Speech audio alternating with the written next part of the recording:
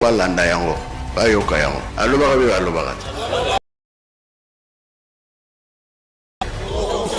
te ebandi deja monde fo balanda bayoka kamba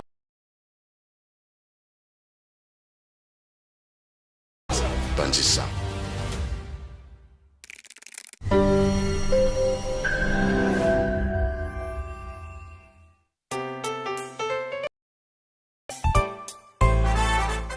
Bonjour à tous et bienvenue à Skinkamba, une nouvelle chaîne créée pour vous donner l'actualité de Nkamba dans l'émission Opinion des visiteurs de Nkamba. Sur cette chaîne YouTube, surtout abonnez-vous massivement car le meilleur reste à venir.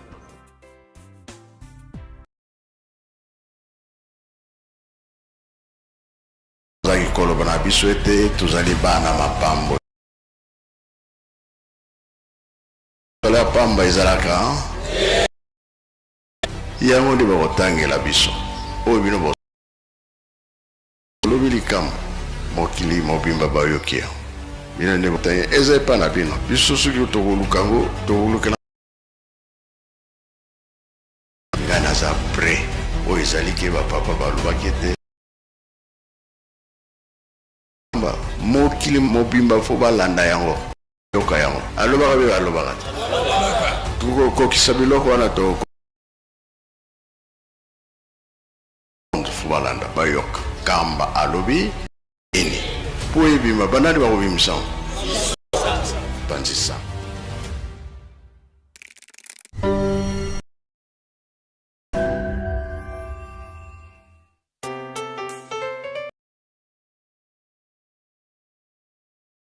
Tous et bienvenue sur cette chaîne YouTube Presque Nkamba, une nouvelle chaîne créée officiellement pour vous donner différents programmes comme l'émission Plateau des Pèlerins, l'émission Nkamba. Bref, toute l'actualité de Nkamba sera disponible. Surtout, abonnez-vous massivement car le meilleur reste à venir. Tozala na esengo bapapa bazaki kolobana biso ete tozali bana mapamboli tosimba mosala ya pamba ezalaka te salaka bino soki bolobi likambo mokili mobimba bayokia bino nde bokotya kimia koloba meme loba mana 21 eza epa na bino biso soki tokolukango tokolukelanga na maboka banani ngana za pre oyo ezali ke bapapa balobaki ete oyo elobi nkamba oyo komwana na nkamba bayoka yango alobaka be balobaka te kokokisa biloko wana tokokisa te kamba alobi nini po ebima banani bakobimisa bandisa.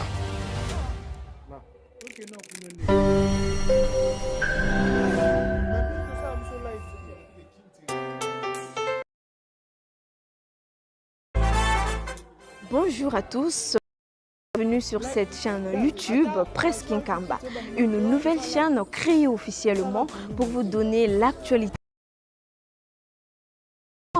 L'émission Plateau des Pèlerins, l'émission Opinion des visiteurs de Nkamba. Bref, toute l'actualité de Nkamba sera disponible tous les jours sur YouTube. Surtout, abonnez-vous massivement car le meilleur.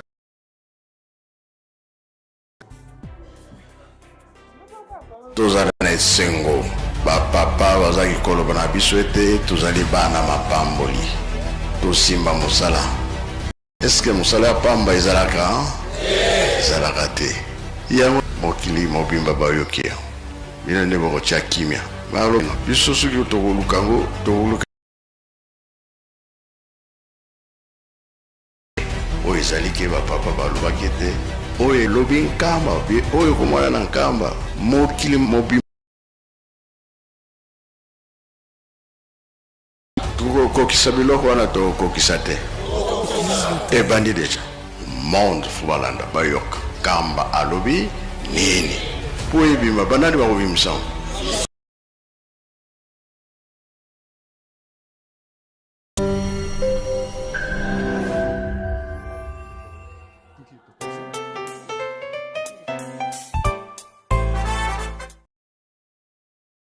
Bienvenue sur cette chaîne YouTube Presque Nkamba, une nouvelle chaîne créée officiellement pour vous donner l'actualité, opinion des visiteurs de Nkamba. Bref, Nkamba sera disponible tous les jours sur cette chaîne YouTube. Tozalana esengo ba papa bazaki koloba na biso ete tozali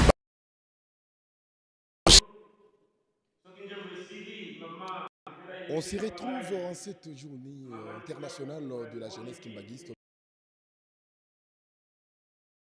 Les transmissions en direct en ce mardi 4 août 2026. Anniversaire depuis que Papa Simo Kimbangu montra dans la vallée de Kinkewa. À l'accompagner dans sa mission évangélique.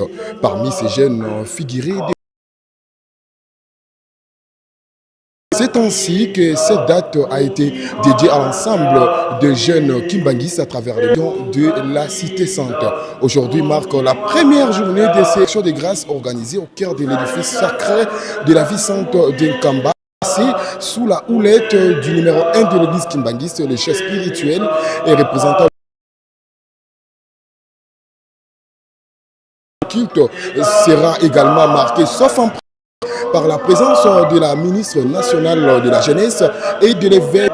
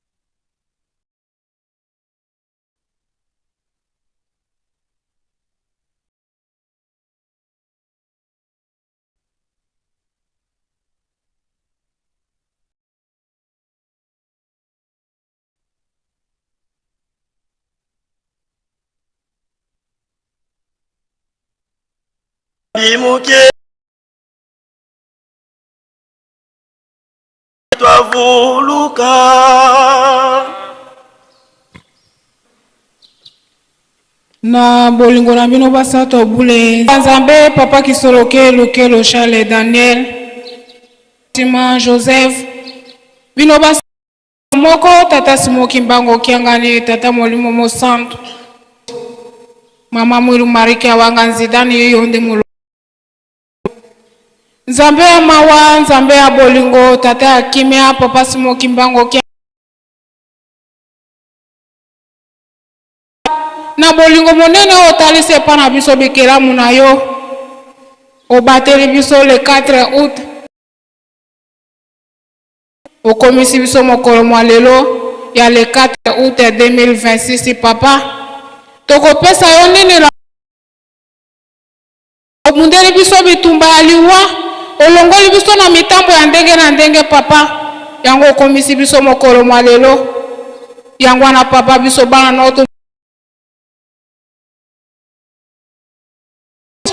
mokolo yango pe tombe mokolo ya mercredi o tokokanisa tata Mvala pe tokanisaka pasi ya mama Mwilu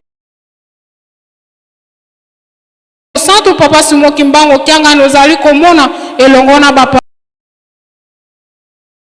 kumisama tosengi bolimbisi papa pamba tena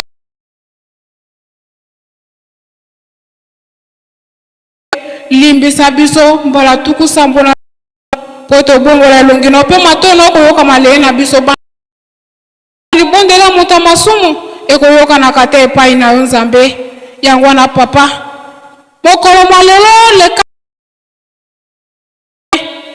ezali mokolo oyo papa Simoki Mbango na bango lolengo biso ba jeune papa Diangenda bangaki kina yo ko banga te bango ndo kotonga na bango lingomba bango ndo kosala mosala munene na kati na mokili yango na papa Diangenda bunde tumba na kati na nzube na kati na mabanga atelemisi lingomba lelo lingomba eke na kati na mokili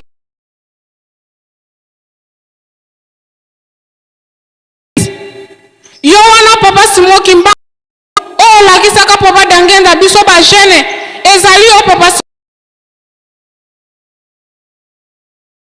bimba to matina ngomba no ya bule to uti na Amerika na Asie na Australia na mokili mobimba to yende pa ino Nzambe na to ye pa ino nzete abomoi awande yo bongisa kimboka oyo po ete biso bana na yo to ya kobonga kati na ngomba mobimba kumaki na kati na molili yango ndo yokanaki na kolo Yesu okitiseli biso kamba iwiselemi ya sika bule bokiti na kati na mabele oyo ovandi na ngomba oyo pona kotala biso bena mikakata na ndenge toyebike toyeko mona Nzambe na biso papa kotika mona no moka bimba ya bule mikakata na biso yoso tu silisa bapasi na biso yoso tu silisa ba problème yoso tikete tozwa solution Nzambe na biso kotika biso bana na ote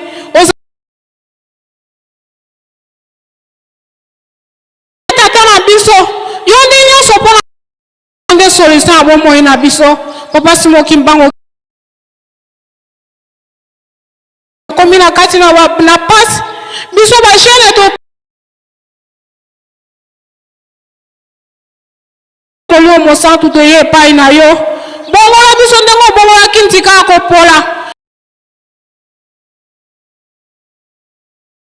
tina se papa kotika moka bi mapamba te latisa biso nguya ya molimo tosalela yo pamba te espoir na yo ya ba jeune kasi Satana pe atieli biso miso azali kokwesa biso na makambo ndenge na ndenge papa Simoki kanisa na mokolo ozwaki likanisi bino basato abule bosanganaki mpona kosala motu biso bana no mawa olobi totonga Yerusalemi bozali bele bazalaki na posa bamata na ngomba no ya bule papa kasi na tina batikali na bandako bamosusu bazala bisika ndenge na ndenge bakangami bazali kolela mokolo molelo esengelaki tozala na Yerusalemi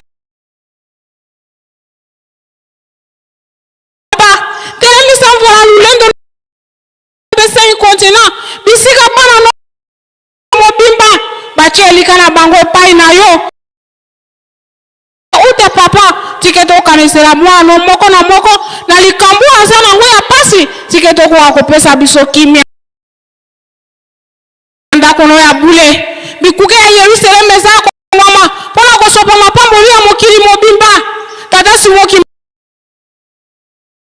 tata na biso tiketo ko akopesa biso kimia mokili mobimba komi makila tata yokela biso bana no mawa papa Joseph Diangenda le 19 octobre 2024 pota tika biso ezalaki le 15 octobre alobaki boye malamu ngai nakenda pamba te soki tata atikali ye azalaka nde tata na biso ezali nde papa Simoki Mbango kiangani ye azalaka yaya na biso te kasi azali nde tata na biso malamu ngai po ete tata ntango kotikala pasi eleki akata mokano noki po ete boko akosepela yango na papa Simoki Mbango kiangani ozomona biso bana na te papa yoka mawa kanisa ata na ete okatela biso mokano olongolela biso bokonzi ya satana po ete otelemisa bokonzi na yo bokonzi ya satana esila libela opesa biso bosombi ya molimo tosepela bonyonso tu bazali kobundisa yo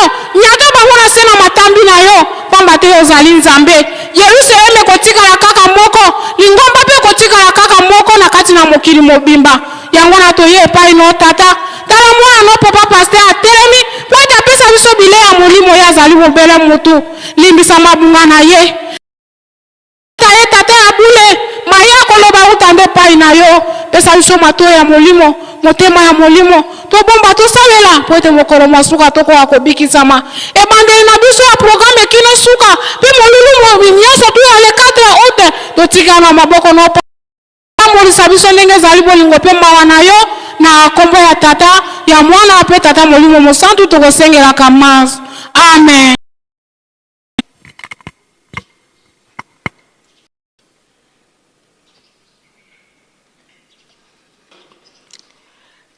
Baye na mukanda tata nzambe toke kofungwa na loyembo ya Davidi. Loyembo ya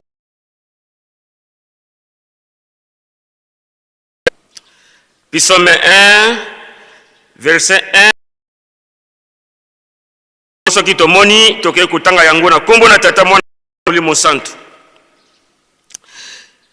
Esengo ezali na moto ya boyi kobila toli na bato mabe. Mute oya fande sika moko na batio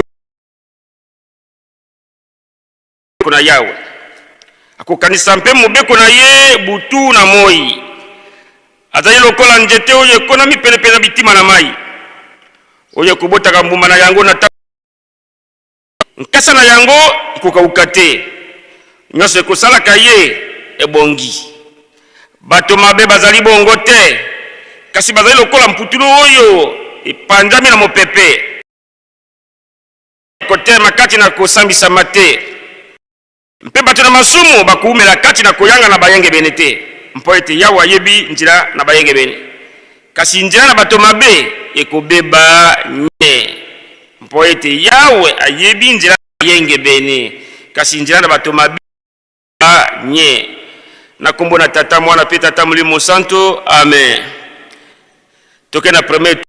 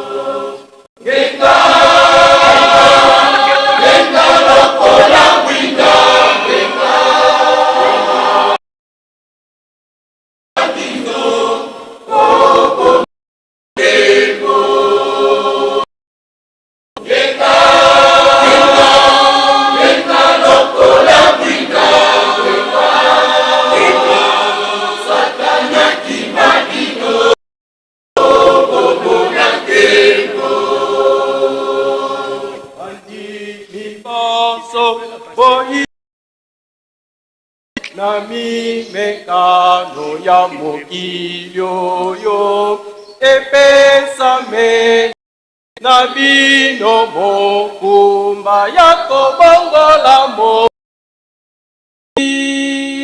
bandimi baso boy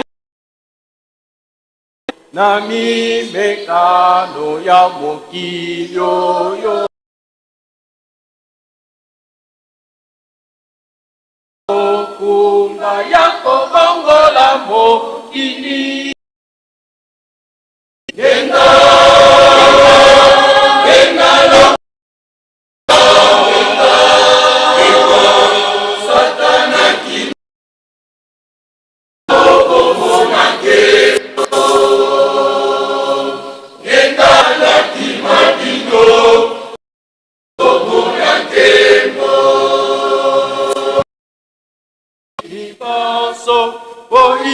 Kapiko nami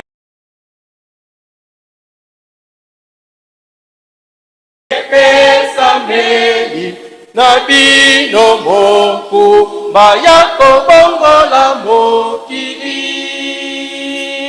bandi boyika mpiko nami mekano ya mokili oyo pesameli na bino mokumba ya kobongola mokili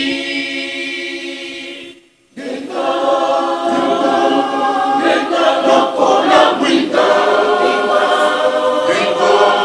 satana na bino obomona nkembo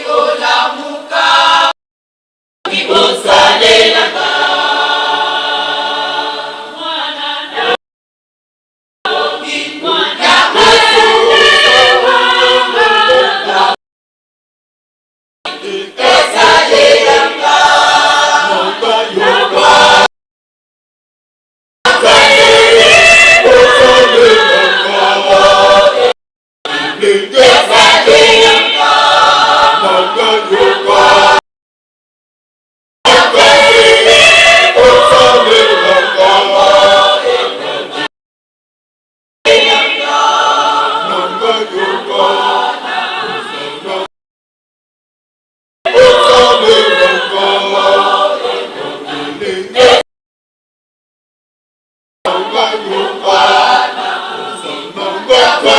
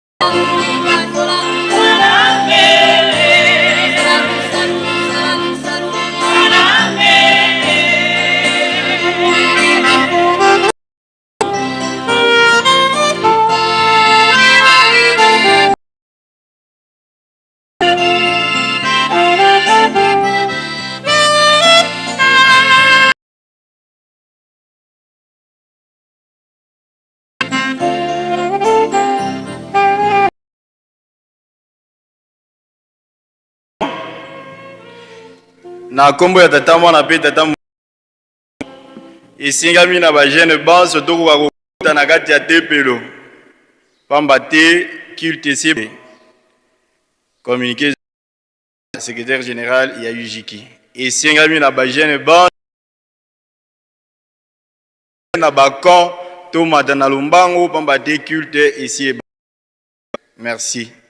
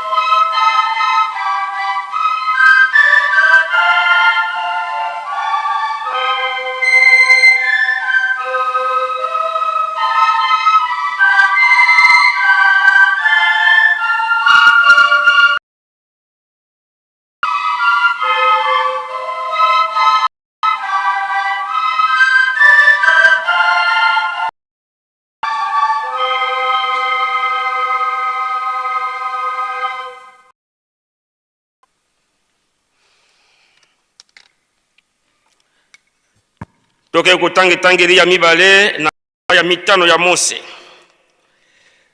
Mokapo ya liboso, mokapo ya mitano njala liboso kina tuku mibale na moko. Deutéronome 21. Soki tomoni itangeli ezali boye mibeko zome. Mose abiangaki Israel nyonso mpe alobelaki bango ete bokoyekola yango mpe bokosala yango. Yawe Nzambe na biso asala na biso na Olebe. Yawe asalaki kondima na oyo kasi na biso tozali nyonso awa na bomoi lelo. Yawe alotelemaki ngai katikati na Yawe na bino na tango kotondwela bino monoko na Yawe mpo ete bino bobangaki na ntina na moto mpe butoki na bate. Ya alobaki ete ngai nazali Yawe Nzambe na yo na mokili Ejipito na ndako na bombo. Okosala ekikumpona yo te soko elilingi lora na likolo te. Na mokili na nse te to na mai na nse to pe kosala yango te. Mpo ete ngai Yawe Nzambe na yo nazali Nzambe na zuwa na kobatela. Mpe na kokitisa mabe na batata. Mpe likolo na bana kino libota na moto na bato nkoto na nkoto bao bakolingaka ngai mpe bakotosaka mibeko na ngai.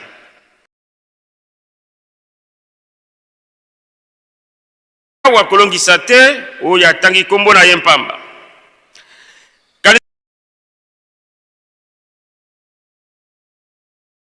Okosala mosala mikolo motoba mpe okosisa mosala na nyonso. Nde moko na nsambo ezali sabati pe na Yawe Nzambe na yo. Na mokolo yango okosala mosala soko moke te yo te mpe mwana mobali na yo te mpe mwana mwasi na yo te mpe mombo mobali na yo te mpe mombo mwasi na mpe ngombe na yo te mpe mpunda na yo te mpe bibwele na yo te mpe mopana lopango na yo te na ntina ete mombo na yo mobali mpe mombo na yo mwasi bapema lokola yo. Okobosana te ete ozalaki mombo na mokili Ejipito mpe Yawe Nzambe na yo abimisaki yo kuna na loboko na nguya pe na loboko losembwi. Yango wana Yawe Nzambe na yo alakeli yo ete obatela sabata. Kumisa tata na yo mpe mama na yo lokola Yawe Nzambe na yo alakeli yo ete mikolo na yo mizala mingi mpe ete ozala malamu na mokili Yawe Nzambe na yo apesi na yo. Okoboma te, okosala ekobo mpe te, okoyiba mpe te, okoloba matatoli na lokuta na ntina na mozali na yo mpe te, okolula mwasi na mozali na yo mpe te, mpe okoyoka mposa na ndako na mozalani na yo te, soko na elanga na ye te, mombo na ye mobali te, soko na mombo na ye mwasi te, soko na ngombe na ye te, soko na eloko nini ezali na toke kotanga mibeko zomi na mibale ya lingomba. Mobeko ya liboso tosala eta mpamba te eutaka na tata Nzambe. Linga bato nyonso ata kutu bayini na yo komela bangi to diamba te, komela masanga ya milangwa te, kobina te, kotala pe mabina te, kulala bolumbu te pe kosukola bolumbu te, koswana te mpe kobunda pe te, kosala nkisi te mpe kokende pa na nganga kisi te, futaka mpe mpako ya leta, kokanga kanda te mpe kobombela moninga na yo kanda te, ndima mabe na yo liboso na baninga, kolia ngulu te, ezala ngulu ya mboka, ngulu ya zamba to ngulu ya mai, kolia yango te, bamakako nyonso kolia te, kolia na tata mwana pe tata Molimo Santo. Amen. Tuleki na toyembelaka.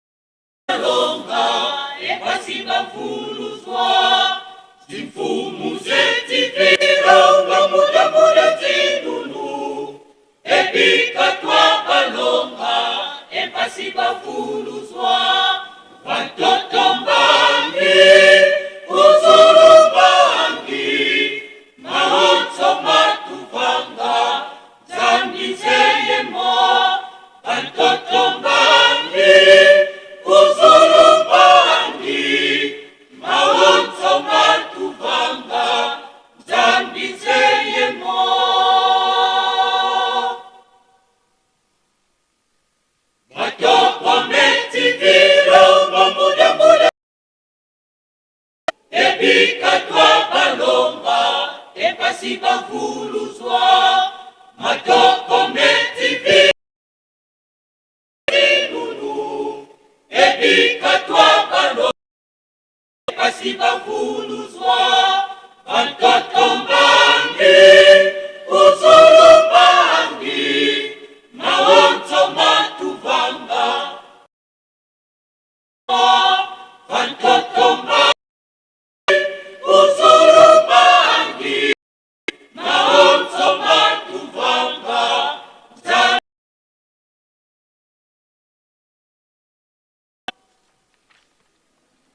zindumba zetivila nunu ebikatwa balomba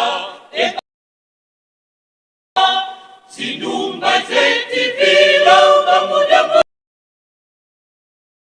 ebikatwa balomba empasi bavulu uzulu mbangi Iseyemo Anto Bangi Uzulu Bangi Maonzamba Zambi Seyemo Bana beti vila na muda zinguru ebikatwa balomba epasi bavuluzwa muda vingulu ebikavuluzwa bantoto mbanga nzambi zeyemo bantoto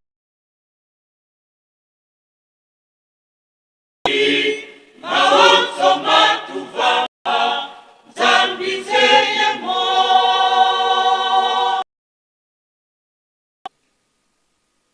Mingele metivila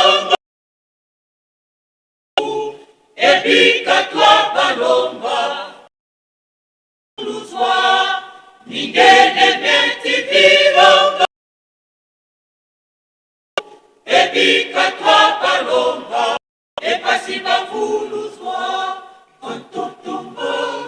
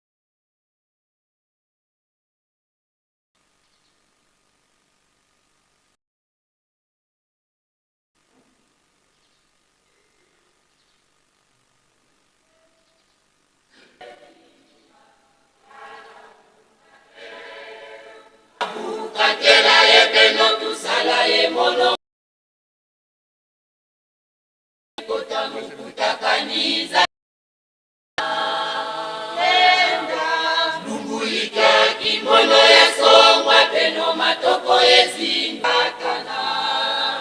Enda Mungu tabu kantela yebeno tusiza Satana. Umpombereka luzolelele ngokako. Olule mokele mubebisa lwenina.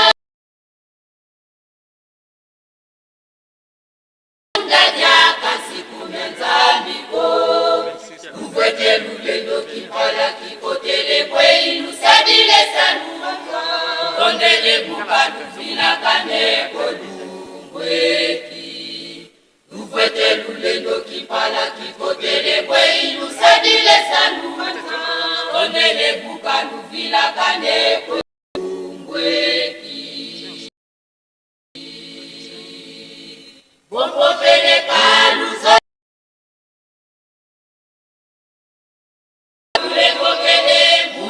Salweni na miko, uvwete lulele kolungweki.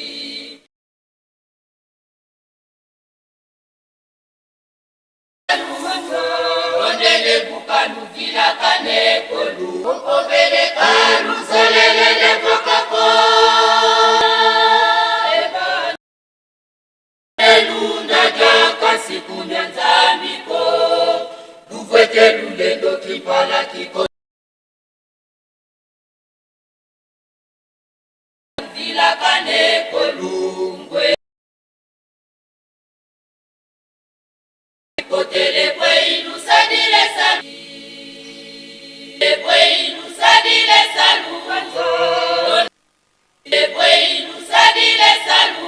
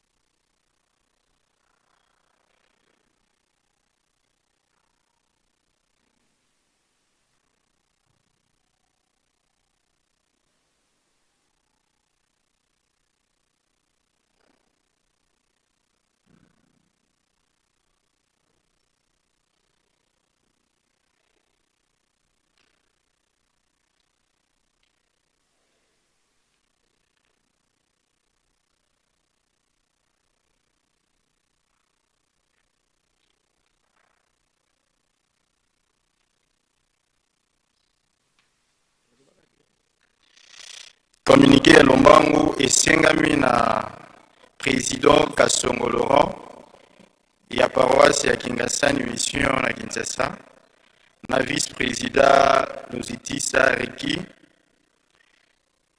bokutana na bato baza kozela bino na mesa ya commission ya Ijiki ezali urgence na côté ya résidence esengami mpe na Papa Lelisa aza na posa ya Papa Lorrain akutana ye na tribune ya presse na Lombango apesa fongola urgence ya ezali. Merci.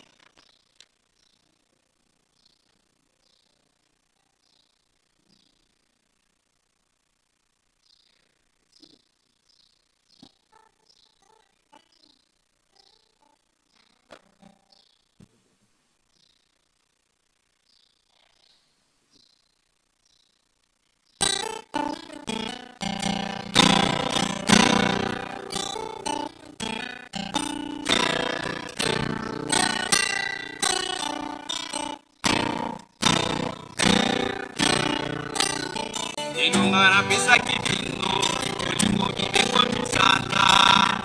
Bana bana nanga, ule bayangu, inunga ezali na tingo. Ayangu bana nanga, uli kabiko.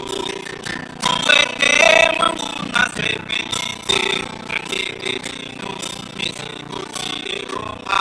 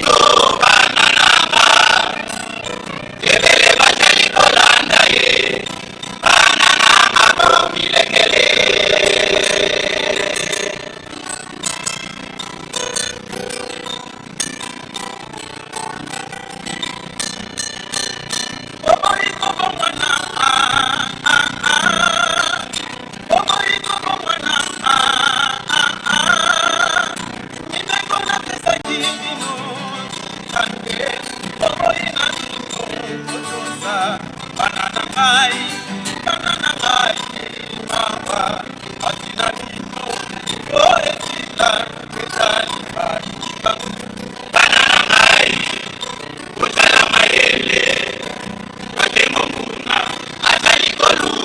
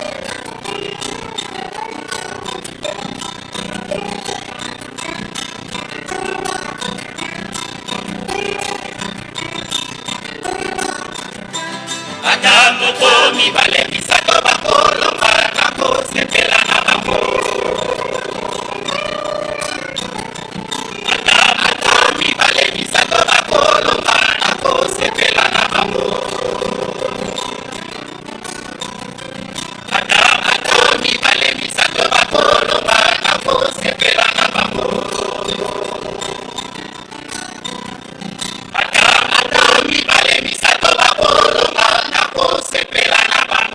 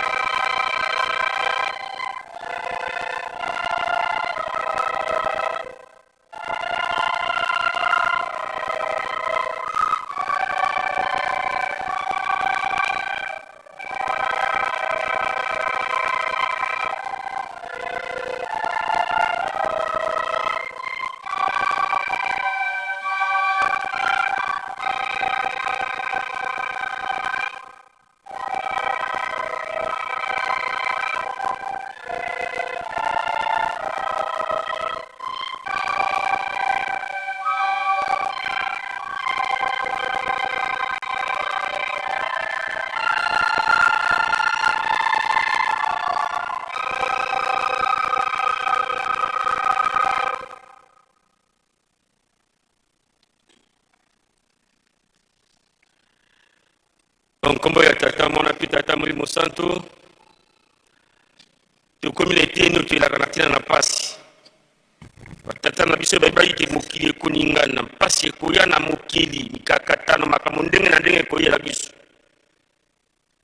Ni ba pesa biso mabondeli, mondoko ba pesa biso pona kubunda bitumba mabondeli.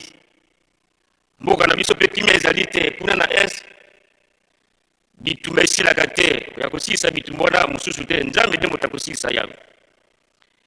Yango nde toponi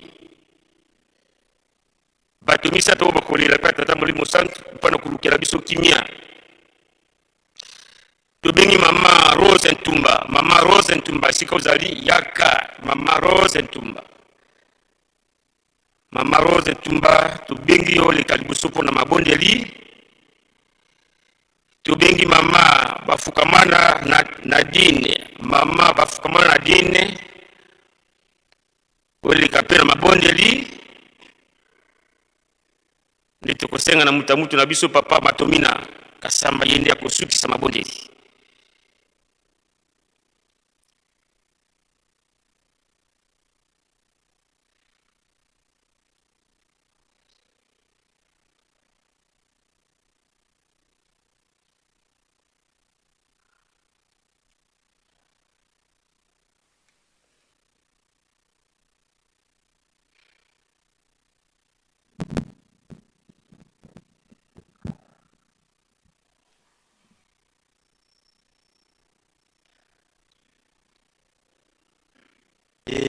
Zambia kenda ungwa mumbo kange na kwange kumbini kina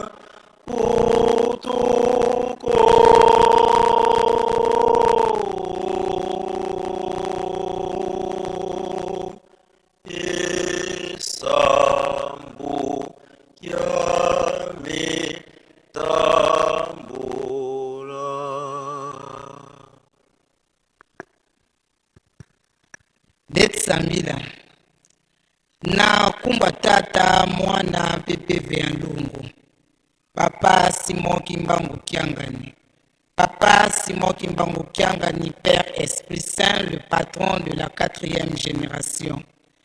Papa tala biso bana na yo tofukami papa pona kolelela na bapasi ya mokili mobimba pe na ba malade oyo sala biso pasi na banzoto. Nzambe na biso papa Simon Kimbangu Kiangani. Papa lelo tozali le 4 août 2026. Papa tozalaki awa le 4 août 2025. Papa opesi biso privilège oyo papa, obateli biso, obundeli biso bitumba ya ndenge na ndenge papa, oyi kokomisa biso lisusu na 4 août 2026. Nina yango papa topesi merci. Topesi merci. Papa Simon Kimbangu Kiangani, papa Simon Kimbangu Kiangani, nzambe kasi na bato, nzambe na biso. Papa tala ba jeune, mokolo lelo 4 août. Ba jeune oyo lakisaki na 1951 na papa ndenge na kutima oyo kosala na bango. Papa na kacha ba jeune wana ezalaki ba jeune ya ekobo, ba jeune akomela masanga, ba jeune ya makambo nyonso. Kasi yo lobaki papa asala na ba jeune wana po a changer bango ndenge bo changer kenzika kopola bokomisaki yango ya kitoko. Nina yango papa Simon Kimbangu Kiangani biso bana na yo ba jeune yo tie confiance na yo na ba jeune okosala na ba jeune et okotinda ba jeune mokili mobimba dans le monde entier bakende kosakola komona bakende koloba liloba na yo. Mais ba jeune nini oyo bakokende, ba jeune oyo bakosala préparer, ba oyo bazolanda nde matambi na yo, ba oyo papa bazo salela yo. Nini yango papa Simon Kimbangu Kiangani. jeune na yo iya mokili mobimba lelo toye awa na nkamba eluselemi oyebi jeune oyo akoti awa papa na ye kitoko na ye mabe bakoti kasi oyo ozali tata ya bana nini yango papa change biso tozala les vrais jeunes kimbongiste papa tozala les vrais jeunes kimbongiste po ete ntango kotinda biso na mokili mobimba papa tokende kolakisa maloba kitoko tokufisa yo soni te nini yango papa simo kimbangu kiyangani na kati ya bajeune pasi eleki papa pasi eleki papa yo lobi totonga nkamba eluselemi osilonda tokotonga nkamba te bisengo na biso ekoya te papa kasi soki otali na bajeune papa pasi misala ezali te lelo okoki kozwa misala papa mosala ozwi mosala me ntango ozokende bazopropose yo nani makambo mabe osine po ete bapesa yo mosala nina yango papa simoki mbango kiangani bana na yo mingi batangi badiplome ezali me mpona kosala pasi nina yango papa tozolela papa obundela biso likambo wana papa ete yo otie lika na yo na bajeune nzambe na biso papa simoki mbango kiangani pasi na mokili papa mokili mobimba ezali na pasi tala liwa tala bajeune ndenge bazokufa po ete bazotosa te papa maye oyo ozoloba biso tozosalela yango te papa simoki mbango kiangani nina yango papa mpona azoloba papa ochange biso papa opesa biso motema bonzambe papa oyo tokosalela yo papa tala kuna na este ndenge bato bazokufa nzambe na biso yo lobi miso na bino kaka na nkamba matoyi na bino kaka na nkamba makasi na biso ndeni awa papa makasi na biso ndeni na bino papa po ete toyebi to tozali na nzambe kati na biso nina yango papa yokela bana na yo maboa pesa kimia na mokili po ete mokili oyo ezali na maboko na bino papa yo nde osimbi mokili oyo yo nde ozali patron ya 4e génération nina yango papa simoki mbangu kiangani yokela biso mawa papa longolela biso mikakatono pesa biso kimia pote lelo soki kimia ezali papa tokosala mosala na yo soki misala ezali tozosala papa tokosala oyo nyonso kotinda tokosala me kasi soki kimia ezali te ezali pasi soki totali mpe banzoto na biso papa ezali ya koningana maladi oyo bakoko na biso babela te biso tokoma kobela yango papa maladi oyo ezalaki kaka moto mbongo azobela yango ekoma na bato nyonso nzambe na yo insuffisance rénale papa tala bajeune ndenge bazokende na maladi wana nzambe olobi nini papa yokela biso mawa longolela biso bamaladi wana baestoma badiabete batension makolo toza nani bajeune kasi makolo pasi papa mpona kotambola pasi toza nani na baquarantaine me kasi tozobela malade oyo tolingaki tobela te na baage wana nzambe na biso otie biso liboso mpo tosalela yo tozokamba milimo na yo tata nina yango papa nasengi mpe opesa biso makasi olatisa biso nguya na yo oyo na 2026 oyo papa ezala nne moko ya kitoko mpona bajeune mikakatono nyonso elongwa papa fete na biso ebandisi nde lelo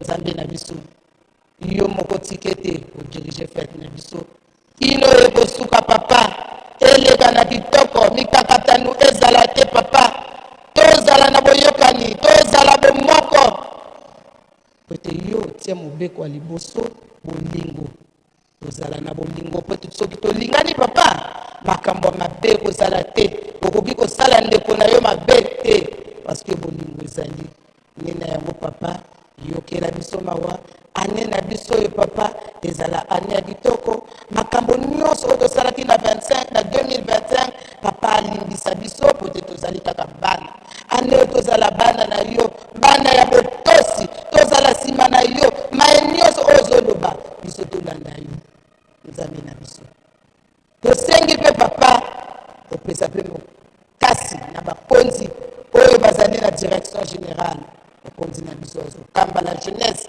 ya mokili mobimba papa apesa ye libia pesa ye makasi po ete papa asala mosala na yo na ndenge oyo ozolinga nzambe na biso imia kaka tozosenga tozala na kati ya bolingo mibeko misala na nkombo ya tata mwana mpe tata molimo centre oyo tosengelaka maso Yesu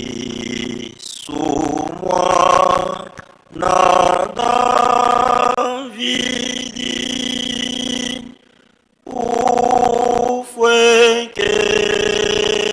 ufwekenda mono yidi langa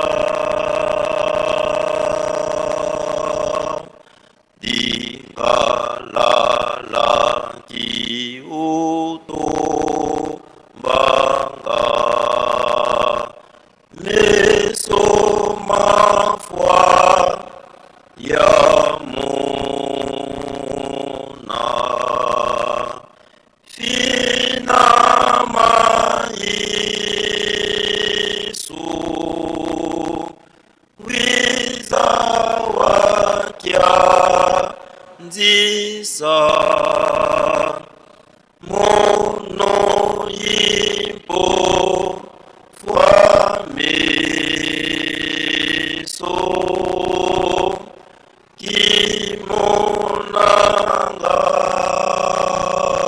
kimonangako isumbwe sado tujitusambila mujina ja tatu ja mwana ni ja nyuma mwimpa tatu nyuma mwimpa papa Simo Kimbangu mama Mwilu papa Kisolokele papa Jalungana papa Jangenda kuntima basatu munka chimwanzambi umwa papa Simo Kimbangu Kiangani papa wanyi tunwela twasankani twasakijila bwabula mibweni kujiba mushinga mukola nokutula makacha kuchiji muchishala cha binunu makumi abidi ni bidini bisambombo papa twasankani twasakijila nokutufikishika bijitu kuja lelo jamatu kwa nai angondo amanta mukulu papa tunupinga jila angata butumbi angata changa nzambi munena nzambi walusa nzambi mwipa kulomba papa Simo Kimbangu Kiangani papa Jalungana mfumu wetu Yesu Kristo tulomba nutufile lusumbila meni mapanga byonse bitu tipensa kacha kuntu ajijilu wakulijibu kwetu tini jitu kuja lelo jitu kujinena papa tufuile lusumbila meni mapanga bwala tujituenda pabuloba bwa mibi bitu tipensa byonse bitika bitu kumbana kumpala kwebe papa wanyi tufuile lusa baluji mfumu wetu Yesu Kristo wakamana kufa muchimu chamakana bwabalu bwetu mama Mwilu Mari mama mutu akwiti wakamba ni bana banyilekela inya nujijile kujitatwenu papa Simo Kimbangu pama tujijile jiba jonso tufijila mashike tonso kuji papa Simo Kimbangu bani atubenesha atupeshe jitalala byosu bitu jitulomba mundondo abyanza bieba papa mwabuji musombo munkamba yelusele muji nzambi ujumvu milombo ya bulobo bujima umvu betu milombo yetu papa Simo Kimbangu papa we uji nzambi uji mulwata mubiji ujipaluka mamuntu ujipaluka manzambi umve milombo yetu tulombe milombo munikachi mwajiku jetu papa Simo Kimbangu tulamina baleji bana bakaku tulomba nitupeshe byuma tuzulule byetu jila ya mabenesha ya mabaka ya miji mumimpa papa Simo Kimbangu bwalu ujijijenga ni bantu ujijijenga ni makuta wakamana kutushile nikibaka nkamba Yerusalemu bakwibaka nkamba ujijijenga ni bantu ujijijenga ni makuta papa kibwachinga tutulombo bwani utubenesha papa nitulombele ngani mukwabu tangile kulusekelwa est mashabane bebaja pweka kumuji mashipa mai munga cha muji banda bebe bansonga baji makulu kupaizala mujimu kibwachinga tutukulombo bwani ufile jitalala munga chimwa bulobo bujima munga chimwa kontina yonsu itanu munga chimwa Kongo eisatu walwa kamba ni Kongo eisatu yo mikali jitalala nijiye munga chimwa bulobo bujima Nzambi mubiji webu wabu Nzambi papa Simon Kimbangu alama mubiji webu wabu mutu waluji mulwata mubiji masama ayakula vita malwa mishindu ni mishindu musunsu kabikaji babwibito tubeba bana beba to papa Simon Kimbangu baji batuseka nuji nusambila katika nweneni chintu papa wanyi jitegemene tujukuji kibwa chinganyi mu exode jikumini nai tulombo bwani we utanda ni baji batanda netu ulwangane di baji balwangana netu utupeshe mabenesha kibwa chinganyi mukana wa mama conseiller mama Mwilu Marie utumulombo bwani tukamwila kunasha Mungu tupapa tubenesha makenga kutupita papa Simon Kimbangu tulombo bwani tupeshe jitalala Mungu chimwa milulwe iminene papa tulomba wikala netu twajilu nindekelu papa uji mutupesha président général papa mupesha bukoloba mubijini bwa munyuma mulwanga nyina vita ya mubijini ya munyuma papa bwanu mupeshi makanda ayeye kumona bwa yeye kwendesha mujimwe muneno ju mupeshi kibwa shinga tutulombo bwandi bana bebo bansonga bonso batujiba bande mwabeu bwalu wakamanu kulesha kujipapa jangende kilelwe wewe nkaiba papa Simon Kimbangu ujumujanga chile mubijimweba munga chimwa bansonga bijanu lufu kwelelanga na masama vita mafuilakana maluma bi ons kutapa bantu kubwelela bantu munzu kushipa bantu malwa mishindu ni mishindu adi munga chimwa bajen kiboba tumuleshe mumile chidi mutishala papa Simon Kimbangu papa kibwachenga tutulombo bwandu tupeshi jitalala jiji mufila munga chimwa chidi mutishima papa utulama bani malwe tonso abita mujitalala kubwele kwetu bwa mungamba Yerusalem tujindi tekemena bwanu jutulanga nyina balwa ujitatu na shomulu atabilamba bitoka tetu balo kupakijile manyanu pambije ujanu twakijile bali tujibana tatu tuwele chance muchibombi upatula makuta bwani baye kusumbila mwana bomba basumbila mwana biskuit papa bani mwana umbushe binsoje kumesu tumbushe binsoje kumesu tatu nyuma mwipa papa Simon Kimbangu kyangani tupeshe masanka tupeshe jitalala tupeshe byuma tupeshe bukolo bwa mubijini bwa munyuma byonso mundando wabanza beba twajilu nindekelu mujina ja tatu ja mwana ja nimwe musambi wa Islam Emvuluzi kwange twizidi dowiza watuvuluza Emvuluzi kwange twizidi dowiza watuvuluza mambo mengi matuzungili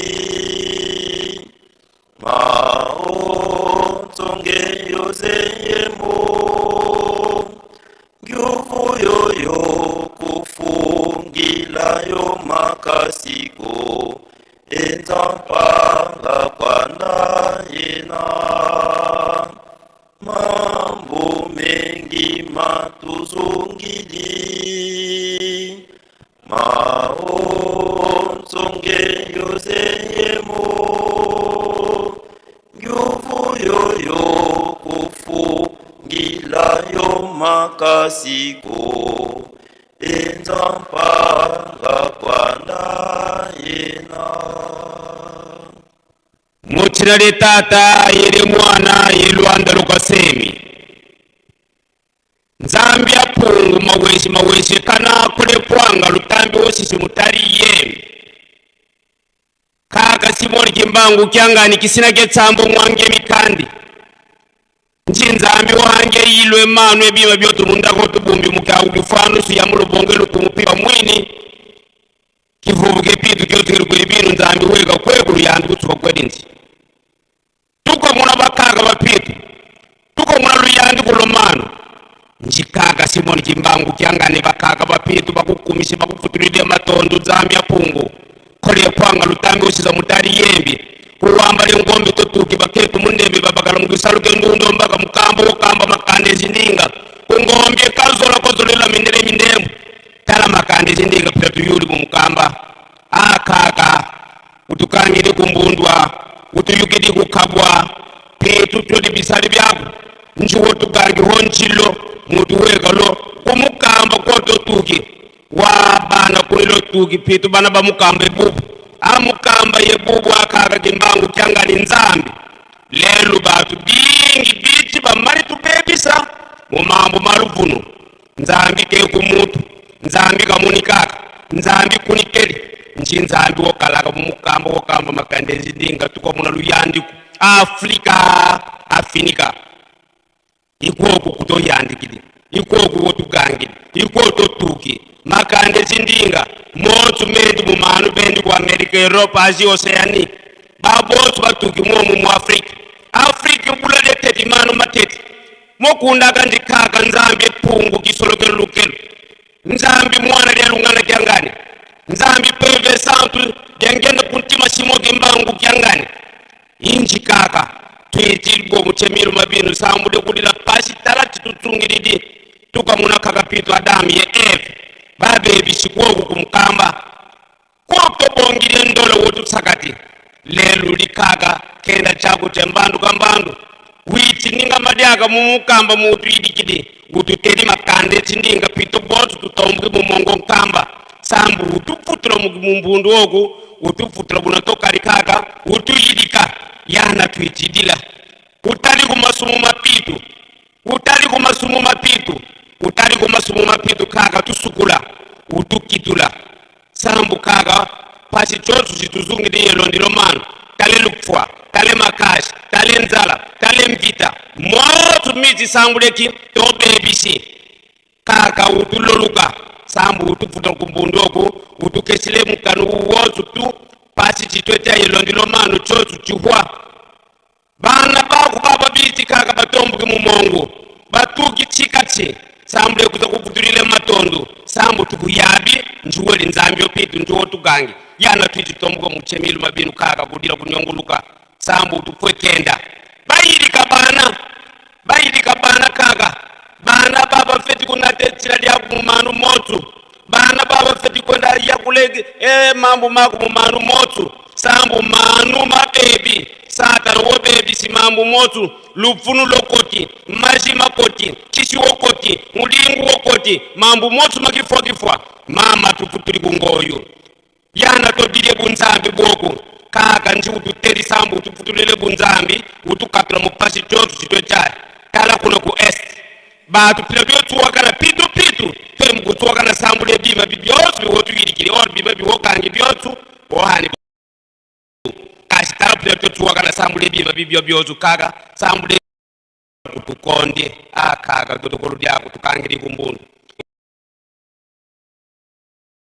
sambu bana kaka benda manu motu balonge mambo maku mukukabile mfulu lokoti sibatu botu situ mineri bayitu tuhuna pili batu kitru bonzu pitu bima pamba kaka dodokolo dyako nzambi weka kweko depuis le 4 août 51 tata nzambi kabuledi kaka Simoni Kimbangu kabuledi bana baba ubakitula nchiwo kitula kakembike mbote tukitula pitu bana sambu bana babosu tukatuwa munjira te satana mumalafu mumakaya mumambu mambi motu tu mebebi se mitumie bana myotu mebebi mitumie bana byotu bebebi babotu tu beyindula kaka mambu mambi ole tuyindula mambu manji tata nzambi utuheka mayilu petu tuyindula kaka tangu dotu piba mwini malafu makaya mambu mambi masatana makayidikime muba telefoni kaka tusalisa sambu bana baku baba kuyabe nti kaka Simoni Kimbangu kyangani utukatula munjila chimbi ngemba ikota mumanu surtout RDC Congo Brazzaville Angola Afrique manu malu yandiku mabute putu mabute Amerike mabute Asie mabute Oceani nani ndikaka Simoni Kimbangu kyangani nzambi nchilu yandiku nditsuka atabatu bakuyabi kumambulo kaka ata moshi ata bodi ata batatu batu kuyabi mukirika situye bana bapitu bozo babatombuki kaka lemvuka Kimbangu lemvuka tufwe kenda chaku tembandu kambandwa mawokubiki mubiyilu mayilu lelu utuheka sambu utukitula mvimba tukusalila njinzambi pitu batu bako bawogangi muchilale tate mwane lwange lokasenti lombili mozo amen.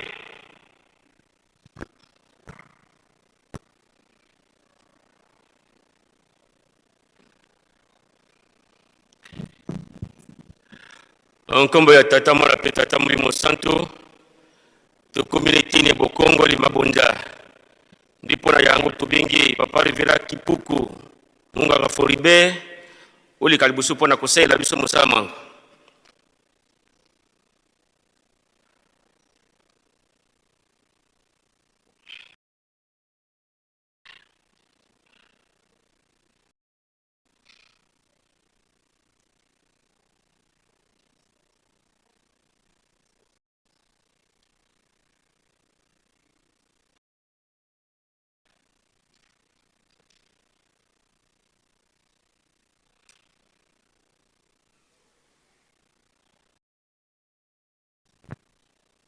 Na kombo ya tata mwana pe tata molimo mosantu tokomi na eteni ya makabu nde toselo boleka liboso mpo tosala mosala wana Afrika.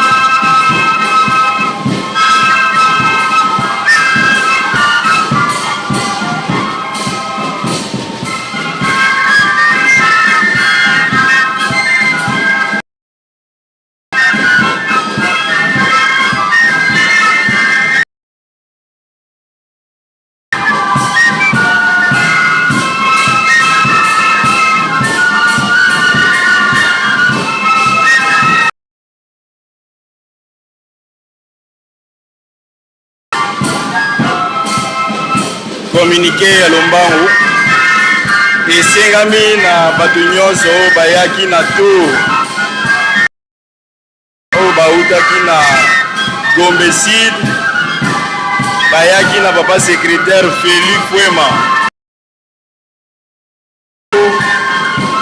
mboka 18 na poste Mwala Kisende, bozonga noki esika bozali camion na ndima kenge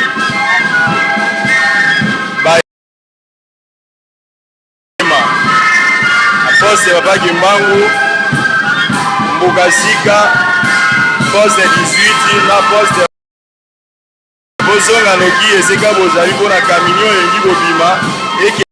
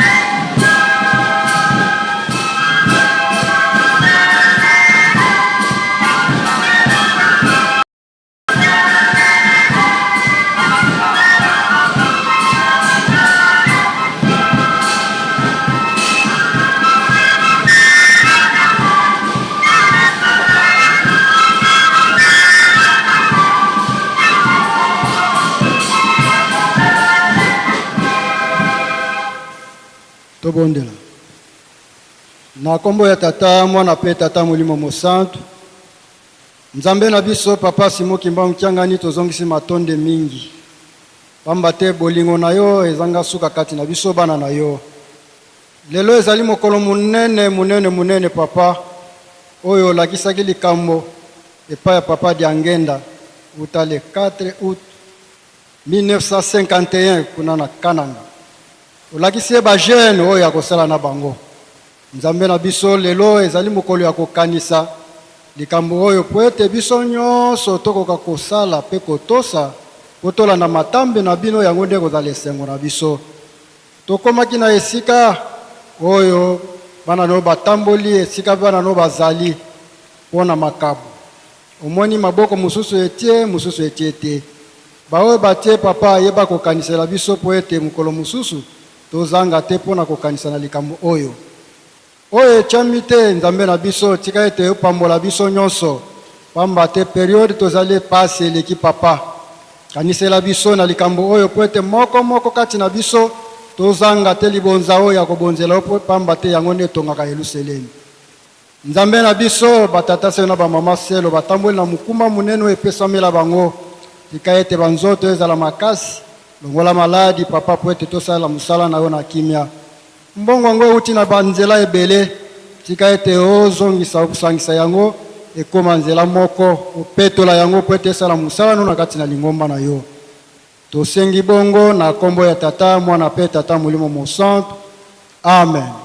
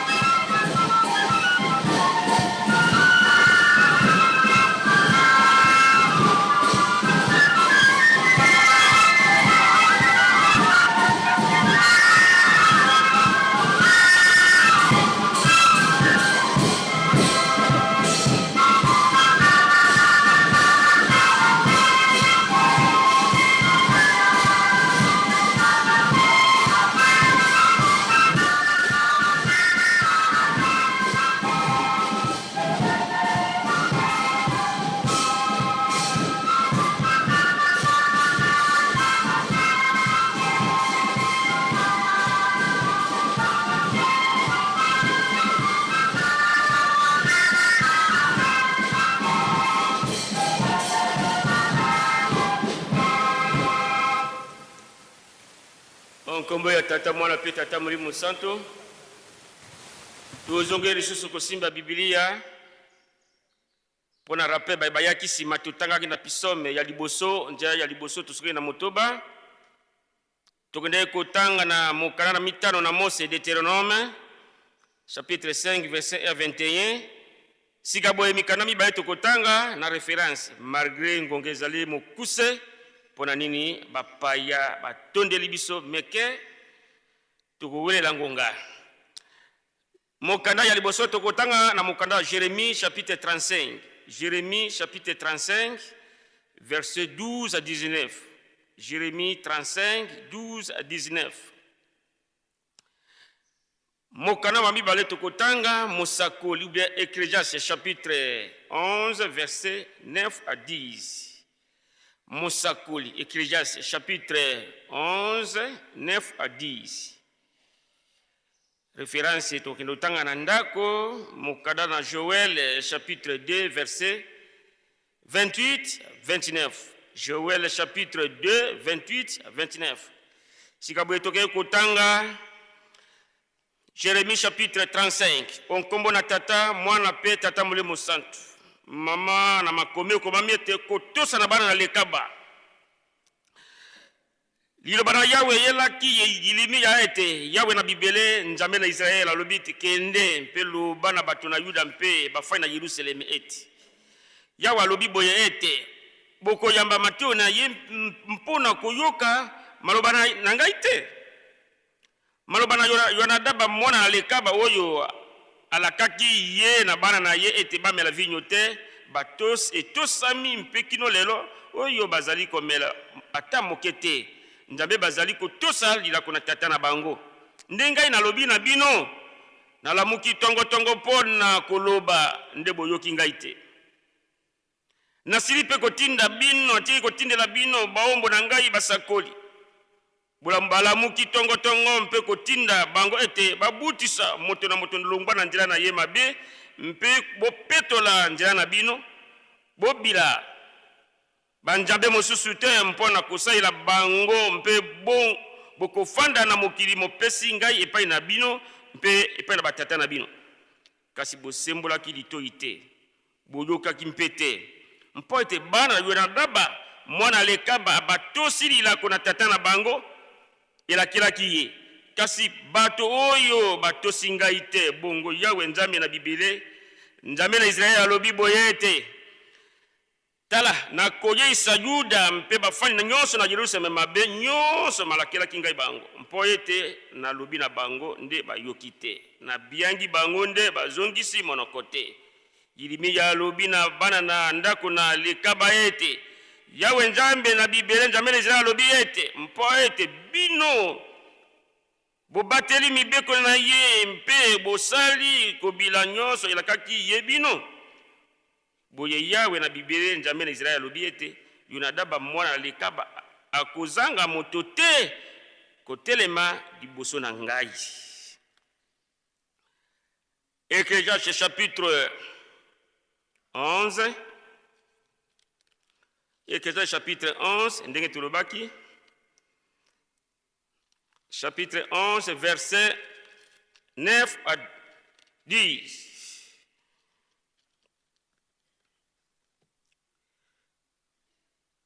Toli epa na bato na bilanga mikete. Verset 9. Elenge sepela na bolenge na yo mpe tika ete motema na yo esepelisa yo na mikolo na bolenge na yo.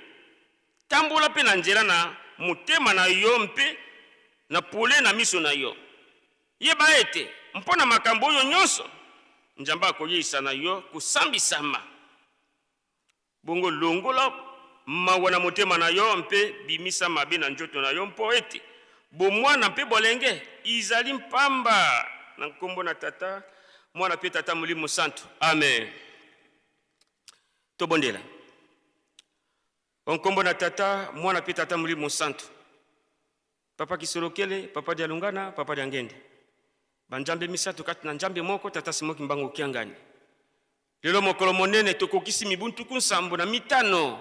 Uta tata Kimbango lakisaki baye bakosana papa Diangende elongo nde biso bilenge yango toyepa na kukumisa mokolo mwango toponami totemi so bankumu ya lingomba pe baninga bilenge pete tote yana yako za na biso ebande na programme kino suka nkombo na tata mwana pe tata molimo santo amen.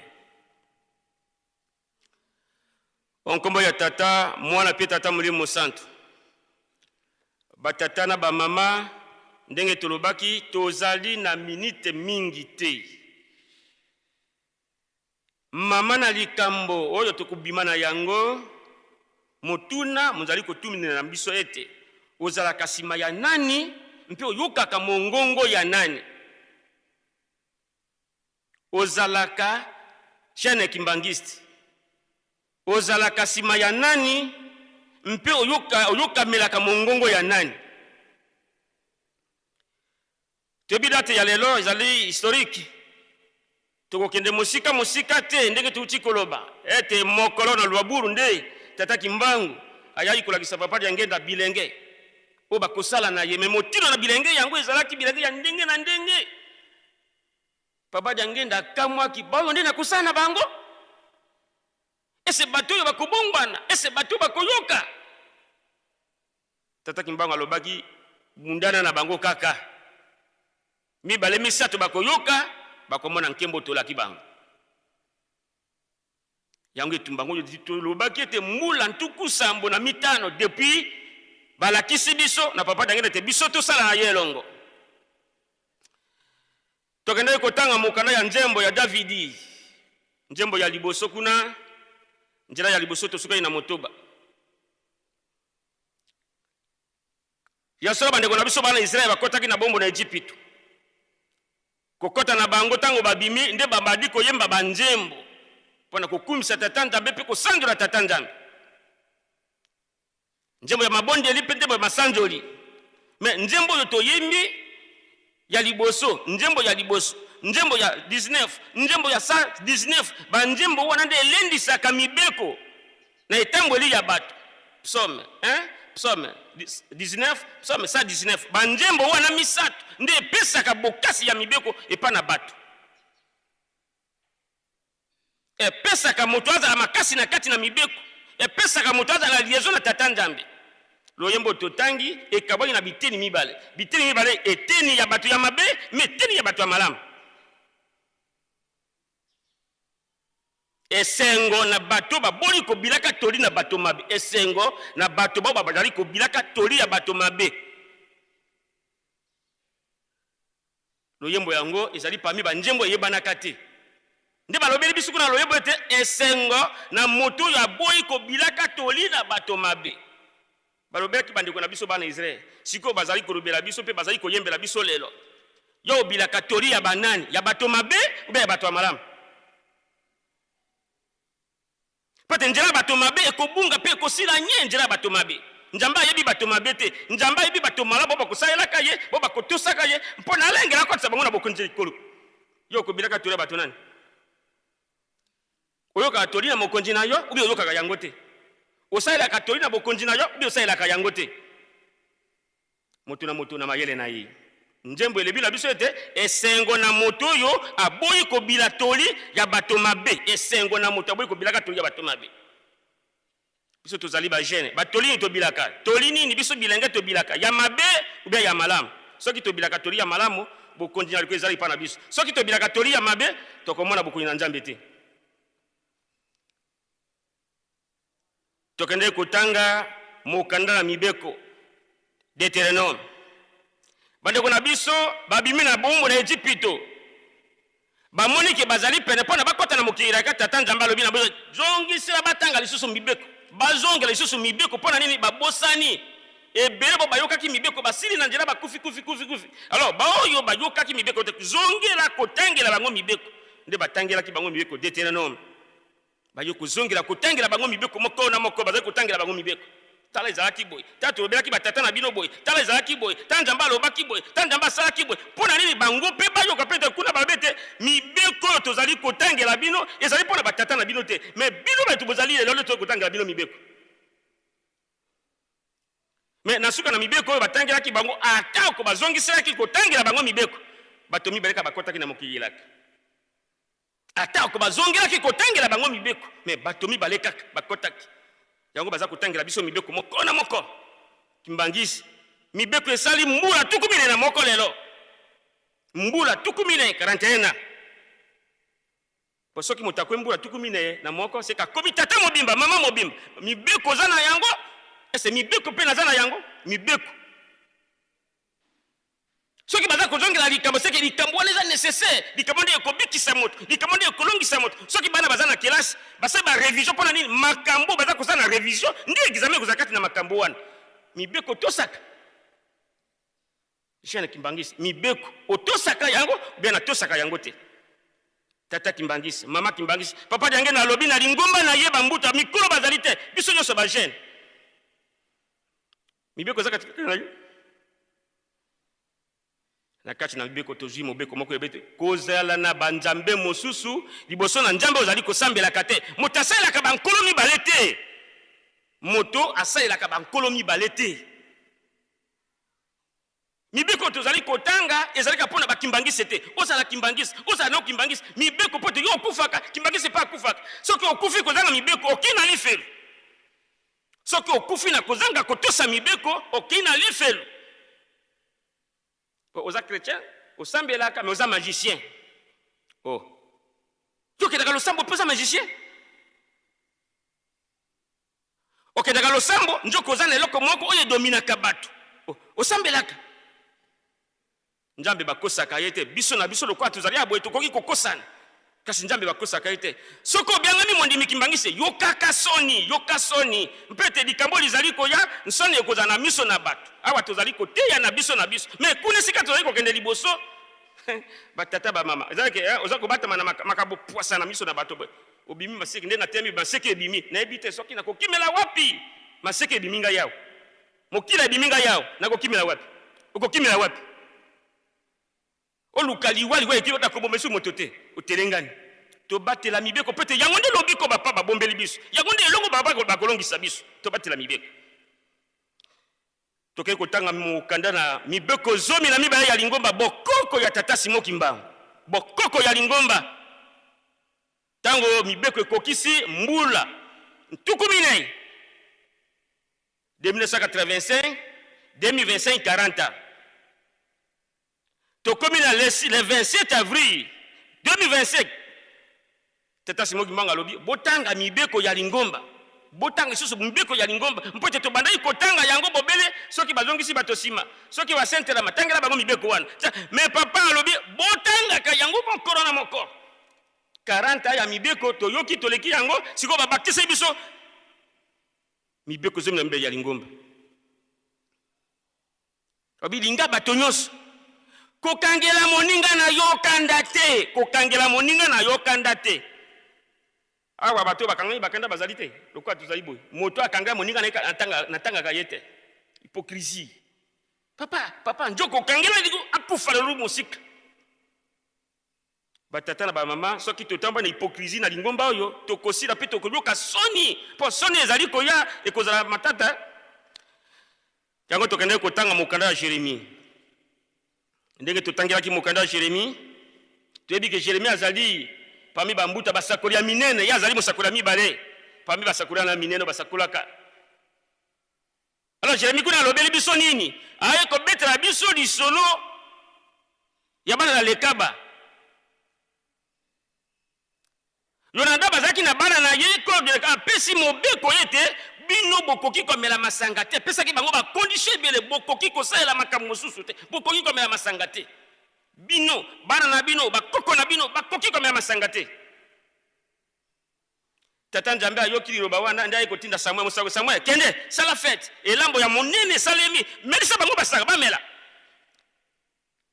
bapesa bango bakobo biso tomela ka masanga te pona nini koko na biso le kaba alobela biso alobela tata na biso na daba te biso tokoki komela masanga te Nzambe atindi bomela masanga Nzambe alobi bomela alobi te ata Nzambe atindi mais koko na biso tata ya tata na biso aloba na biso te biso tokoki komela masanga te batosi mobeko na koko na ba tata Nzambe akamabi Israël likambo nini boye ngai nazali kotia bango mokolo na mokolo nazali kopesa bango mibeko bazali kotosa te mais bana na lekaba koko na bango apesi kaka likambo basimbi baso ko pesa mobeko na koko na bango te mais ngai na ko pesa Israël côté ya matela ko tinda basakoli tongo pona côté ya bango balingi ko yoka te na kosilisa libota na Israël lokolo balingi ko tosa maloba na ngete na kosilisa bango mpa ayebisi Jeremie te yebisa libota wana ke na bokonzi na ngai na etonga na ngai libota la leka bakoki kozanga te côté na pona basakoli peut-être likambo basali nzamba se pri na likolo au akutu mibeko ya komela masanga te komana bakimbangisa bamusu bamela tomela kama masanga bazali ebele moto wana alobana bana na yege bamela masanga te basimba likambo na bitile lo bamela kama masanga te libota wana bamela kama masanga tile te ekokuta kimbangisa azomela masanga chene kimbangisa akote na hotel azomela masanga lokola meri masanga mulimo ebebi moya to sabato akotosa nani pete moto soki bongo ebebi akotosa moto te akotosa ta mokonzi na yete mokonzi ndo ba makamondenge yazo bandenge batata moto alobi na bana na ye ba koko na yeke bosa boete basali mais biso mibeko esali 40 mais kimbangise toza kosala na mabe kimbangise aza kosala moninga na kimbangise mabe azo kale moninga na kimbangise soki kimbangise adui mosala o mwanzo a moto mosusu kimbangise te mibeko bolingo aza koroba bolingo yo yebi bolingo ne to bakalokola ba perroquet bolingo mibeko no bolingo ezali to la kisa misana bolingo te batata na ba mama ba jeune mbula ntuku sambo na mitano likambo ye banditi lelo ba jeune ba ko pesa papa maboko pona to langisa likambo tozali te kokuta friki na faki kobenda na ezali jeteki na dirija kobenda na ezali ba jeune kuna kobenda na pe ezali mais mama likambo yeba katina te soko yebi likambo tina te mais oza musala pamba mama likambo il faut ko yeba tina na likambo pourquoi nazali jeune kimbangiste pourquoi pana bokonji loko ape tozala basubasema moyo to sape bato ezali te po oza na subasema lokola na kota ka quelque part lokola na yebani quelque part moyo pesa otosa ba ordre ba konje baza ko pesa na yo ezalite ndoka de papa fumambanja alobaki de ndandani ya kimfumu ifezala na lingomba ndandani ba jeune kimbangise ilaka ezalete biso nde tokotambwisa mokili nzambe na biso akosaka te ilaka ezaleki bakopesa biso mokili totambwisa yango me na bizaleli nini tokotambwisa mokili bobele mobulu na mobulu soki toza kotambwisa mokili na mobulu mokili ekozwa kimia ou bien mokili ezaka na mobulu pona towela ngonga jejeki bopesa biso nzembo wana tosisa makambo totika kotia mobulu na lingomba yangani totika kotia mobulu na lingomba yangani oyo de espoir du monde yango l'église kimbangise c'est le corps de sainteté soko bianga mi kimbangise c'est école pona tozalisa bato bakoma basantu de soki biso na bakimbangise tozali koyinana kotonga na kati na biso ba magie kati na biso espoir ya ndengeni to pesa papa chèque makanisi na biso ke nzamba akoyaka c'est lo biso nzamba akoyaka to kana onjembo wana jeje kitoza mokuse toza kuwelela ngonga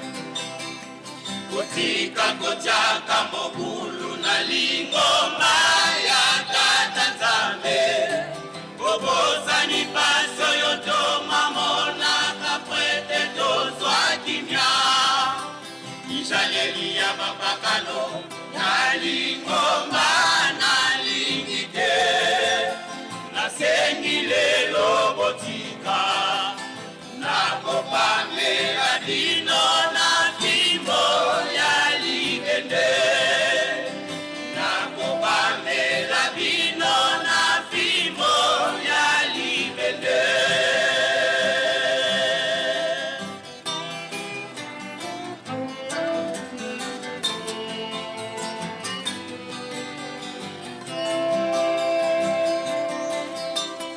tika kotiaka mogulu na lingomba ya tata nzambe kobosani pasi oyo tomamonaka kwete tozwakinya Israeli ya mapakano na lingomba nalingi te nasengi lelo botika nakopamela bino na fimbo ya libende nakopamela bino na fimbo ya libende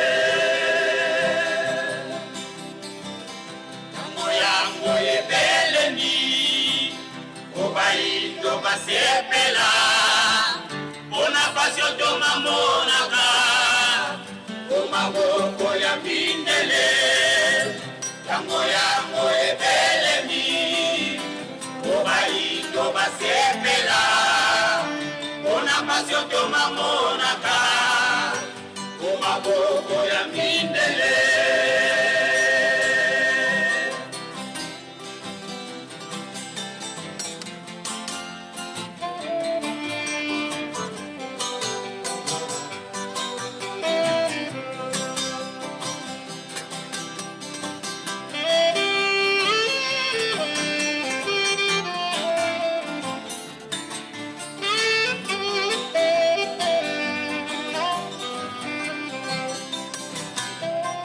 yango ebeleni obaindo basepela mpona pasi otomamonaka omaboko ya mindele yango yango ebeleni obaindo basepela mpona pasi otomamonaka omaboko ya mindele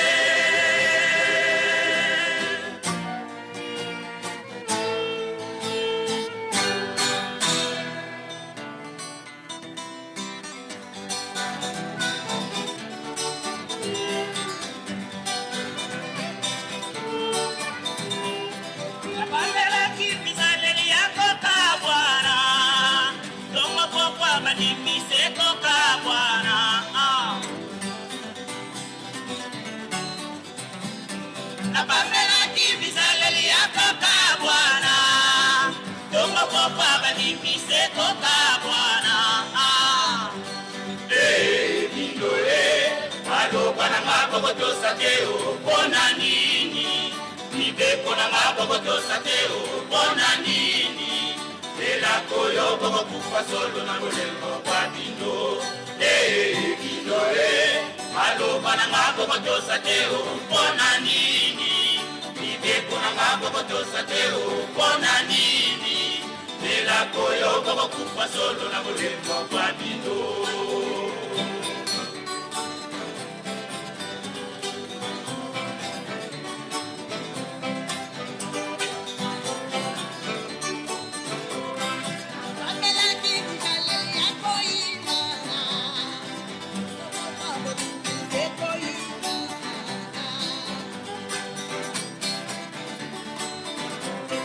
Nabamelaki bizaleli yako inana Tongo popa banimise ko inana Bindole Maloka na maboko tosateo Pona nini Nibeko na maboko tosateo Pona nini Ela koyo boko kufa solo na molengo kwa bino Bindole Maloka na maboko tosateo Pona nini Nibeko na maboko tosateo Pona nini Ela koyo boko kufa solo na molengo kwa bino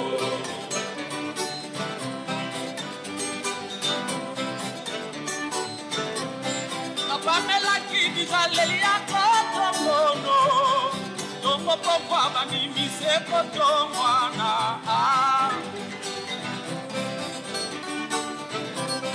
Nabamelaki bizaleli yako tongono Tongo popa banimise kotongwana Bindole Maloka na maboko tosateo Pona nini Nibeko na maboko tosateo Pona nini lela koyo koko kufa solo na molimo kwa bino bino maloba na maboko tosa teo mpona nini mibeko na maboko tosa teo mpona nini lela koyo koko kufa solo na molimo kwa bino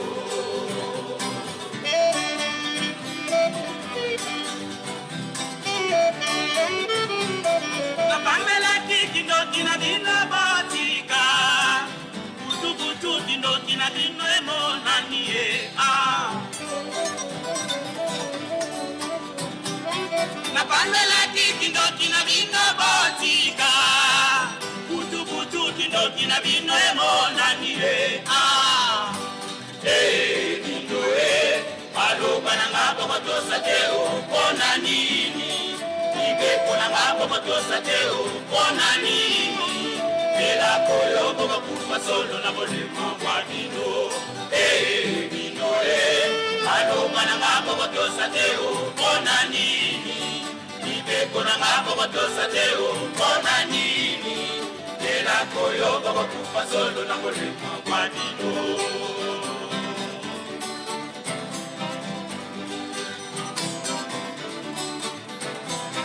napambelaki kindoki na bino bobwaka bokamati kindoki na bino bobombi yango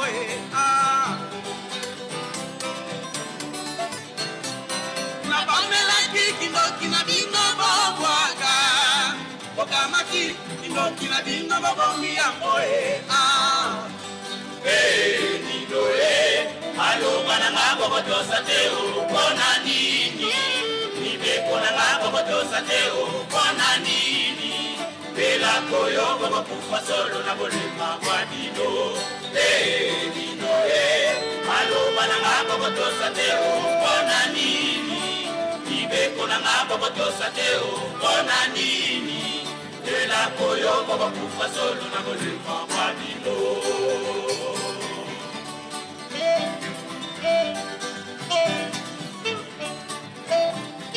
tolandi njembo wana batata na bamama na makanisi na ndenge toza kosala na mabe biso na biso bajene papa dange namoni mpasi baaksidaka mpo na kosikola biso mpe te tolonga na likambo oyo yango tokende kotanga na mokanda eklesiasi jene elenge makambo za kosala sepe na makambo za kosala me yebaka makambo za kosala kosambisama ezali biso tomelaka makaya te yo ozomelaka makaya biso totongaka te yo oza kotongaka biso tosimbaka kisi te yo oza kosimbaka kisi biso tokotaka maji te yo tokotaka maji okosambisama na kosambisama nzambe azali moko na mokili banzambe ebele mbwa azalaka makolo mine me nzela moko yobi ke osambelaka okendaka eglise songolo pakala me nzoko oza magicien bafamille basila ponte obloka bamosusu babalaka te bamosusu babotaka te jeune kimbangisi batata na bamama ndenge tolobaki oyokelaka mongongo ya nani ozalaka pe nsima ya nani yo oza kimbangisi jeune kimbangisi papa dange namoni mpasi mpo na biso sikoyo yo ozali nsima ya nani mpo oyokelaka nani pona kowela ngo tuli topesana yango wana moto na moto sala examen de conscience mpete kuna sika tozali kokende soni ekozala na biso eto batobaka na makambo papa lobi botubela botika makambo botubela biso tobela bamoni ngai te bayebi ngai te bayebi yo te soki nzambe azali nzambe ayebi yo mama moto tika mabe tosala bolamu mpete tosangola libola oyo babongiseli biso nkombo na tata mwana mpe tata molimo santo amen totelema tobondela nkombo na tata mwana mpe tata molimo santo tata nkombo na ezali mosantu bokonzi na ye ya mokano sema na nsempela moko na likolo opesa biso lelo bila ekoki na moko na biso limbisa biso nyongo na biso pela moko tokolimbisaka bango bata nyongo na biso kendisa biso kati na komekama te kasi bikisa na mabe pete epai na yo nde bokonzi nguya nkembo lobiko na lobiko nkombo na tata mwana mpe tata molimo santo amen tosengi papa dirigeant njembo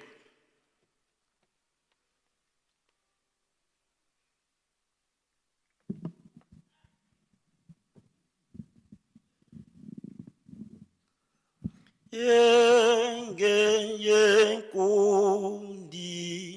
twenda kwetu kuzulu kwa Yesu de 3.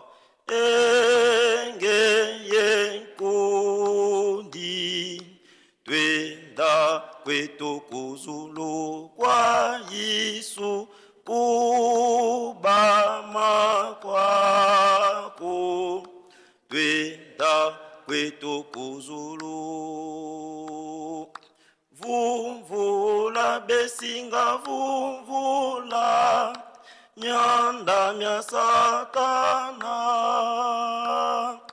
dila besinga dila vava kivove mpungyambaninu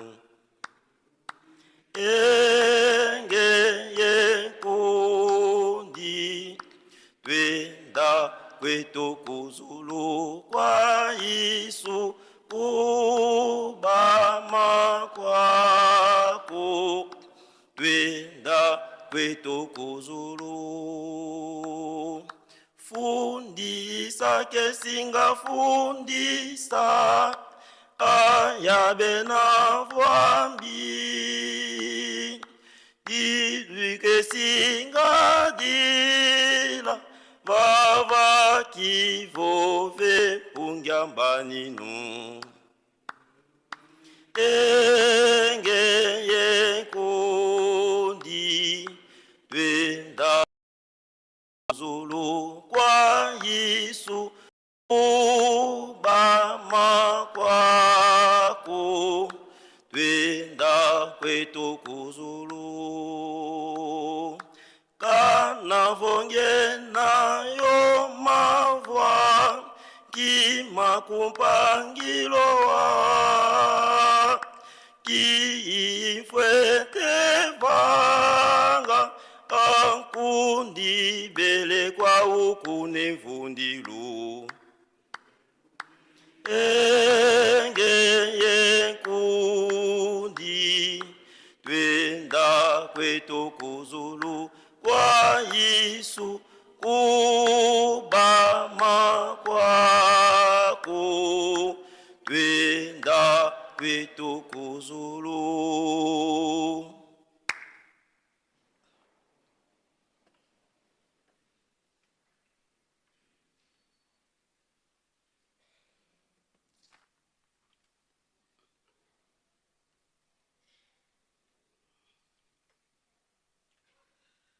biso tosisi tobengi papa secrétaire modérateur na ngal biso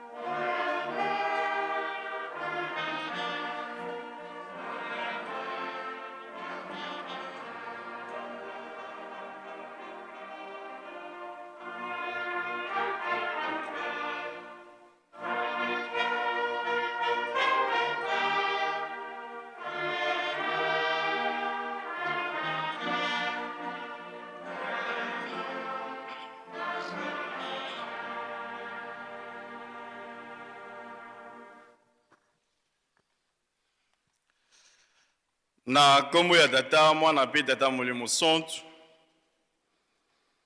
4 août 1951, 4 août 2026, ça fait exactement 75 ans ou 60 depuis que Papa Diangenda Zwaki vision na Lulabur actuel kananga ya ba jeune oyo bakopesa ye maboko pona kotonga lingomba.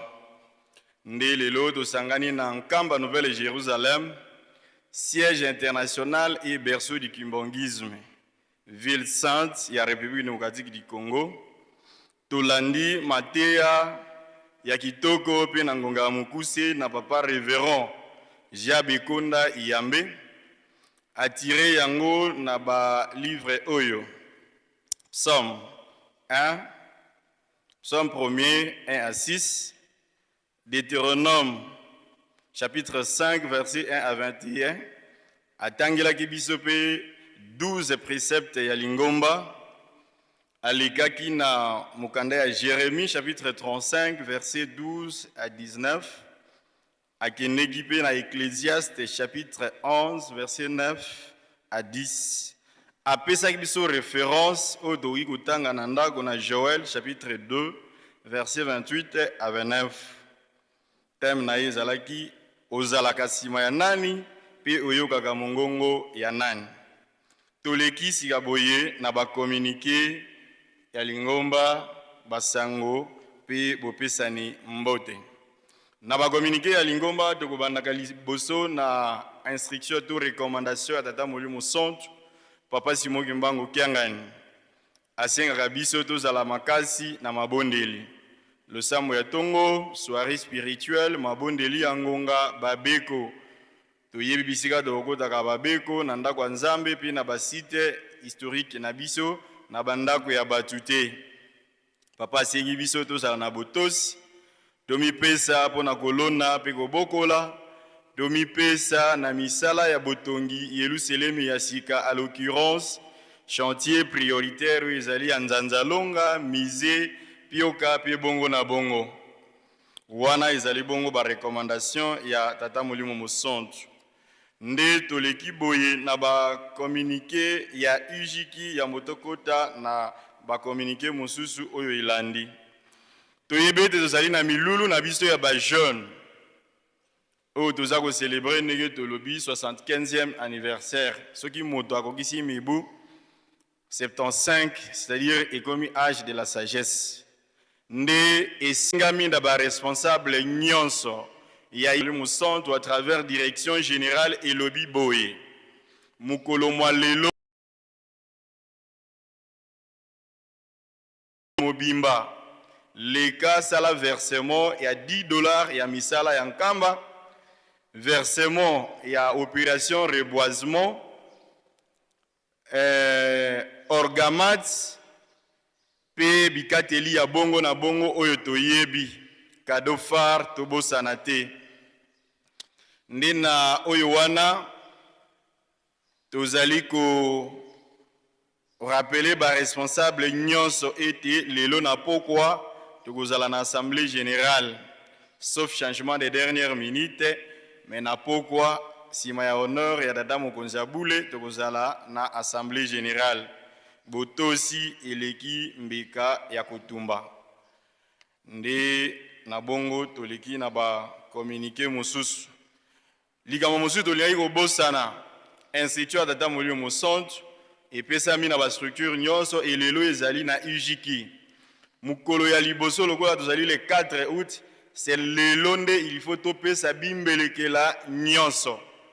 Eza mbongo ya bana ya tata Molimo Santu batindi pona botongi Yerusalem oyaki nango nyonso okangisaki epesama nyonso lelo. Distraction ezala te libanda après honneur biso baso liboso ya tata Molimo Santu pe topesi bimbelekela nyonso oyo toyaki nango.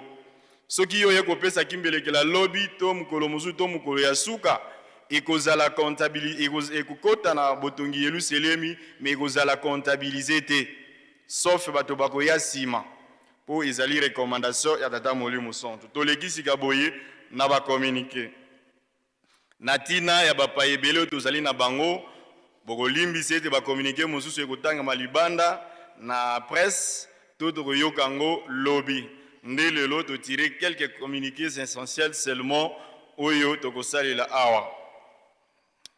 Tozali na communiqué à service particulier du chef spirituel SPC en sigle communiqué tokotanga ndenge bakomi na kombo ya tata mwana pe tata molio mosonto lingomba ya tata molio mosonto na nzela ya service particulier du chef spirituel SPC ezali koyebisa na bandeko nyonso boye moto nyonso azwaka pe azali na etumbu ya kofanda lisusu na nkamba te azonga esika na ye autaka.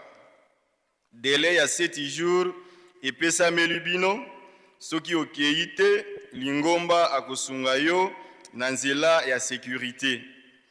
Tosilisi boye na kombo ya tata mwana pe tata molio mosonto fête en Kamba Nouvelle-Jérusalem le 3 août 2026 pour la direction générale DGA SPC. Communiqué lundi ezali à 7 secteurs bandibu nde tokotanga ndenge bakomi luzaisu dizaisu kwa bandibu bena monkamba Yerusalemi yebobo bakwizanga vo bisalu bi vutukidi kuto asima musadisila nzila yemiti miamanga tutomboka tata mama toko ndumba natalonga ye kopo diako twena diaka ye nkinzi wa le 22 août yi date ya utuka C Dieto, papa conseiller direct,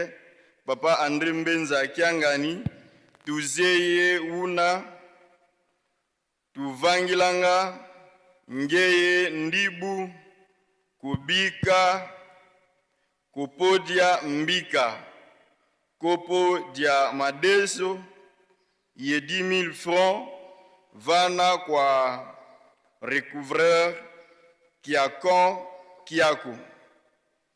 Kasi tusadila tango Maman Nzuzi Bwende présidente assigné par ordre Croix-Rouge communiqué na kombo ya tata mwana pe tata moli mosonto esengami na ba volontaire sécuriste nyonso oyo tosalaka na Masinga Kikwinga Yanda hôpital Tobengami na mokolo ya mercredi le 5 août 2026 na ngonga ya 10 heures juste tokozala na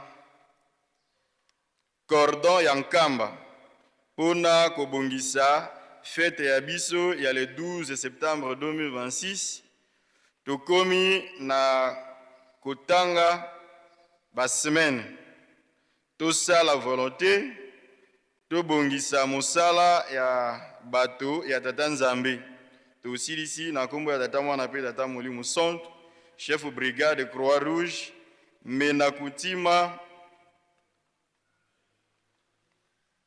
communiqué elandi mardi le 4 août 2026 na kombo ya tata mwana pe tata moli mosonto papa président national ya UJiki RDC azali koyebisa na ba président provinciaux nyonso ya RDC ete tokuta na biso nyonso sima ya mateya après prédication na mopanzi ya balatrine ya batata pona communication moko ya tina penza moko azanga te tosilisi boye na kombo ya tata mwana pe tata moli mosonto signé secrétariat national Maman Fallon donc toyoki ba président provinciaux nyonso tu ya RDC na limemia nyonso kaka siko bobima kote ya latrine mais pour quelques minutes et bosilisi bozongi na tepelo pe sengami na ba jeune nyonso toza kotelinga na libanda tokota na kati ya ndako Nzambe communiqué elandi ezali ya UJiki Nkamba communiqué esengami na ba président ya UJiki ya 4 camps bokende kosala versement ya biloko kuna na cave tozali lisusu na bureau ya DKGPT, tokiti na cave. Il y a urgence, le président national Léon Kisilumeso Situvidi, pasteur. Communiqué elandi tokotanga ngo ndenge ekomami na kombo ya tata mwana pe tata Molimo Santo. Moto nyonso oyo akweyisi mbongo entre machine ya fufu ya papa Pierre na weno tina barrière ya weno aleka na ville sainte ya Nkamba pe azwa mbongo na ye. Fête en Nkamba le 4 août 2026, Mama Nzuzi ya Kanweno. Donc ce qu'on koyisa ki mbongo entre barrière ya Kanweno tina poste kende na viro ya ville sainte, bongo koloba motango ya mbongo na yo nde bakopesa yo yango. Communiqué elandi tokotanga ngo ndenge ekomami na kombo ya tata mwana pe tata Molimo Santo.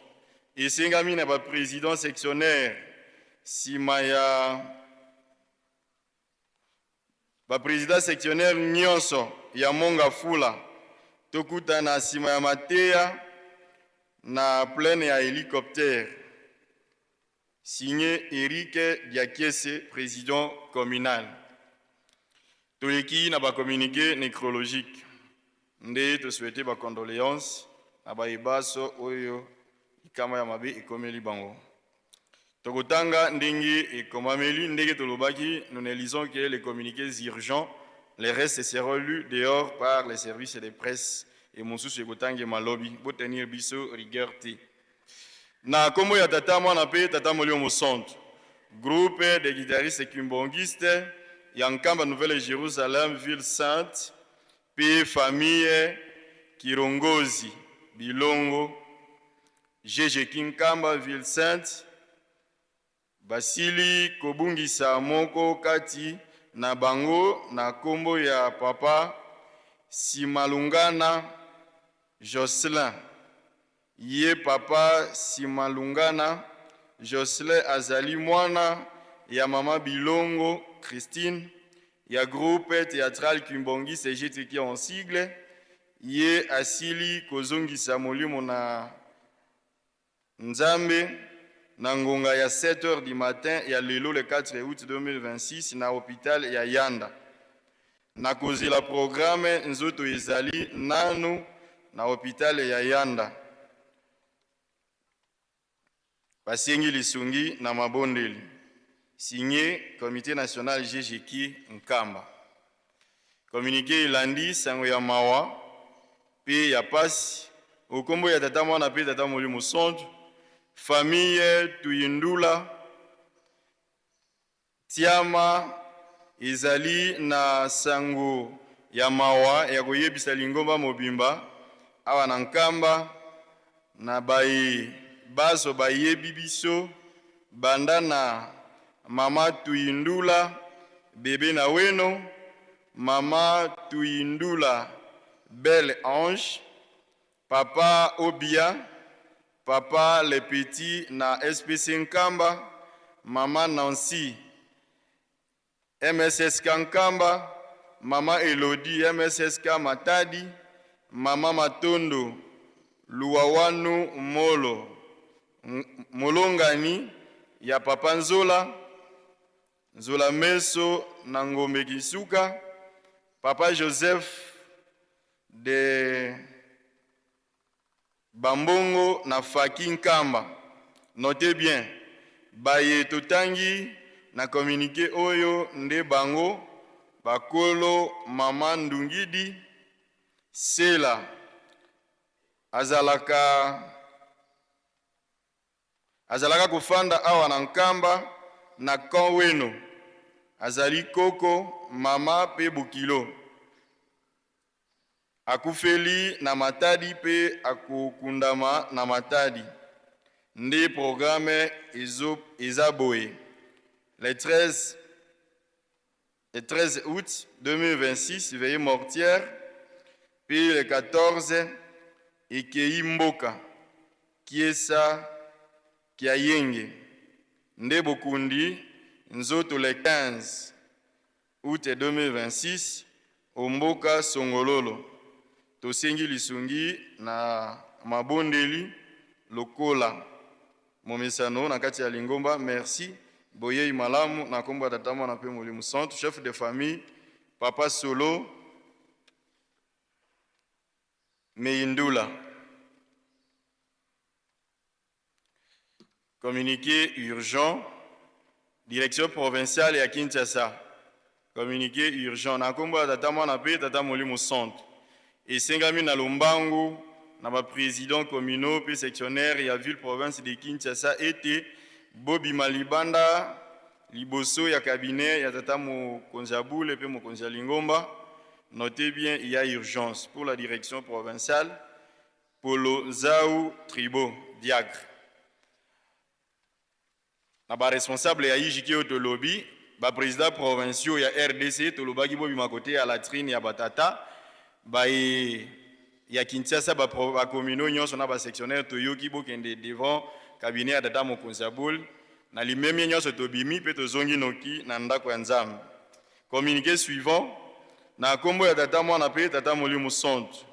Papa José Masala, José Bena Yetino, Révérend Futinama Laurent, Papa Pater Masunda, Papa Pierre Ndolu, Papa Papi Ngangi na village Tadi, P Papa Dibari, Papi Viki Mukoko, P Mama Maiza na village Congo.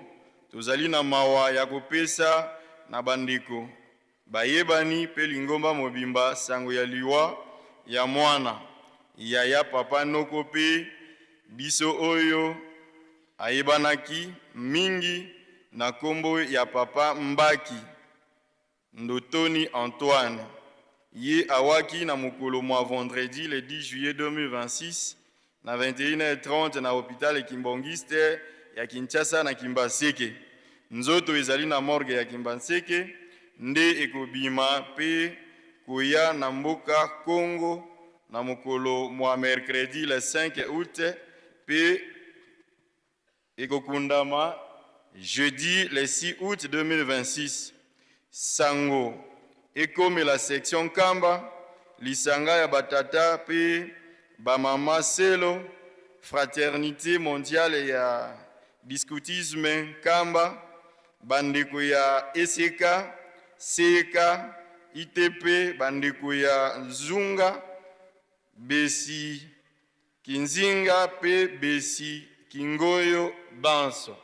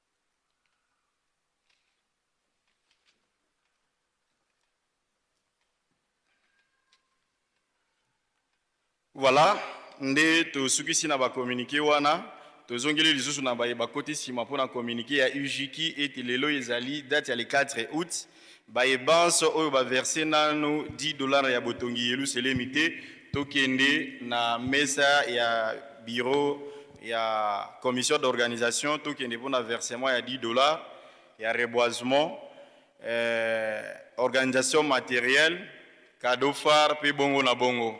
Pe bimbelekela na biso ekopesa makaka na mukolo mwa lelo nyonso po ezala comptabiliser pamba te misala eza kosenga mosolo wana tozala na botosi nde tolekisika boye na bopesani mbote tosengi na faki bozala ya kobongama.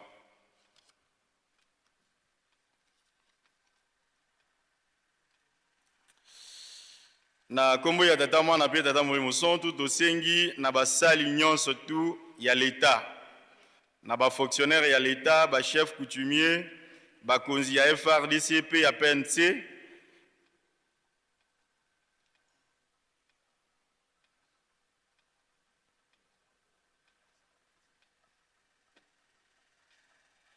Pour la urgence, tous les kisi cabinet, ndi tokolanda makambo mosusu sima.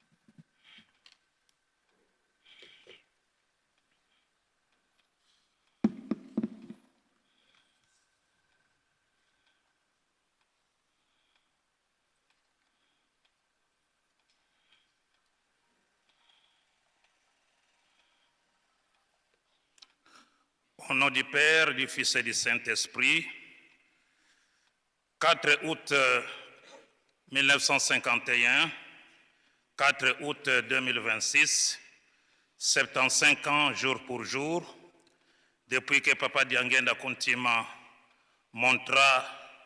Papa Simon Kimbangu montra son fils, Papa Diangenda Kuntima, les jeunes avec qui il va bâtir l'église kimbangiste. Ainsi, nous entrons dans la série de salutations et de discours.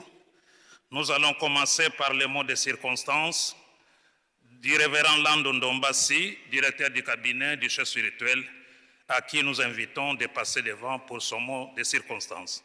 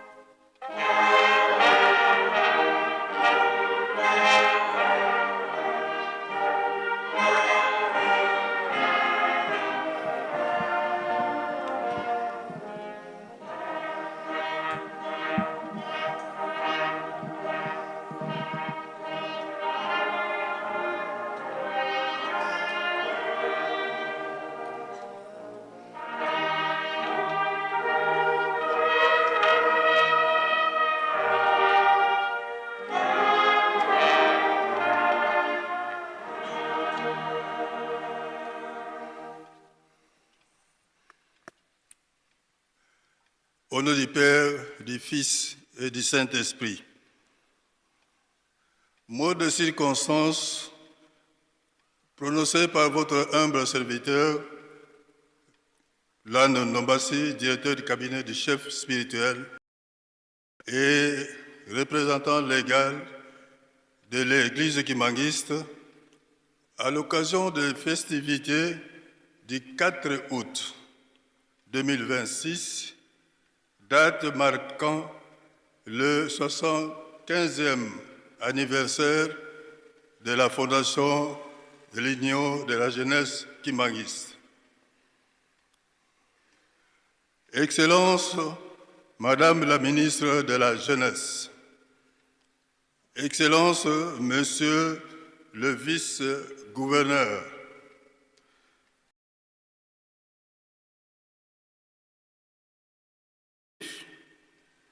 chers papa et maman kimbanguistes,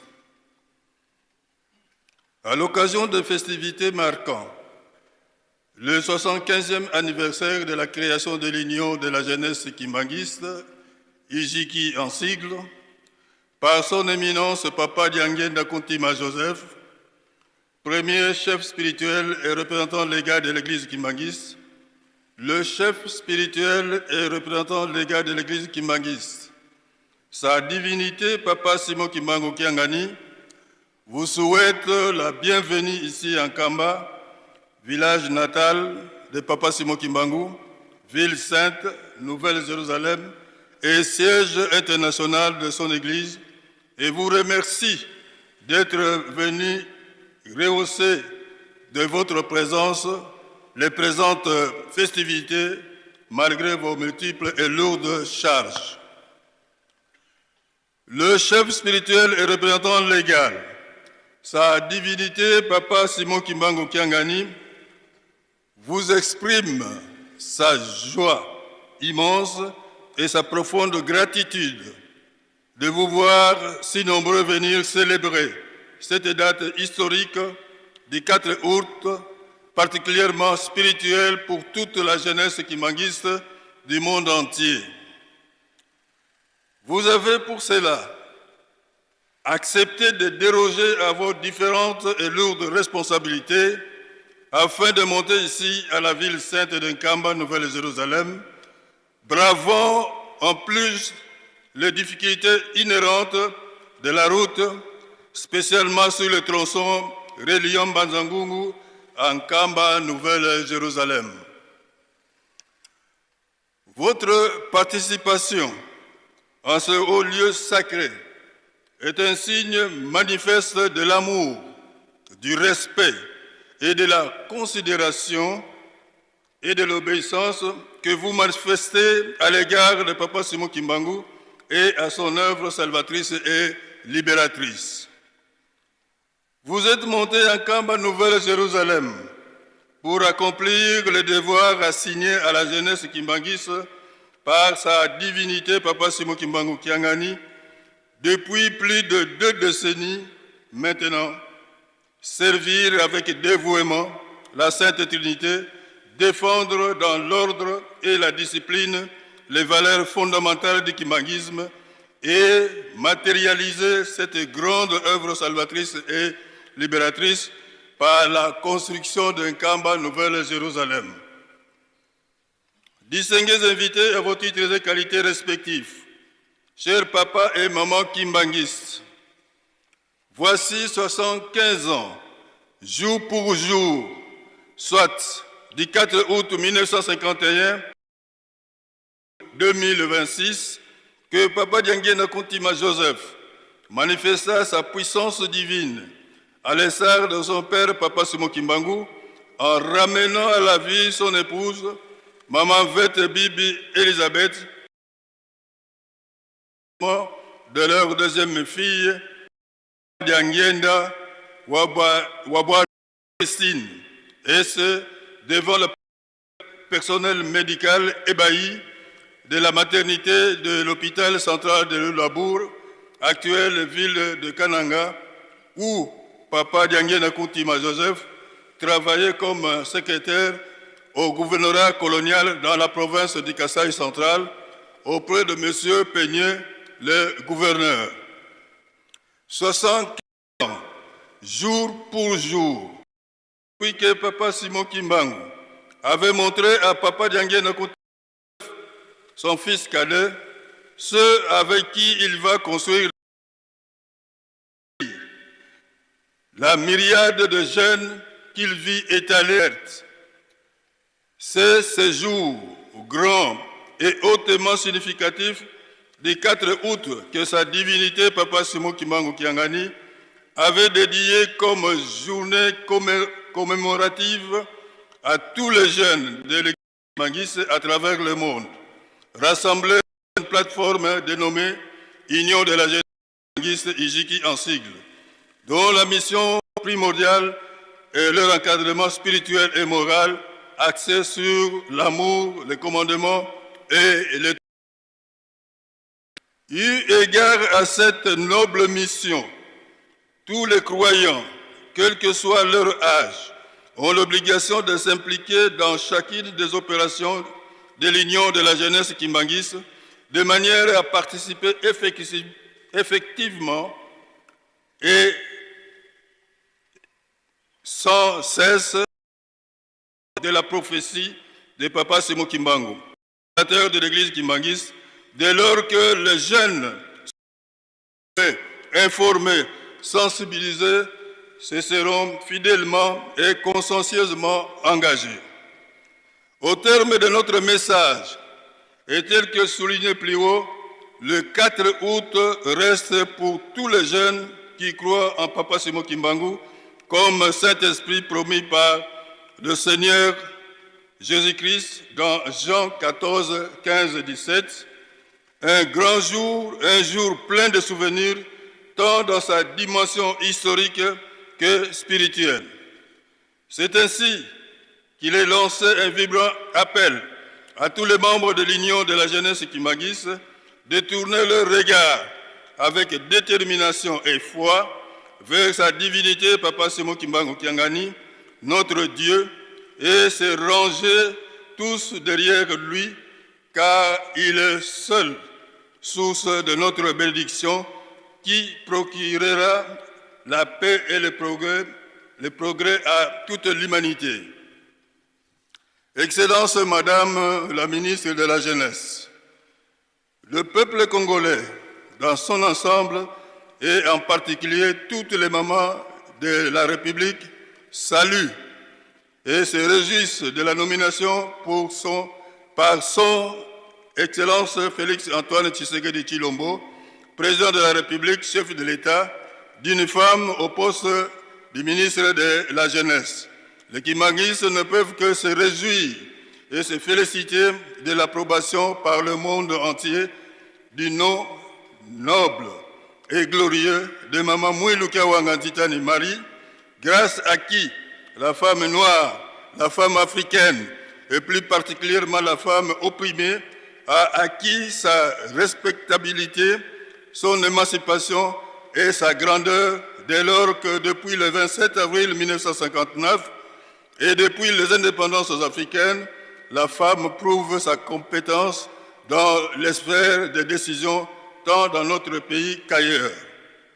Convaincu de la compétence et du dévouement des femmes, puisse l'Éternel Dieu Tout-Puissant doter l'heureuse promis à ce poste de ministre de la Jeunesse la sagesse, l'intelligence et l'assurance de sa présence afin qu'elle assume avec responsabilité les lourdes charges qui lui sont confiées.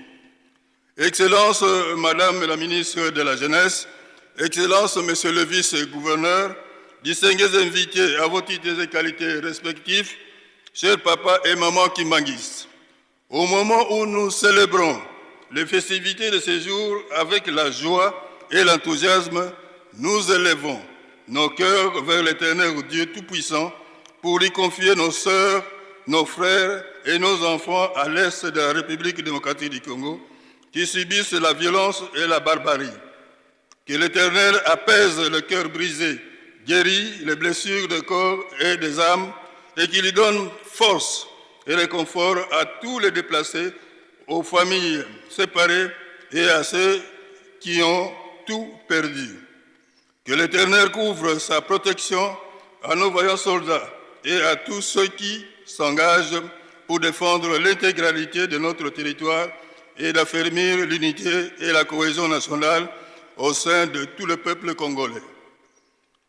Point n'est besoin, Excellence, ici d'entrer dans les détails de cette journée mémorable. La matérialisation d'une œuvre spirituelle comme celle-ci ne peut se faire qu'avec l'appui du pouvoir temporel incarné par l'autorité publique et étatique établie que sa divinité Papa Simon Kimbangu Kiangani respecte et remercie toujours au regard de son soutien à l'égard de l'Église kimbanguiste. Nous ne serons à cet effet clore ce mot de circonstance sans exprimer la profonde gratitude de sa divinité Papa Simon Kimbangu Kiangani à son Excellence Félix Antoine Tshisekedi Tshilombo, président de la République et chef de l'État, pour sa particulière attention à l'égard de l'œuvre salvatrice de Papa Simon Kimbangu, en déclarant solennellement ici en Kamba Nouvelle-Jérusalem lors des festivités du 6 avril 2026, d'accorder à Nkamba un statut spécial de ville sainte, village natal de Papa Simon Kimbangu, ville sainte, Nouvelle-Jérusalem et siège international de son Église. Que vive l'Afrique, que vive la République démocratique du Congo, que vive son Excellence Félix-Antoine Tshisekedi Tshilombo, président de la République et chef de l'État, que vive l'Église kimbanguiste, que vive Papa Simon Kimbangu, fondateur du kimbanguisme, que vive sa divinité Papa Simon Kimbangu Kiangani, chef spirituel et représentant légal de l'Église kimbanguiste, que vive l'union de la jeunesse kimbanguiste. Nous vous remercions.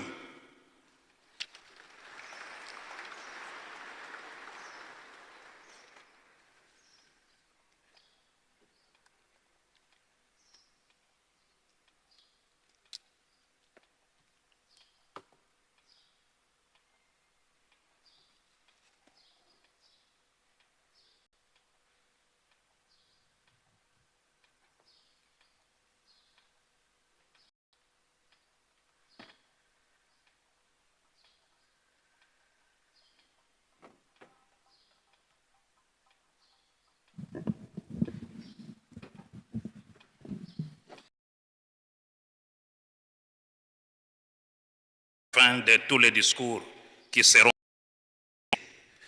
À présent, nous procédons à la salutation de nos invités. Son Excellence, Madame Grace Amy Koulimon, est montée en Nkamba, Nouvelle-Jérusalem, village natal de Papa Simon Kimbangu, ville sainte, son église, avec une forte délégation. Nous avons ici la présence de la délégation des jeunes de confession religieuse en RDC, en sigle, dont le pasteur Willy Masaka, président de la jeunesse de l'Église protestante au Congo et président de l'IGECO, à qui nous demandons de se tenir debout. Sous vos applaudissements, s'il vous plaît. 2. Imam Ramazani Moussongela Eric, président national de la jeunesse de la communauté islamique en République démocratique du Congo. Tenez-vous debout, s'il vous plaît. Pasteur Beya Moukinai Eli, de la jeunesse des églises du Réveil du Congo. Tenez-vous debout.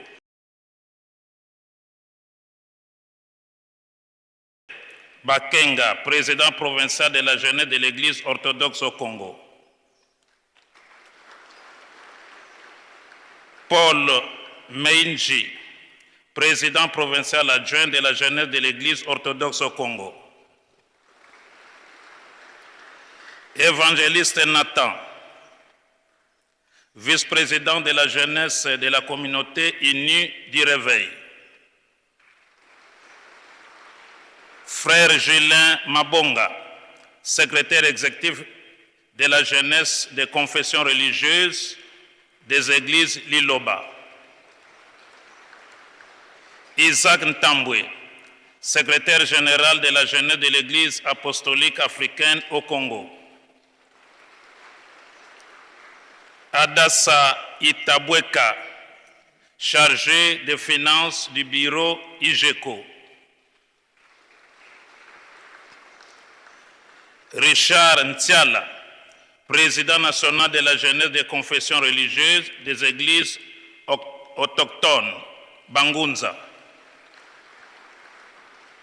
Lutumba Mengi Jires, coordonnateur adjoint de la jeunesse armée du salut. Chance Ngimbi, délégué de la jeunesse catholique. Diacre Aristote Lenzo, délégué de la jeunesse protestante, ECC.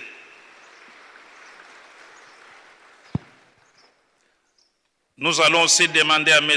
Mbouyi Kabamba Claudel, président du Conseil national de la jeunesse, et sa suite. Monsieur Kaja Kamboya, secrétaire général de la DGRK et sa suite. Colonel Nenette Lukembe, commandant bataillon. On nous informe que c'est la première femme à occuper cette fonction. Sous vos applaudissements, s'il vous plaît.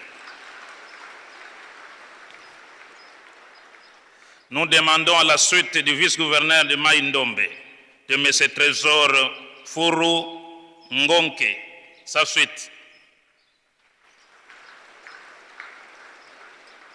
Pour gagner le temps, nous demandons à la suite de son Excellence ministre de la Jeunesse, dont M. Dineka Jonathan, son directeur du cabinet.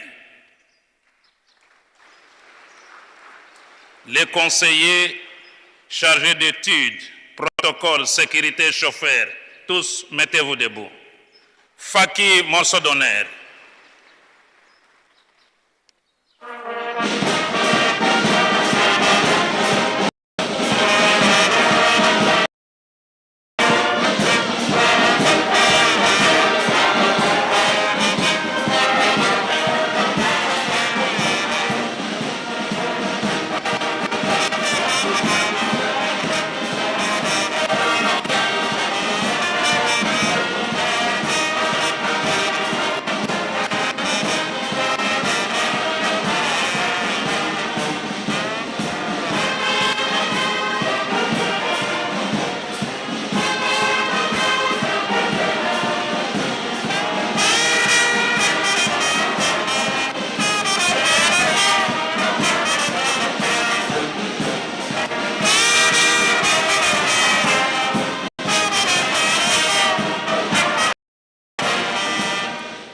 Saluons nos frères et sœurs selon la tradition de notre chère Église, au nom du Père, du Fils et du Saint-Esprit. Au nom du Père, du Fils et du Saint-Esprit. Prière de vous asseoir. Nous demandons à présent à son Excellence Trésor Furu Ngonke, vice-gouverneur de Mai-Ndombe, de se tenir debout pour que nous, sous vos applaudissements. Faki.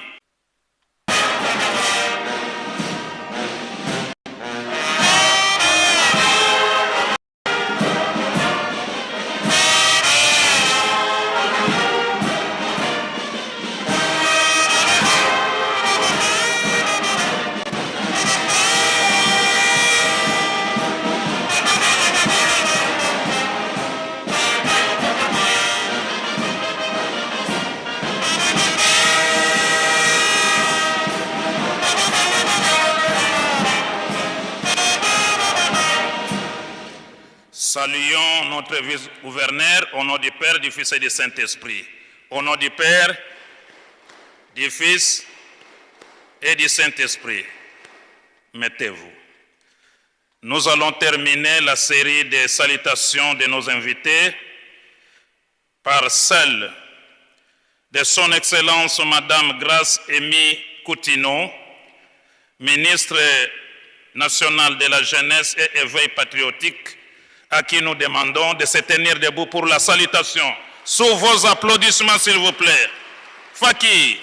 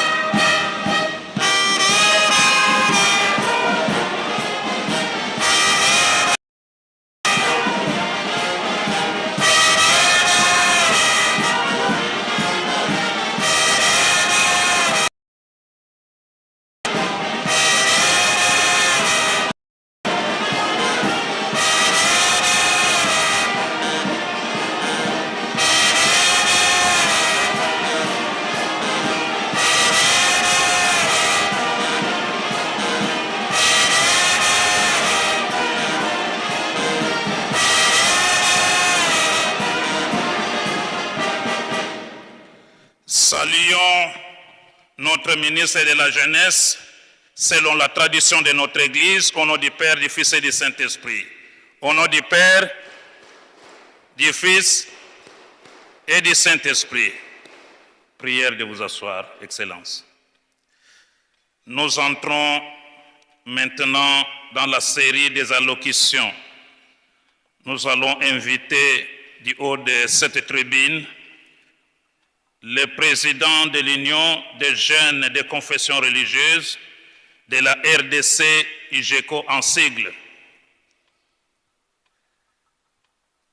C'est devant pour votre allocution. Protocole. Accompagner le président de l'Union de la jeunesse de confession religieuse.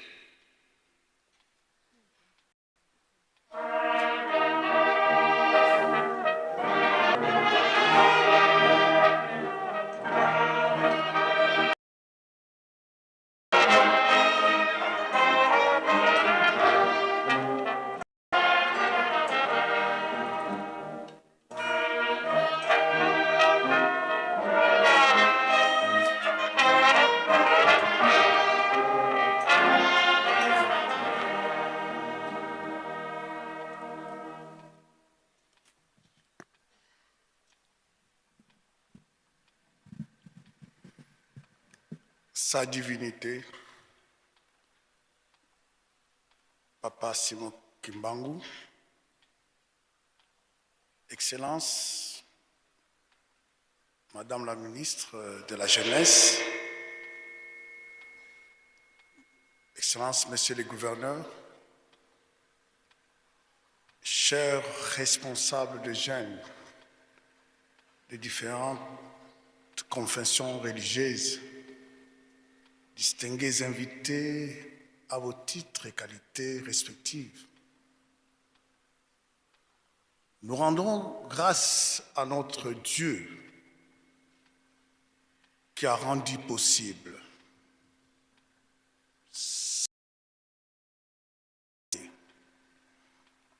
un moment merveilleux grâce à la révélation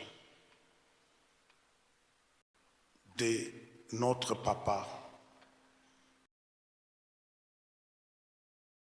qui aujourd'hui, la journée internationale de la jeunesse kimbanguiste n'est plus un rêve, une réalité. Une réalité qui s'impose et qui fait la fierté de cette jeunesse. Une jeunesse qui n'est pas seulement engagée pour proclamer l'évangile du Christ, mais une jeunesse qui est présente pour la défense, ensemble avec d'autres jeunes des confessions religieuses, la défense des valeurs qui permettent à ce que nous puissions contribuer à la paix, à la sécurité dans notre pays. La jeunesse des confessions religieuses profite de cette occasion pour dire un grand merci à son Excellence Félix Antoine Tshisekedi, qui a accepté d'honorer la mémoire de notre papa Simon Kimbangu en déclarant, en décrétant ce lieu, la Terre Sainte, la Ville Sainte, qui va fonctionner d'une manière autonome sur le plan administratif et politique. Je nous invite de manifester cette joie par des acclamations.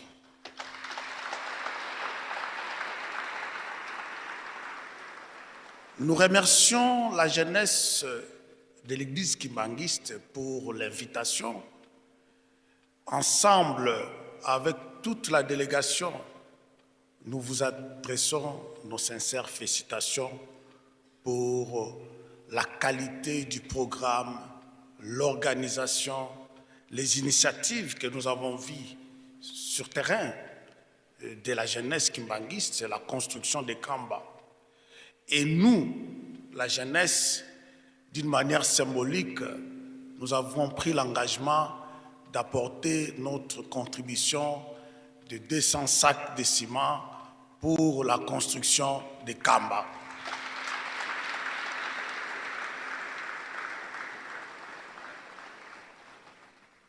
Nous sommes avec vous comme frères pour partager ces beaux moments de spiritualité, de culture, de joie.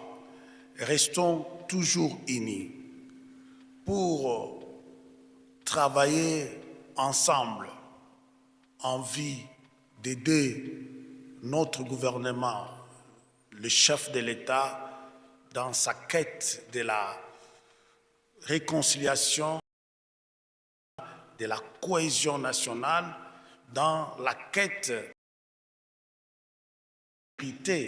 totale de notre pays, et nous devons rester soudés, unis pour le bien de nos églises et le bien de notre pays. Je vous remercie.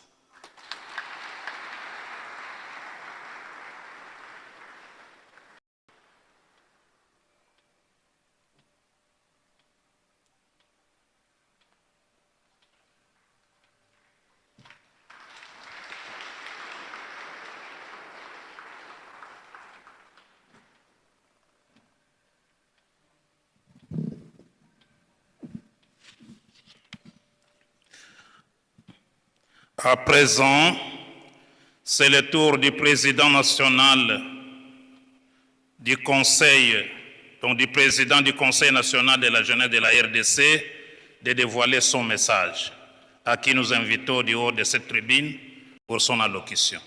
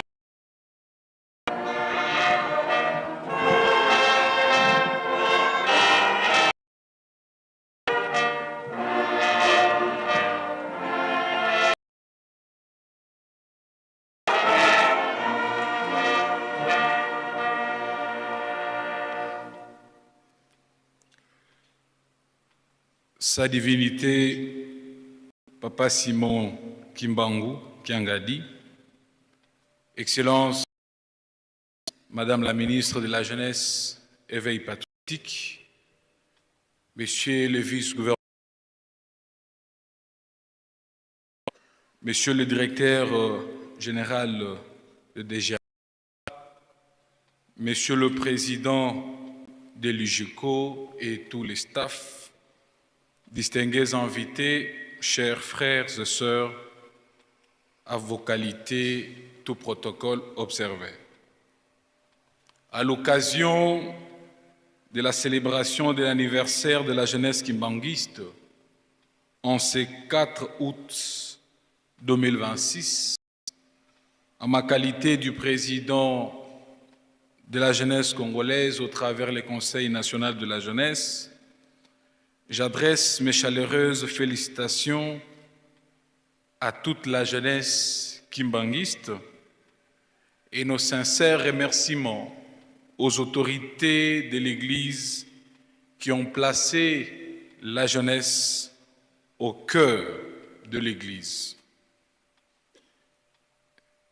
Une fois de plus, merci aux autorités du pays, Son Excellence, Monsieur le Président de la République, pour les efforts de la quête de la paix et la stabilité sans lesquels ces moments ne peuvent être réels. Merci au gouvernement et plus particulièrement à Son Excellence, Madame la Ministre de la jeunesse éveil patriotique, Excellence Grace Amy Coutinho, pour ses efforts et sa présence en ces lieux qui témoignent un engagement en faveur de la jeunesse au cœur de la gouvernance de notre pays. Cette journée nous rappelle les rôles essentiels de la jeunesse dans la promotion des valeurs de paix, même au sein de l'Église, de l'amour, des disciplines, de solidarité et du patriotisme, surtout en cette période où notre pays est en train de faire face à une agression barbare de la part de nos ennemis. Et nous, les jeunes, et plus particulièrement les jeunes des églises, nous sommes appelés à jouer un rôle au premier plan pour que la paix, la stabilité reviennent. Notre engagement en faveur du développement de notre pays et du bien-être de nos communautés est un impératif. Mesdames et messieurs, distingués invités, au nom du Conseil national de la jeunesse de la RDC, nous encourageons chaque jeune, surtout jeunes kimbanguistes et jeunes de tous bords, à demeurer un exemplaire et un exemple de civisme, d'intégrité et de service afin de bâtir une société plus juste, plus unie, plus prospère.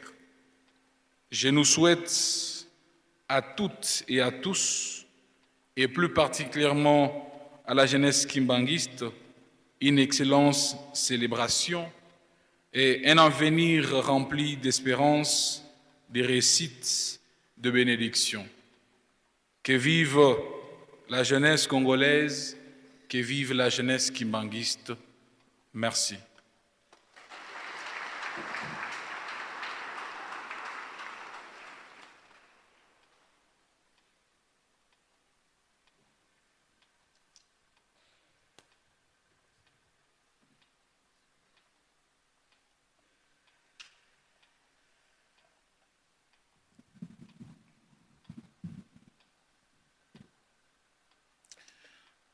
À présent, nous allons inviter son Excellence Trésor Mfuro Ngoke, vice-gouverneur de la province de Mai-Ndombe, pour son allocution.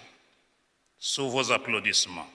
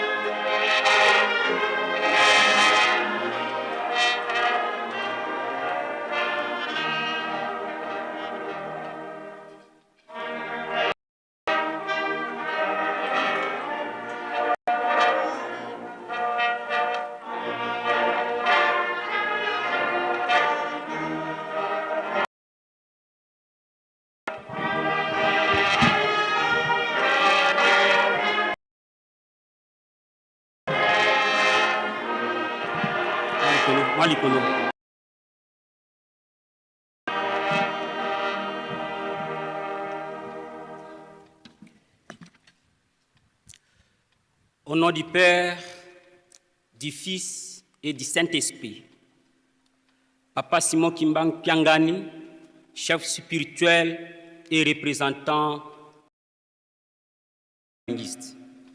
Excellence, Madame la Ministre nationale de la Jeunesse, Monsieur le Directeur général de la DGRK,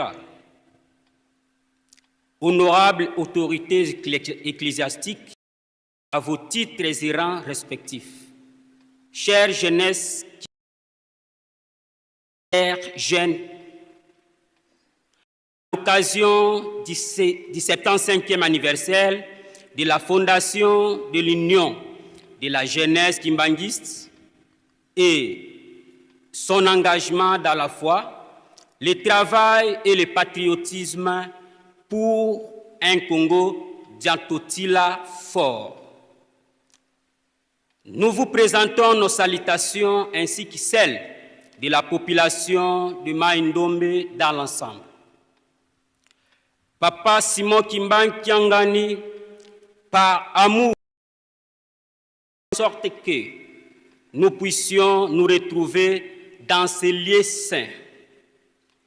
Nous demandons seulement la pluie de bénédiction de Mai-Ndombe et à tous les enfants de Mai-Ndombe, du Grand Bandundu,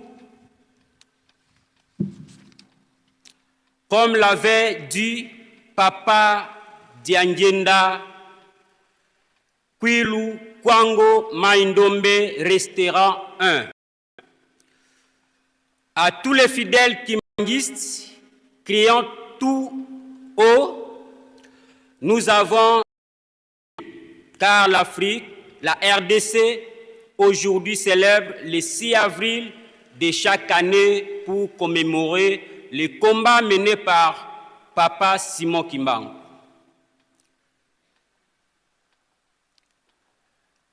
La RDC restera un et indivisible. Nous disons non à la banalisation. Voilà aujourd'hui la jeunesse kimbanguiste a choisi un thème.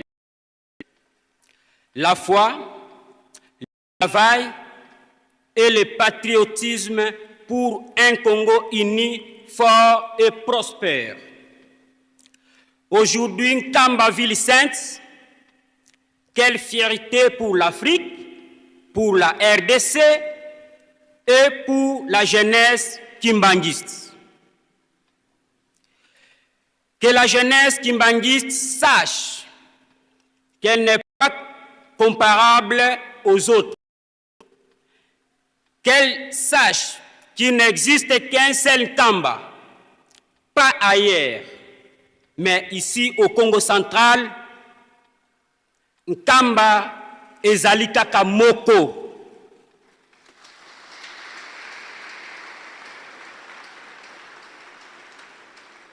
Qu'elle sache que nous n'avons qu'un seul Dieu.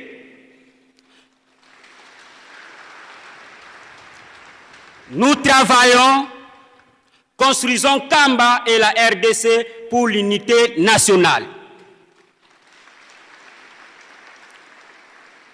Que l'Église kimbanguiste continue à soutenir les FRDC, comme d'habitude dans la prière, et c'est sous l'impulsion de son Excellence, Monsieur le Président de la République, Félix Antoine Tshisekedi Tshilombo. C'est pourquoi je demande à la jeunesse, ce qui suit, d'être modèle par la morale.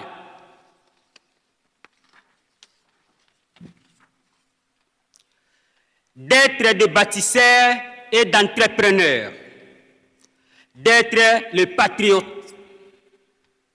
Papa Simon Kimbangu Kiangani, le Mai-Ndombe où se trouve, ils ont de Belingo, avec tous les relais, croyant en vous et demandent votre pluie de que vive Papa Simon Kimbangu, que vive Papa Simon, que vive la RDC, que vive la jeunesse kimbanguiste. Kimbanguiste, oye! Kimbanguiste, Nkamba, oye! Ville Sainte, oye!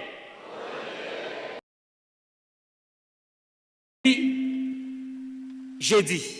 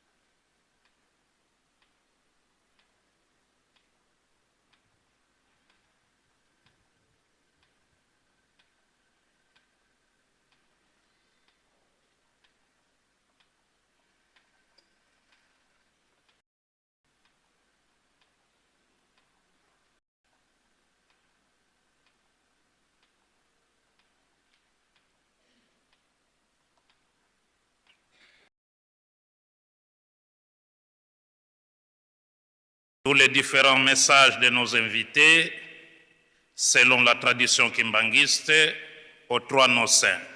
Au nom du Père, du Fils et du Saint-Esprit. À présent, nous allons terminer la série des allocutions par celle de Son Excellence Grace Amy Coutinho, ministre national de la Jeunesse et Éveil patriotique, à qui nous invitons de passer devant pour son allocution. Sous vos applaudissements et l'accompagnement de la Faki.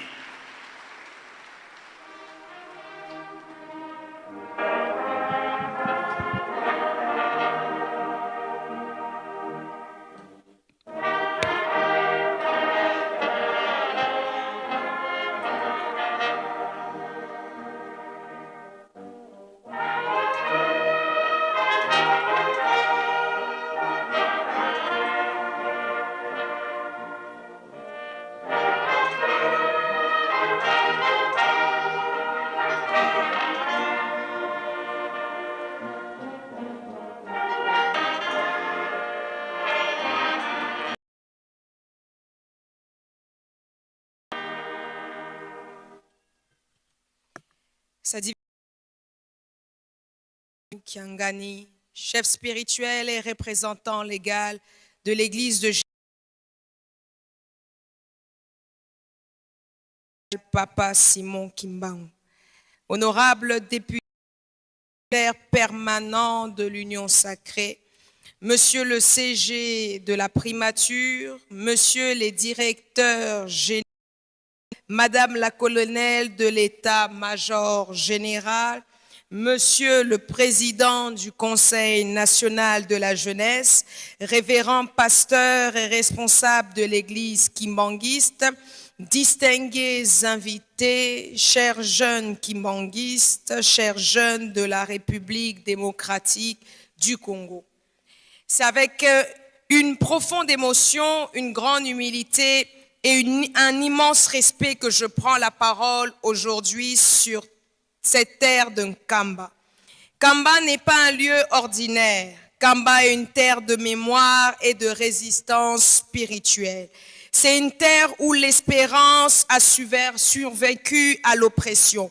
Je voudrais exprimer ma profonde gratitude au chef spirituel, Papa Simon Kimbangu Kiangani, pour son accueil, son leadership spirituel et son engagement constant en faveur de la paix, de l'unité nationale et de l'encadrement moral de notre jeunesse. À travers votre ministère, vous préservez et transmettez l'héritage de Papa Simon Kimbangu, envoyé spécial de Jésus-Christ, dont la vie, l'œuvre et le sacrifice ont profondément marqué notre nation et participé à l'éveil de la conscience africaine. Si nous sommes réunis précisément ce 4 août, ce n'est pas le fruit du hasard. Cette date porte une histoire, elle porte une vision, surtout une responsabilité. Le 4 août 1951, à Lualabour, l'actuelle ville de Kananga, Papa Joseph Diangenda Kuntima reçut une vision prophétique dans laquelle Papa Simon Kimbangu lui présenta une multitude de jeunes appelés à participer à l'accomplissement de l'œuvre de Dieu. De cette vision est née une mission d'encadrement spirituel, moral et communautaire de la jeunesse kimbanguiste. 75 ans plus tard, nous ne sommes donc pas seulement réunis pour commémorer une vision, nous sommes ici pour nous demander qu'en faisons-nous. La vision ne vit pas uniquement parce qu'on la célèbre, une accepte de la porter. Chers jeunes Congolais, l'histoire de Papa Simon Kimbangu nous enseigne que la jeunesse n'est pas une période d'attente. Lors de sa mission le 6 avril 1961, il n'avait que 33 ans. Il n'avait ni fortune, ni fonction officielle, ni moyens modernes pour porter son message, mais il avait la foi. Il avait une mission, il avait le courage, il avait la détermination d'obéir à l'appel qu'il avait reçu. À une époque où l'homme africain était humilié sur sa propre terre, Papa Simon Kimbangu lui rappela sa dignité, son identité et sa place dans le dessein de Dieu. Face à l'injustice coloniale, ni la violence, il choisit la foi, il choisit la vérité, il choisit la résistance morale. Arrêté en 1921, il fut condamné à mort avant que sa peine ne soit commuée en détention à perpétuité. Il passa près de 30 années en prison jusqu'à son décès le 12 octobre 1951. Mais la prison qui enferma son corps ne parvint jamais à emprisonner son message. Son œuvre traversa les générations et son sacrifice devint une sémence de dignité pour la République démocratique du Congo et même, je dirais, pour l'Afrique entière. Voilà ce que chaque jeune doit retenir.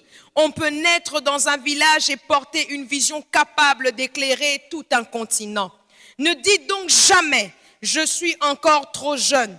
Ne dites jamais « je n'ai pas les moyens ». Vous n'avez peut-être pas encore les ressources ni toutes les réponses, mais vous pouvez commencer là où vous êtes, avec ce que vous avez en restant fidèle à ce que Dieu a placé en vous.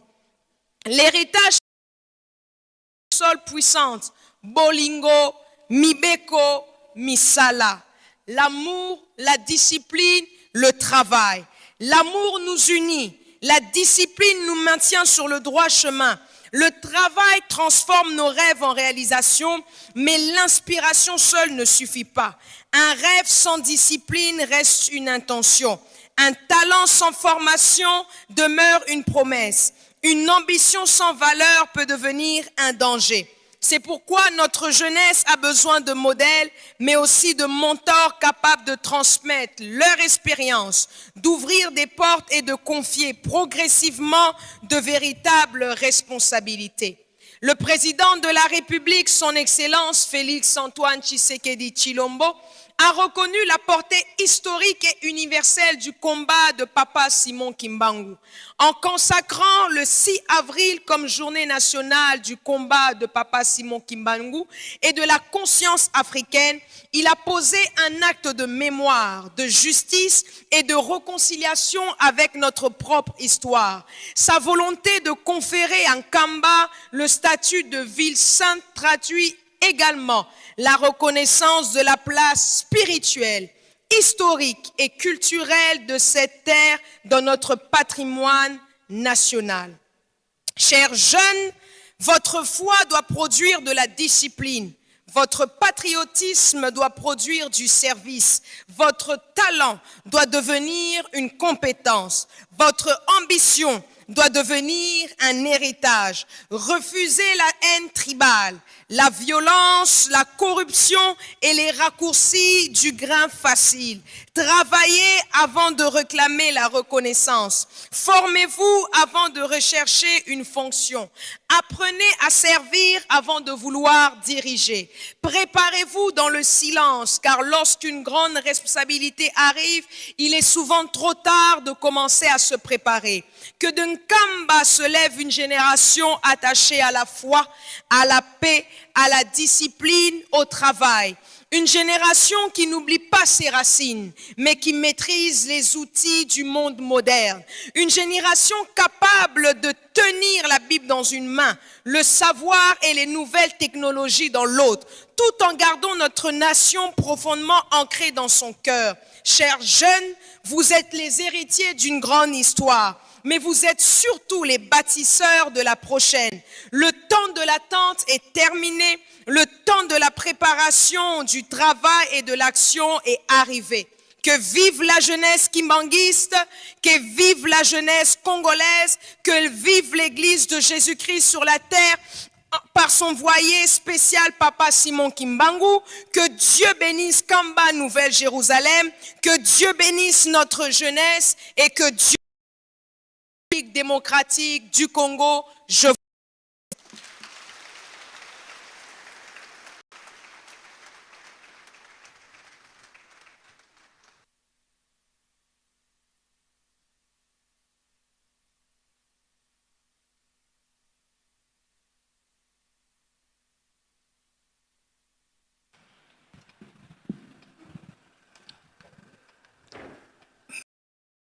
tous suivi avec attention le discours émouvant qui encourage et tous les croyants kimbanguistes en général l'œuvre salvatrice de Papa Simon Kimbangu. À présent, préparons-nous pour recevoir le message de la ministre de la Jeunesse au nom du Père, du Fils et du Saint-Esprit. Au nom du Père, du Fils et du Saint-Esprit. Merci. Sur ordre du conseiller direct Papa André Mbenza Kiangani, qui demande à la fanfare Kimbanguiste d'accompagner la ministre nationale de la Jeunesse et de l'éveil patriotique.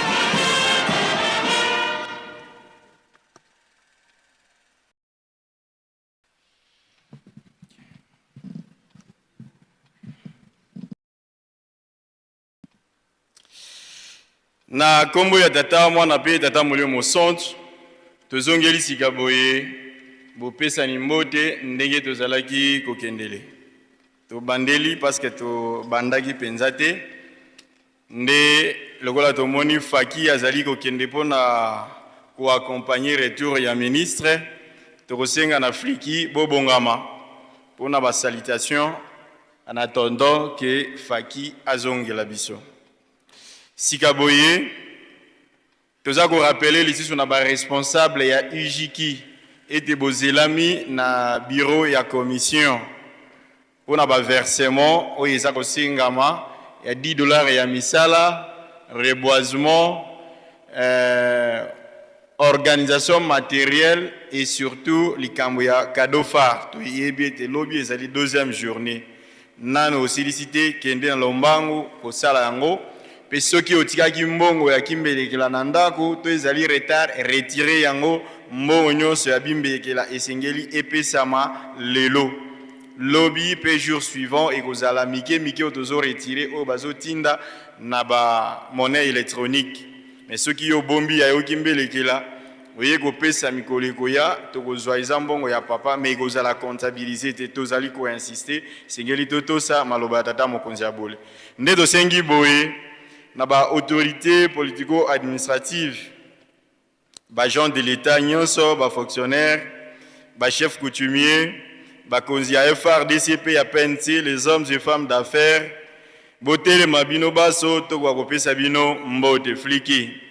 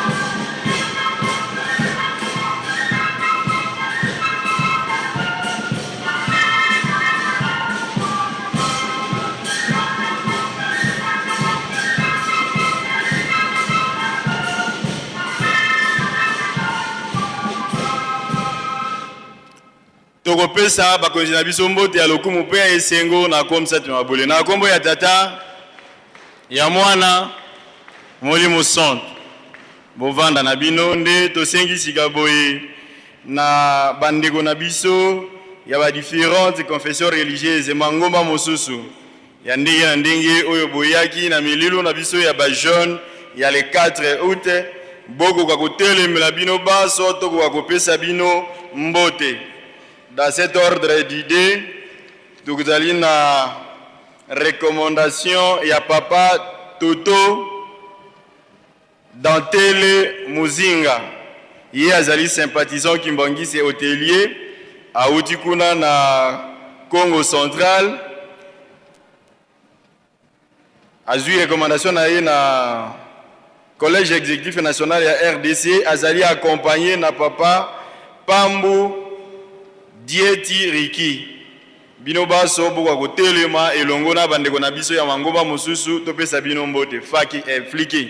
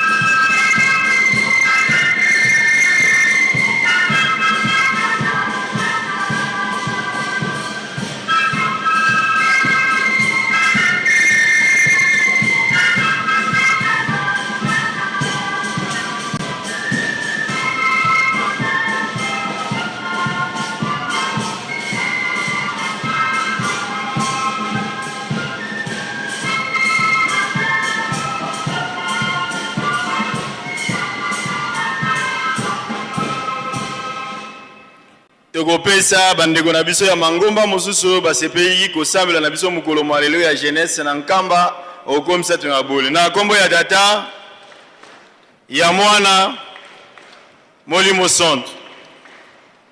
Tosengi sikoyo na bana na biso ya kilasi ya niveau maternel, primaire, secondaire, professionnel awa na nkamba pe bao bauti à travers le monde pour na ba colonie des vacances à Wanankamba, bandeko na biso pe ba étudiants faisant fonction na ba aîné totelema topé sabino mbote.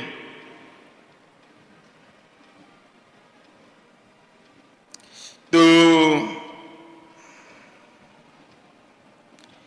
moni bandimi ebele bauti à travers le monde bimbangi ezali tellement ebele que to kokotanga yango mukolo malelo te na yango tosengi na bandimi baso bauti bipai na bipai oyo bayaki na bimbangi na bango boko kwa kotelemela biso po ete topesa bino mbote faki fliki.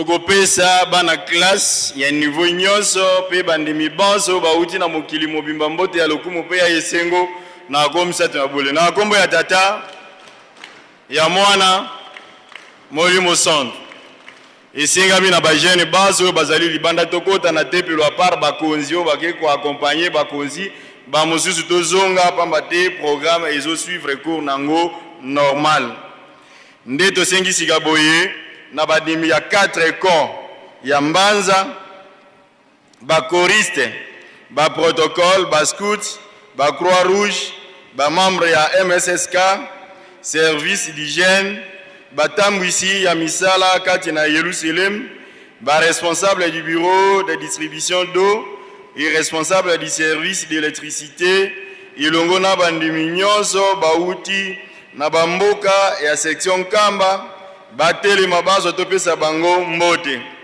kaka na mulongo wana tosengi na tata médecin directeur ya hôpital na biso ya Yanda puis tata infirmier titulaire ya centre de santé papa Dialonga na ya quartier mama Mwilo na quartier Maçon batelema topesa bango mbote elongo na ba collaborateur na bango nyonso ba médecin ba infirmier personnel administratif et personnel technique bango baso bako kwa kotelemela biso topesa bango mbote kaka na mulongo wana tosengi na mama conseillère résident ya école conventionnée Kimbongi CSK en sigle awa na Nkamba Nouvelle Jérusalem atelema topesa yembote elongo na batamu ici habiteleyo ya bitelo na biso nyonso tosengi na ba chef de camp ba joint na bango ba chef de quartier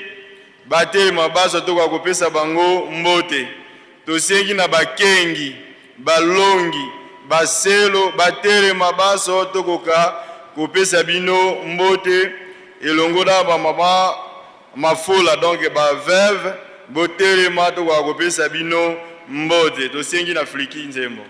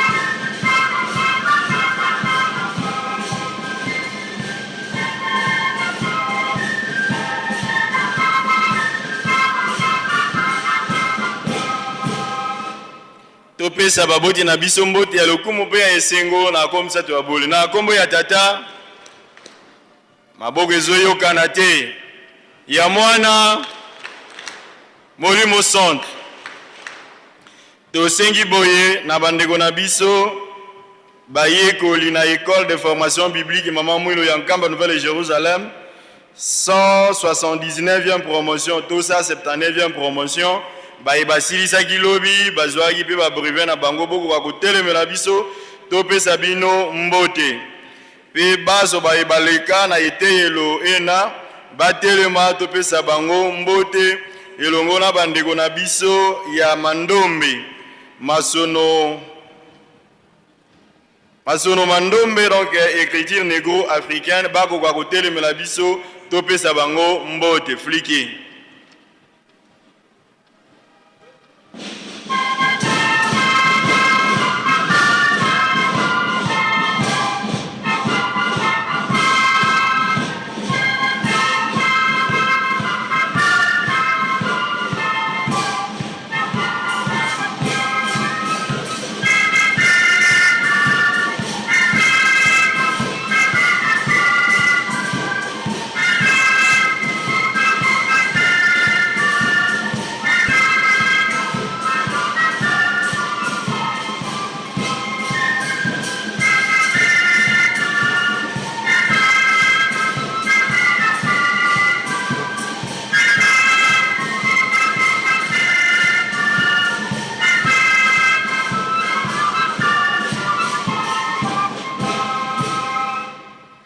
topesa batei na biso mpe banganga nzambe mbote ya lokumu mpe ya esengo na komisa to abole na kombo ya tata ya mwana Molimo Son bovanda nde toleki tosengi na batata mpe bamama pasteur batelemela biso bapapa mpe bamama pasteur de cellule poste section commune territoire responsable des mouvements associations services et groupes au niveau communal territorial au niveau des divisions uniques puis provinciales tokoka kotelema tosengi na basecrétaire puis inspecteur provinciaux nyonso baza na séjour na nkamba batelemela biso na molongo wana kaka tosengi na papa pasteur provinciaux nyonso to bazali na biso mpe badépartementaux batelema topesa bango mbote fliki.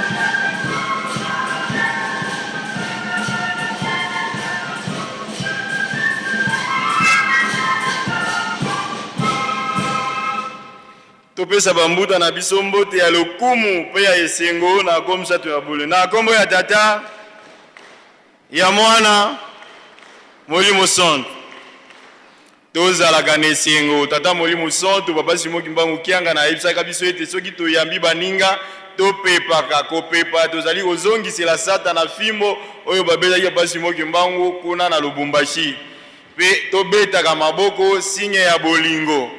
Mais yo depuis ovandaki na ndako nzambe kopepa ozopepa te maboko oza kobeta te ezali malamu te tobenga kango ezali parti ya bolingo donc tolakisa esengo ete tozali koyamba baninga tozali koyamba bakonzi mpe bakambi na biso nde sika boye tosengi na baresponsable ya bamouvement mpe association service et groupe au niveau national badirecteur de département responsable cadre du centre de formation professionnelle na Nkamba, kuna na Kadiabola, secrétaire puis comptable évangéliste ya ville sainte de Nkamba, batelemela biso po ete tokoka kopesa bango mbote.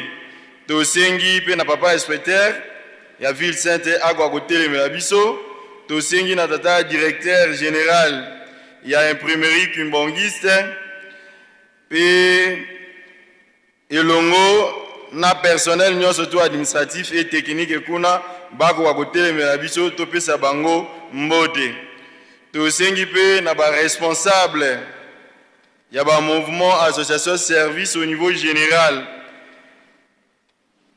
ba responsable ya bitelo minene na biso école de formation biblique ya Mamwilu, école de formation des pasteurs, école de formation des missionnaires, ba responsable ya ba institution supérieure na biso pe ya ba université papa Simon Kimbangu mboko wa kotele na bio baso toko wa kotele topesa bino mbote tosengi pe na responsable ya faculté de théologie Kimbongi sekuna na Lutendele telemela biso pe toko wa kopesa bino mbote fliki.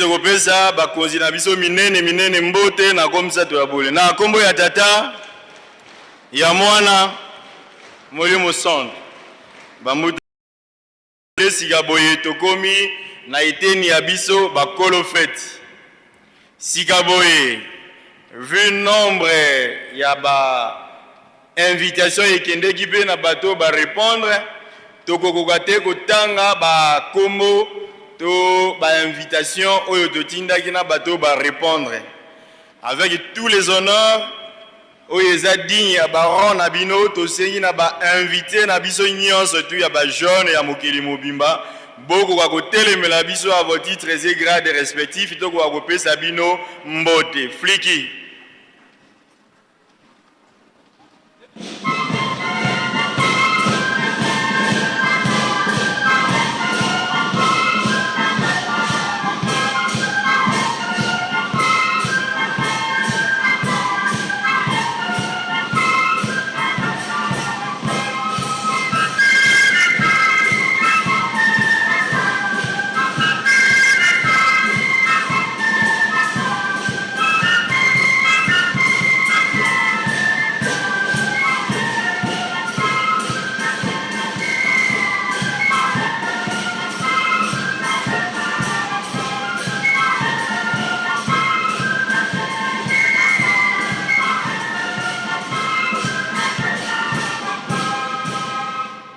Tokopesa ba invité na biso d'honneur et de marque mbote bisika biso tout bazali ebele babimai kuna pona ko accompagner autorité nationale ministre ya tutelle na biso ba jeune bako akozwa mbote bisika ba telemi okomisa to yabole okombo ya tata ya mwana Molimo Centre sika boye à tout seigneur tout honneur na biso bilenge lingomba na biso bapaka bazalité Kimbongise nyonso azali jeune nde sika boye tosengi na jeune Kimbongise donc croyant Kimbongise nyonso tout tokoka kotelema bapesa biso mbote biso bakolo fete fliki nzembo ya kavukavu.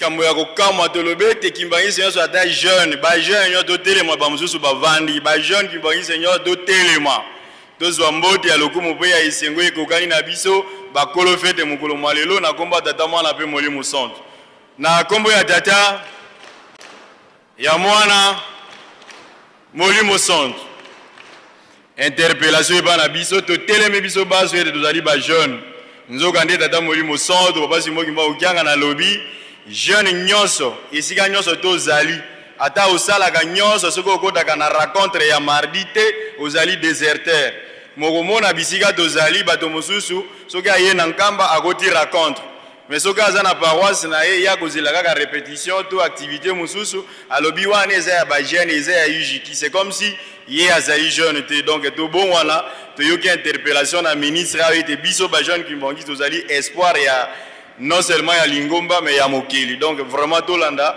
oyo bazali koyebisa biso ekozala malamu mingi nde na ntina wana tosengi boye na bakambi ya bajeune donc bakapita ya bajeune na bisika oyo tozali baresponsable ya UJK na niveau ya bacellule na niveau ya poste na niveau ya baparoisse mpe section na niveau ya bacommune mpe territoire na niveau ya badivision unique na municipe division unique baville ba province pe biso baso na ba collaborateur na biso bisika tozali tokoka kotelema bapesa biso mbote tosengi pe na ba responsable au niveau provincial Pe na niveau ya ba département nyonso tout ko kotelema elongo pona kowelela ngonga tosengi pe na ba responsable paroissiaux na ba pays oyo tozali na ba collège exécutif et nationalité botelema baso to ko kopesa bino mbote fliki.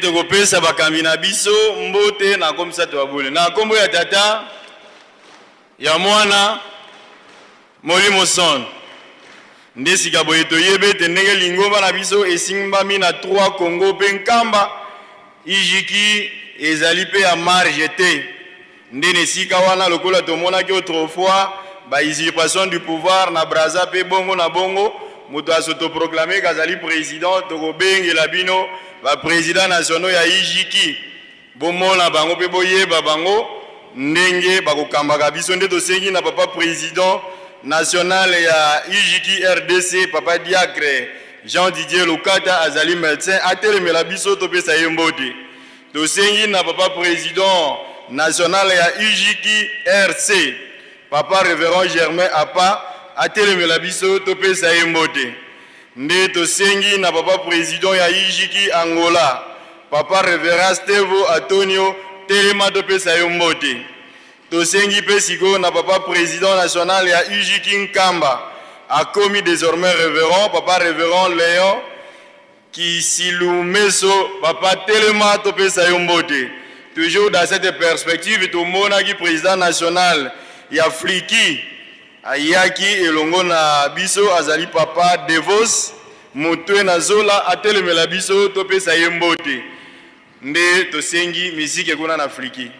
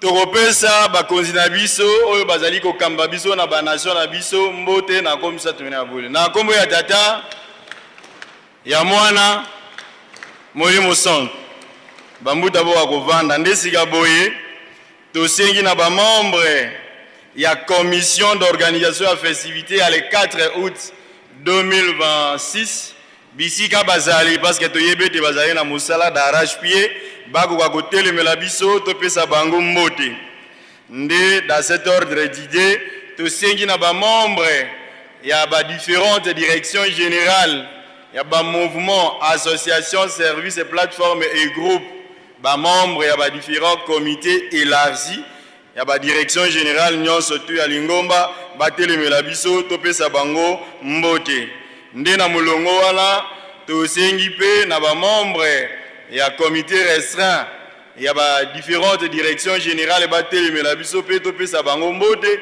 Dans cet ordre d'idée tosengi na maman caissière générale ya UJiki, maman Nicolette Wazenga esika azali atelema, papa comptable papa Alexandre Sita, secrétaire général adjoint ngai moko papa Ferdinand azaya kotelema, papa Borley Muzabala secrétaire général atelema, papa Tosh Masuta Mato Léopold vice-président général agwa kotelemela biso nde tosengi morceau kuna na fliki.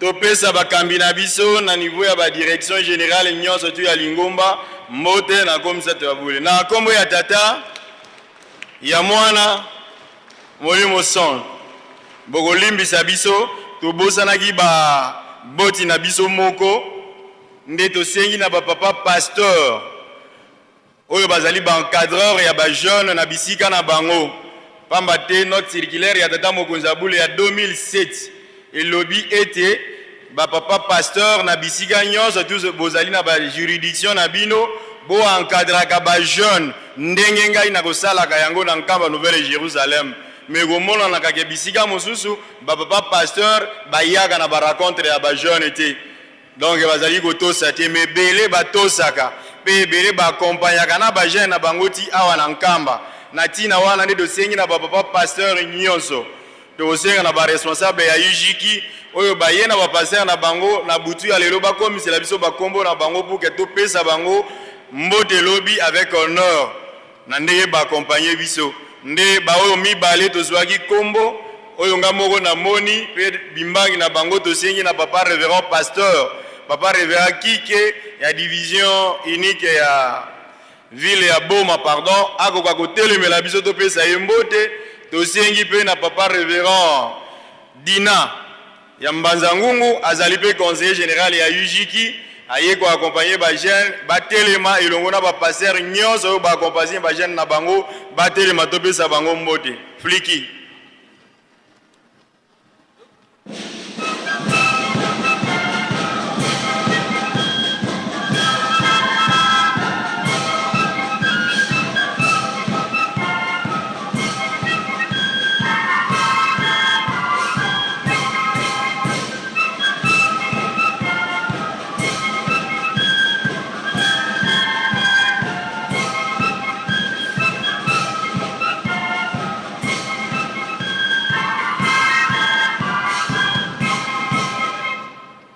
Moulongo a dossier na papa pasteur de la ville à Téléman Yankamba parce que hier aussi c'était grand encadreur à Tika Kabiso ba jeune était bisi gagnant de Tozali na rencontre ya mardi puis na ba mouvement nyonso tu Yankamba soki nganganzambe nyonso na moki mobala na exemple na ende malam parce que ya mobiliser ka ba mouvement nyonso ba association nyonso pour na mouvement où ezali na fête ndeti ndeke Tozali boye yiji Yankamba bazaya ko sepela pour mobiliser ba nyonso.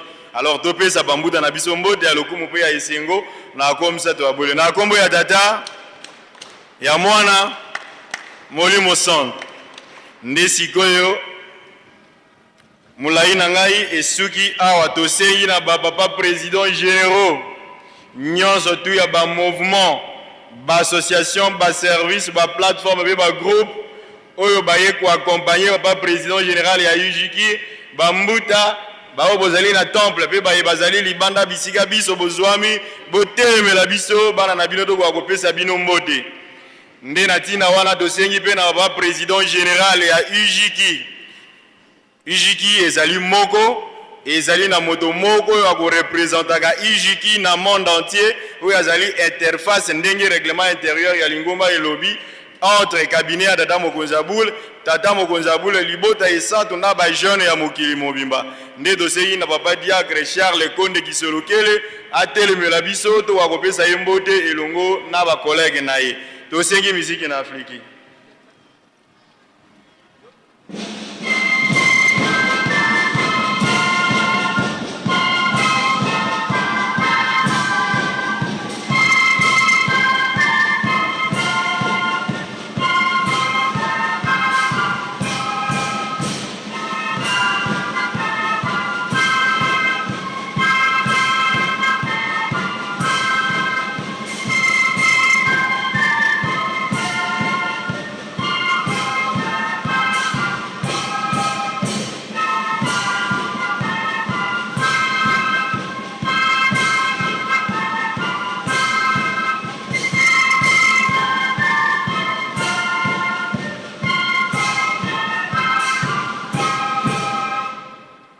Tokopesa bakonzi na biso na ba différentes directions générales pe direction générale na biso ya ijiki mbote ya lokumu pe ya sengo oye kokani na bango na komsa to abole na kombo ya tata maboko ezoyokana te ya mwana Molimo Centre mulai na ngai esuki awa nde tobengisika boye papa secrétaire ya ville sainte pour la suite ya programme. Merci.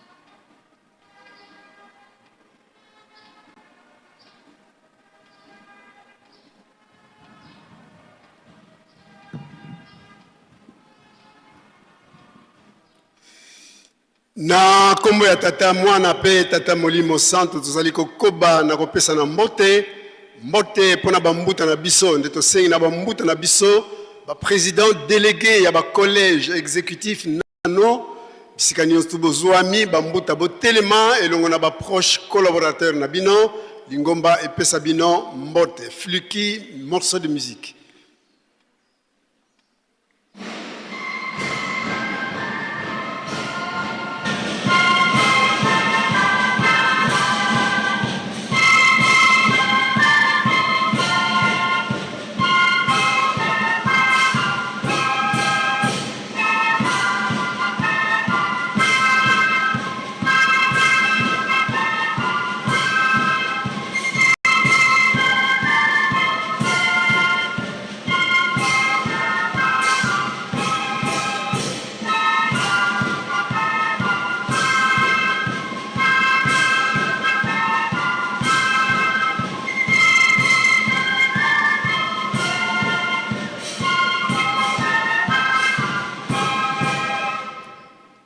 Bongsa maboko to pesa bambuta na biso mbote ya esengo pelo kumu na kombo misatu ya bule na kombo ya tata ya mwana pe tata Molimo Centre.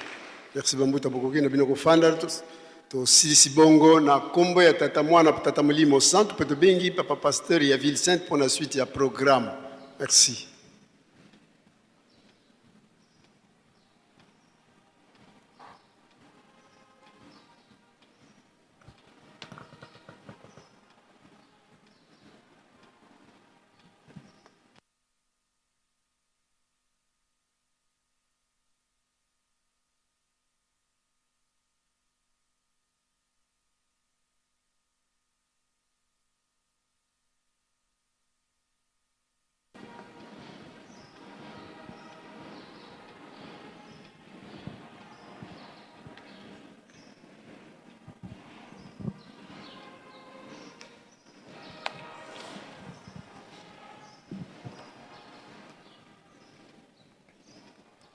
Na kombo ya Nzambe tata ya mwana pe tata Molimo Centre tolanda ki banso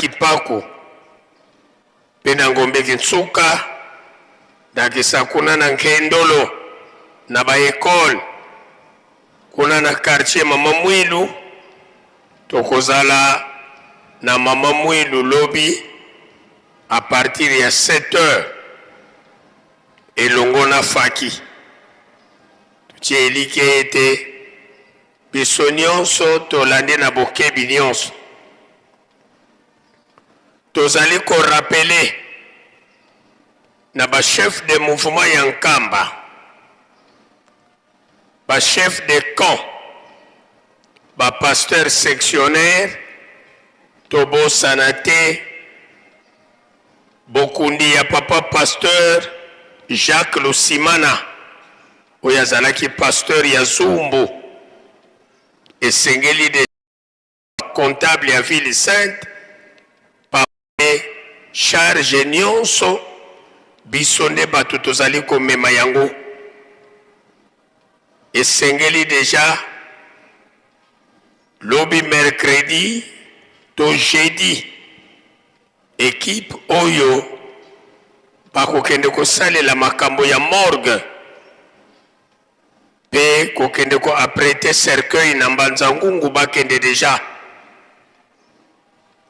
tobosana te papa pasteur tito kobimisa ye mokolo ya vendredi exactement asali 31 jours na morgue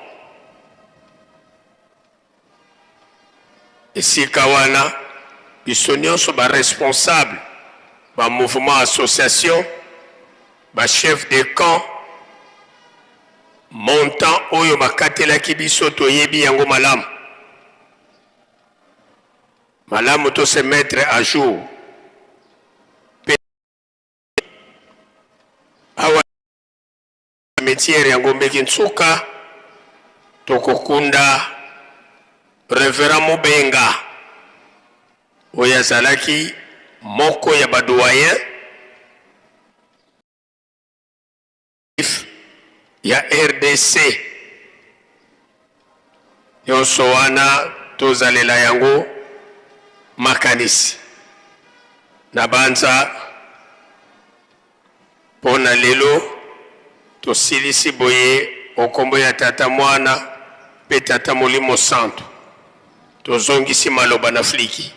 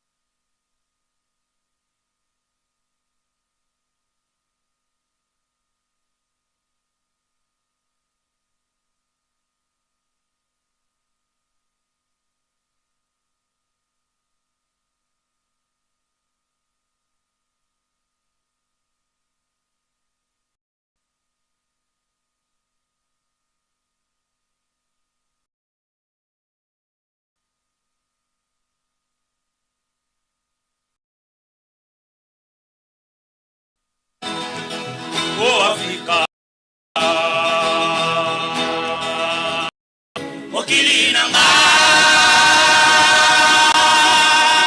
oyo namonelaka yango pasi bato na ngai banyokwami likolo na ngai obandimi ngai o Afrika mokili na ngai oyo namonelaka yango pasi bato na ngai banyokwami likolo na ngai obandimi ngai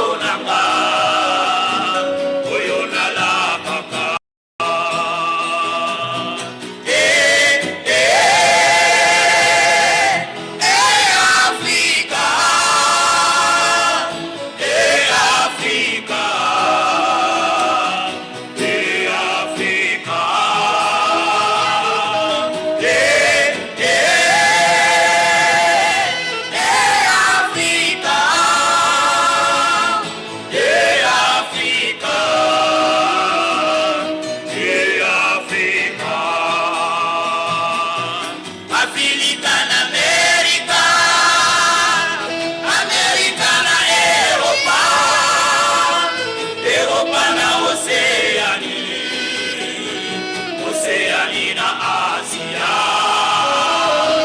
Tango ekoti nasepelisa bango na nkembo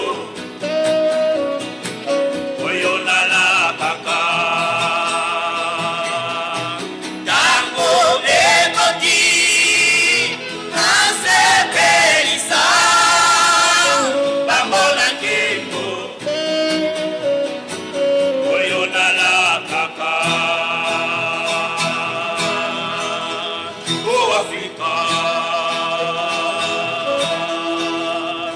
mokili na ngai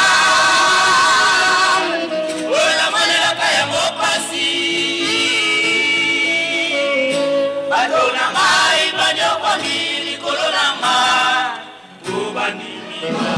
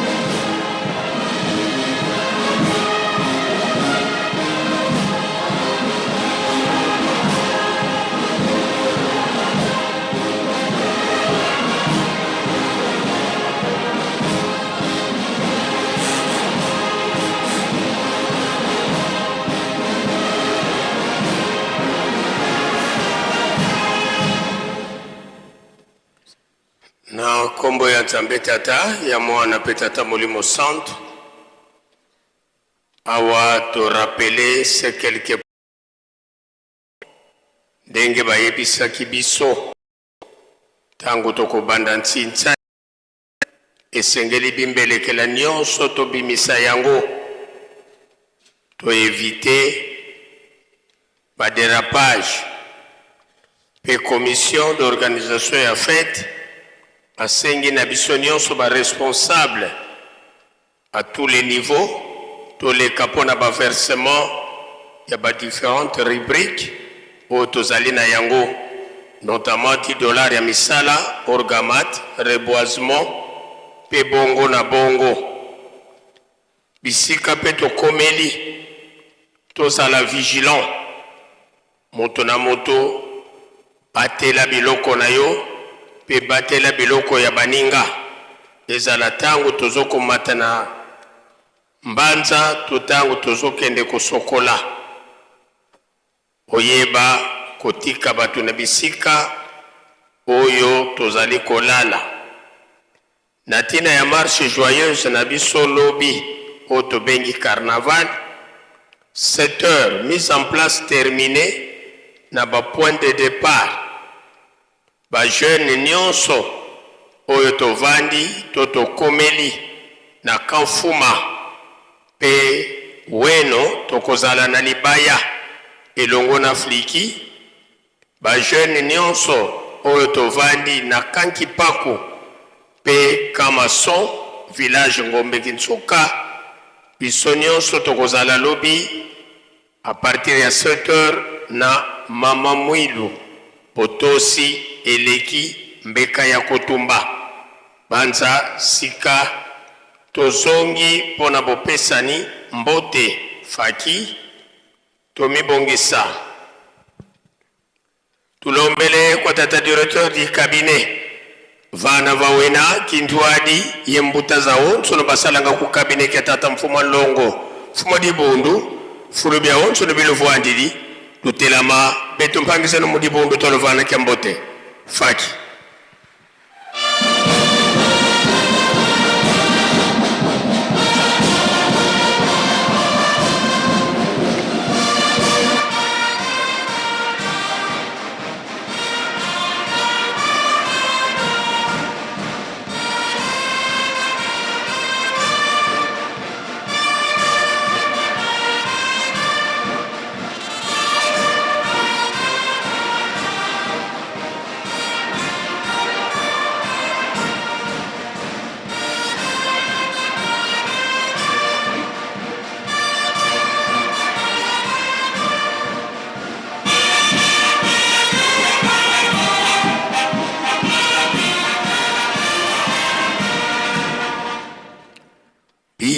Tukubikelo moko twavana mbuta zetu Kiambote munkumbwa se mwana tata mwanda velela munkumbwa se ye mwana ye tata mwanda velela bambuta tulendele kutuvana musola kwa se ye mwana tata mwanda velela tulombele kwa bankole bana babankole batekolo babankole fulu bya onso nbelo voandidi lutelama beto mpangisa no mudibundu tolovana Kiambote faki.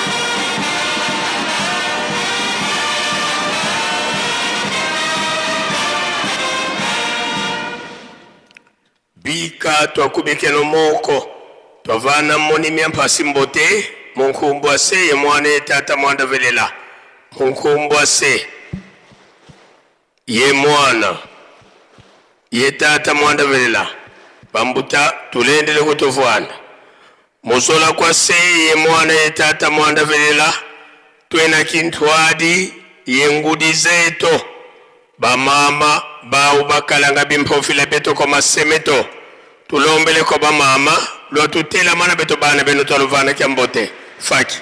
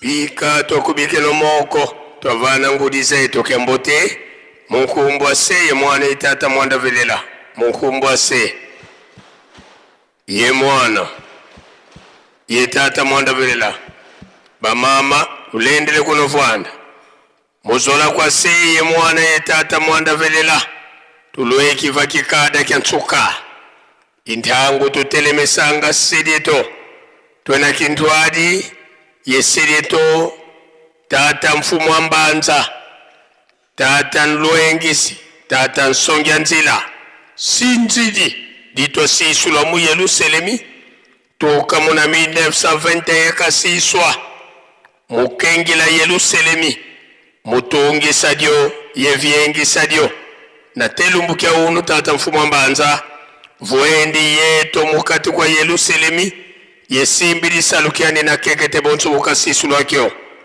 yandi mpe watambula mbebe ya kuzisonga ngazizi ya tata mfumu longo mfumu dibundu tangu za zobuke na wabindama mukuma kia kisalu tulombele kwa sedi yetu watutela mana beto bana tukuvana kiambote faki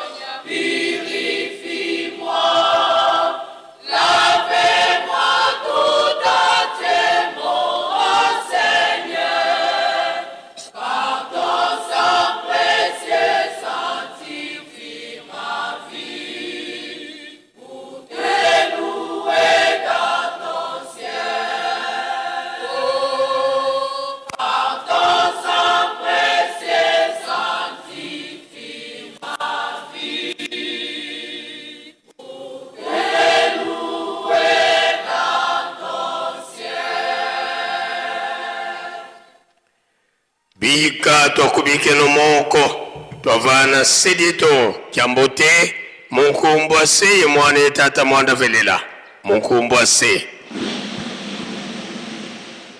ye mwana ye tata mwanda velela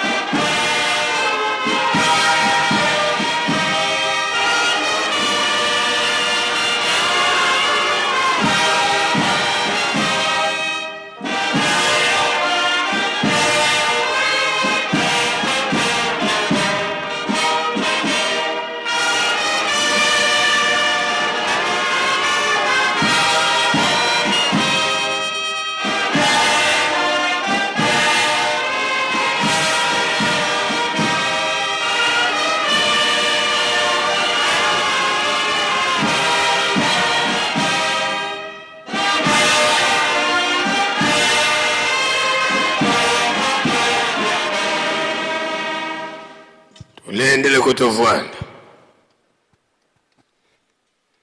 sedeto beto tata mfumu ambanza beto bana bakutukulombela bakafulu watusikilikisa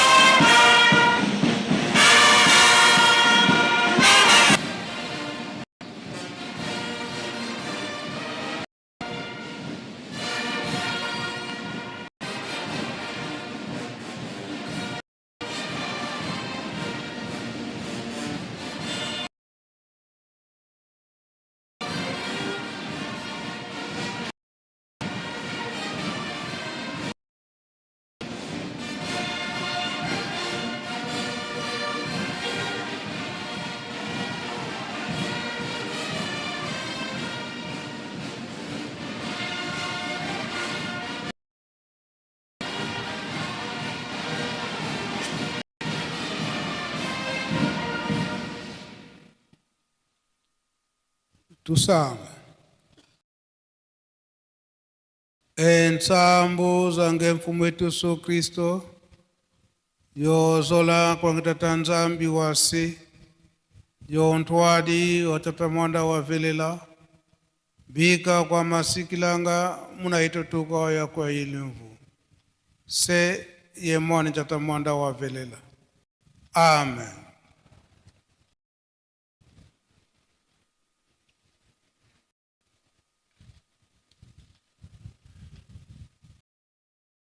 Nkombo ya tata ya mwana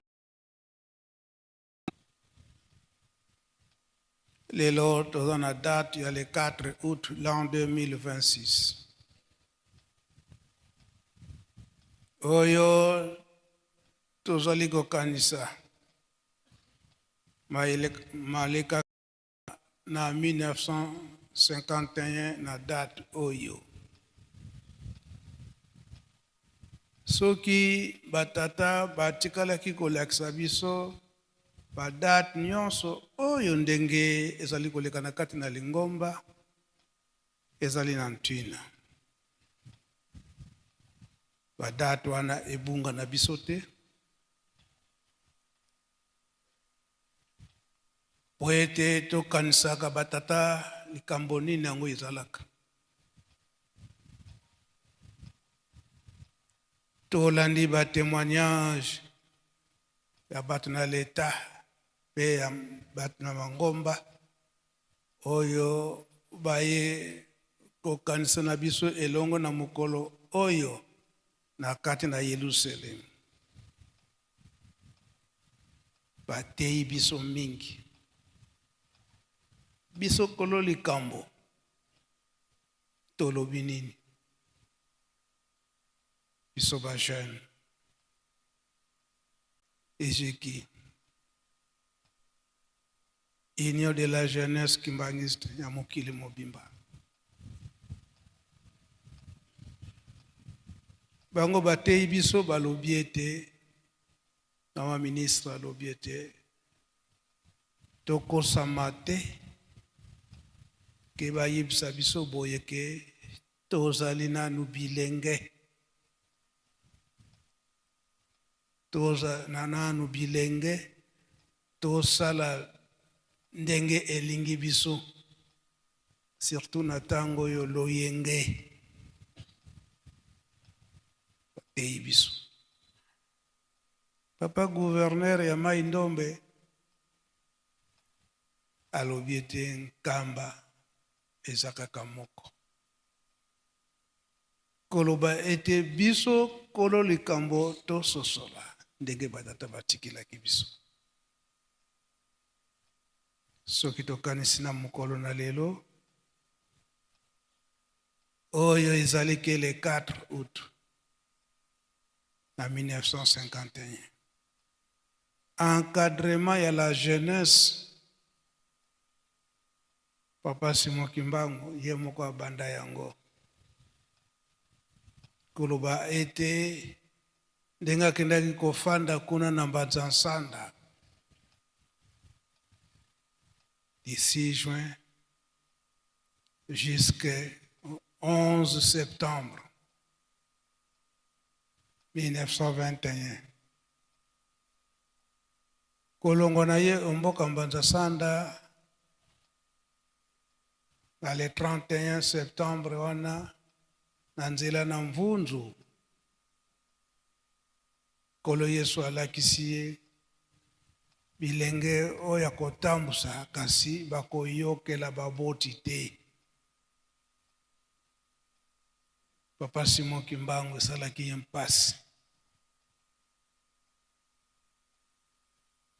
Ayebisi ba disciple bazalaka na ye Papa Simon kolo Yesu alobi ete bilenge bana bakobota maliboso na biso bakoyokela baboti te.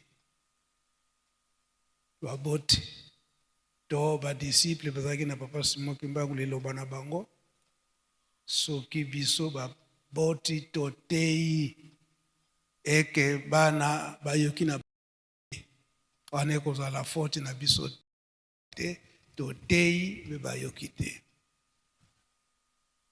Réponse wana esipilisaka Papa Simon Kimbangu te. Alobi te bana soki babotami baza na baboti na bango, ata bana batamboli na ndenge ya mabe baboti totikuki kotika bana te.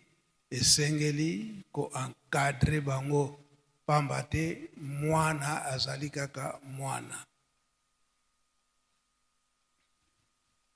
Le 11 septembre 1921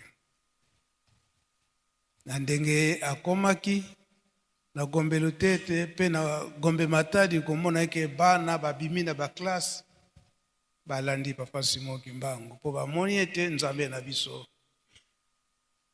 Kasi Papa Simon Kimbangu alobi bozonga na ba classe bokende koyekola. Ekole koya oyo baye ko coloniser biso bakozonga.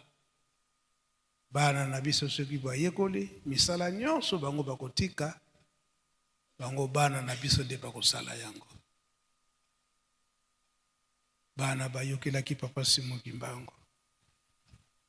Tala lelo oyo ezali komona na ete bakonzi na biso ya mboka chef de l'État biso na biso moto mwendo ezali ete Tata Simon Kimbangu akosaki te. Eleto uti komona bandeko nyonso oyo baza ko encadrer biso ba jeune biso na biso.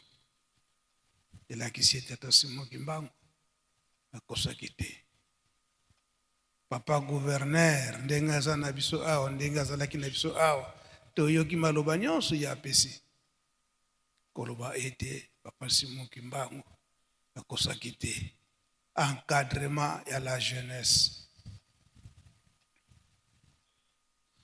En 1951 wana na le 4 août tolandi matei ndenge bauti koteya biso banda na banzembo mabondele ambe basali kokanisela biso biso ba jeune bilenge encadrement na biso nde baboti basali kosala pamba te kati la lingomba tokolobaka ete la jeunesse ezali nde avenir ya lingomba tata Simon Kimbangu. Tolandi matei ndenge bakuti koteya biso na bandeko basali na ba ministre na ba papa gouverneur totala bolenge na biso te tikete toteyama ndenge papa Simon Kimbangu ateyi biso, mama Mwilu ateyi biso, bambwala misato bateyi biso. Yango esika wana na lelo oyo papa Simon Kimbangu kianga nazoloba ete tozala bana botosi na kati na bolingo mibeko pe misala. Mwana oya kotosaka yende baboti bakopesaka mapamboli ya koleka. Nzambe pe na tango wana azali nde kopambola ndenge bakolobaka na Kikongo. Mwana oyo azana mayele te oyo azali ete mayele oyo tata Nzambe apesa ye azana yango, kasi azali kolanda bisengo ya mokili. Wana nde mama musala na ye konionga kaka, kasi mwana oyo akosepelisaka baboti akosalaka mwana botosi wana esengo ya tata. Yango biso tozala na esika oyo ete batata na biso bamama na biso tokoka kosepelisa bango na matei ya kitoko oyo bazali kopesa biso. Pamba te lingomba eza kotalela biso pe toyebi yango malamu. Etamboleli ya malamu ekouta nde awa na Yerusalemi, ekouta na Yerusalemi. Yango nde ekokende na mokili mobimba. Tozala bana botosi koloba ete lelo oyo pasi eza na mokili. Mokili mobimba eza na mpasi, me biso tobengami ete bilenge ya tata Simon Kimbangu pe bilenge ya RDC kolela oyo kopesa kinya na kati na mokili ekouta nde kaka awa na Yerusalemi na kati na mabondeli. Pasi oyo ezali komonana etali surtout biso bakimbangiste, biso ba jeune kimbangiste. Pamba te bilaka batata esi batikala kopesa biso yango. Soki bomoni boye pasi ya boye bolela na mabondeli, bolela na mabondeli. Pasi ya ndenge nini mobulu ekoti na mokili mobimba. Bambongo bazali kozwa batu kasi eza kotonda na batu te. Kobomana ekomi mingi ya batu batu kutanga. Bamaladi ya ndenge na ndenge, makambo ya ndenge na ndenge. tokosala nini? Nzambe ya tata Simon Kimbangu ye nde nzambe abilaka totia makasi na mabondeli po ete manso ekoka kosila. Yango biso bajeune na kati na Yerusalemi nzembo oyo ya kolela na mabondeli yango nde papa Simon Kimbangu kiangani apesi biso choral dirigeant. Pe moko na bino bongo aya kolembola nzembo wana na Lingala elobi nini?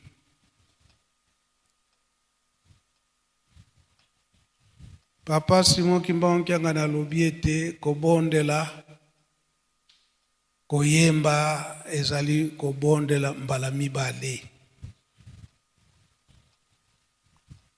Soki totali mingi pasi eza komonana kolela mingi na biso ba jeune toyebi eke nani tosali te, tosali nani bilenge esengeli musala na esalema, esengeli tosala po mboka ezala na kinya, kasi totika kotambola na ndenge ya mabe, totambola na ndenge ya toli ya malamu.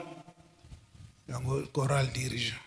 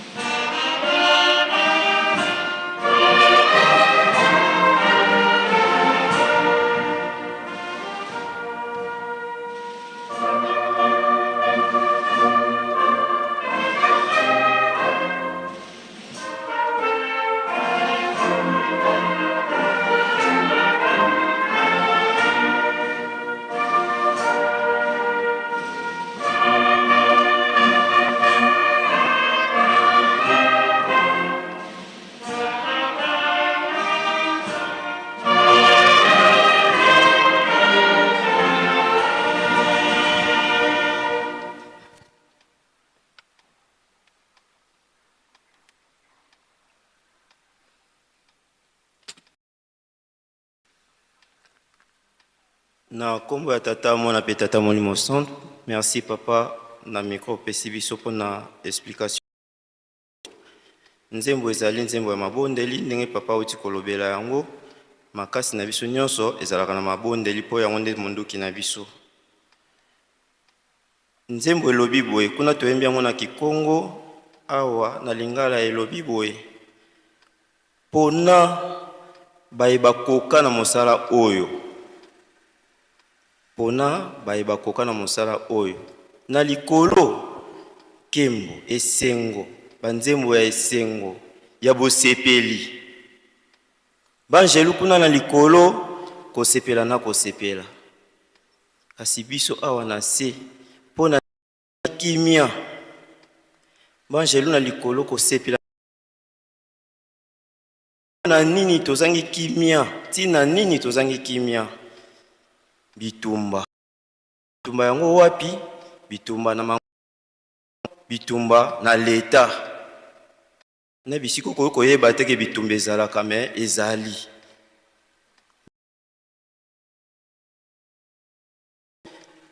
Bitumba na kati ya mangomba, bitumba na leta, ba epidemie kobwaka ba nyonso oyo tokoki ko imaginer ya ma Kolo Yesu tindela biso ntoma loba mongongo na yo kwete mokili mozo akimia. Wana ezali partie ya refrain. Bitumba awa na mangomba, bitumba na leta, ba maladi mabe na mokili mobimba. Donc mikili miso, mokili nyonso toyebi ke eza mokili ezo existe na mokili. Wana ezali yo tindela biso ntoma loba mongongo na okwete mokili ezwa kimia. Couple ya mibale elobi ba misusu to basusu babosani ete yonde nzambe nzambe ya nguya nyonso ba mipesi na ba mayele mabe ya mokili oyo.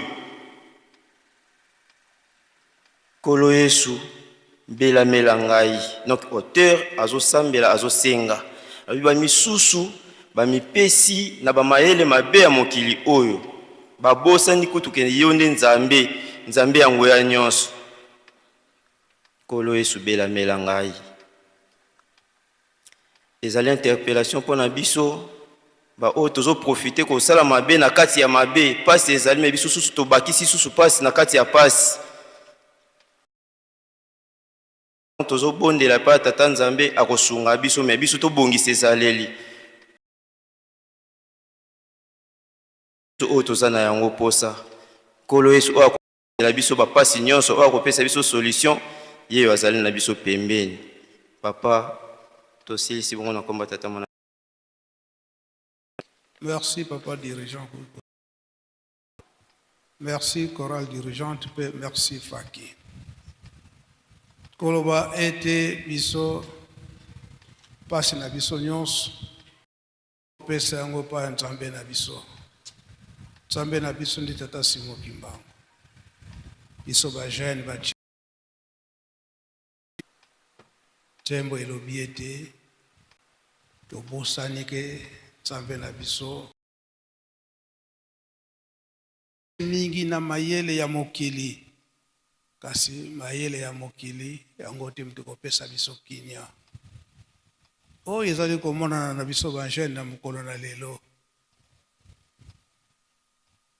Papa diangenda kontima yambo atika biso atika kikoloba na biso ete bino ba jeune na kati na Lingomba. Mubulu ekokota na kati na mokili mobimba. Makambo ndenge na ndenge kasi bino ba jeune surtout ba jeune bozala président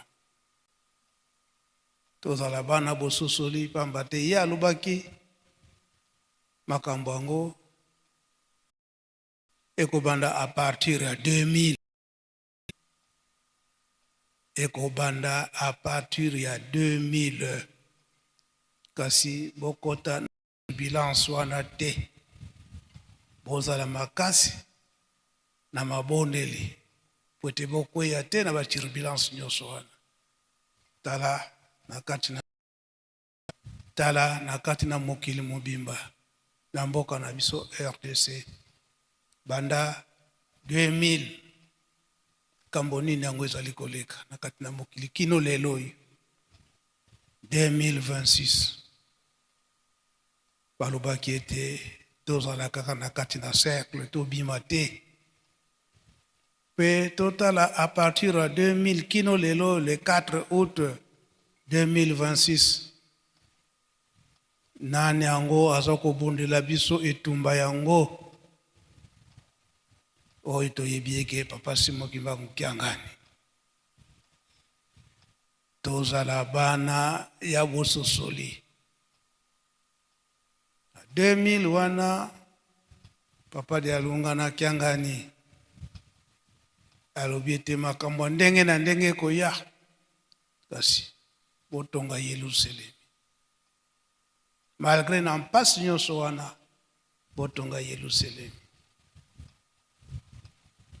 na tango wana tozali korepete yango komata na Yerusalemi ezalaki kaka na bambuta batambolisi mbala misato na mobu mobimba le 6 avril, le 12 octobre de chaque année et puis le 25 décembre.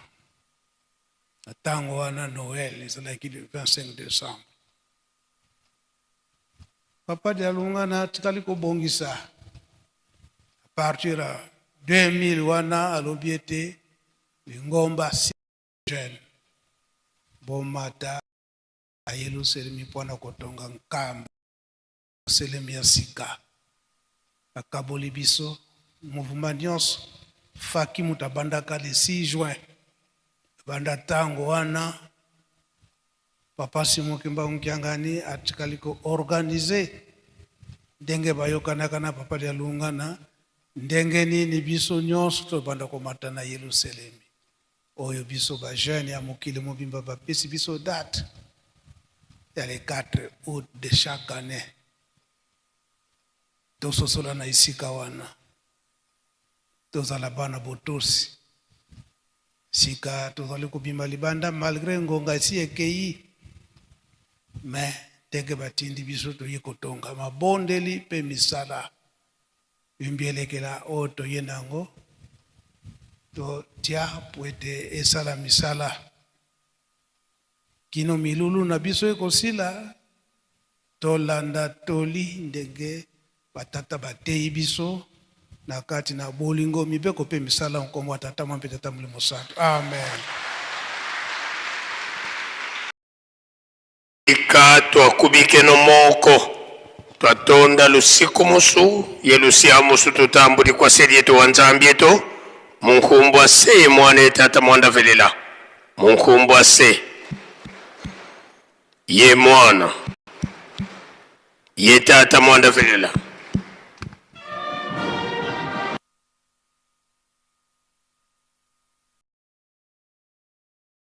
Connecté à la Presse Kinkamba officielle, votre chaîne de proximité. Suivez-nous en direct sur YouTube. Presse Kinkamba officielle, la voix qui vous accompagne désormais en temps réel. Connectez-vous car le direct c'est maintenant.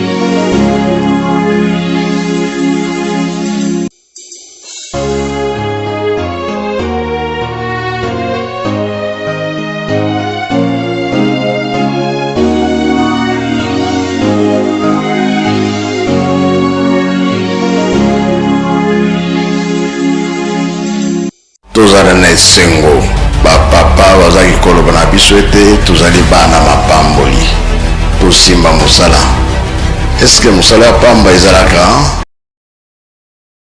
yango nde bakotangela biso oyo bino bosalaka bino soki bolobi likambo mokili mobimba bayoki bino nde bakotya kimia baloba nyonso bapapa bazalaki koloba meme elobema na 21 eza epa na bino na maboko ya banani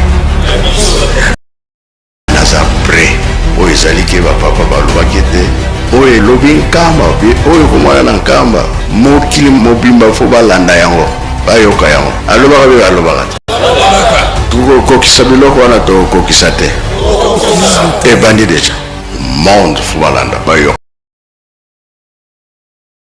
po ebima banani bakobimisango bandisa.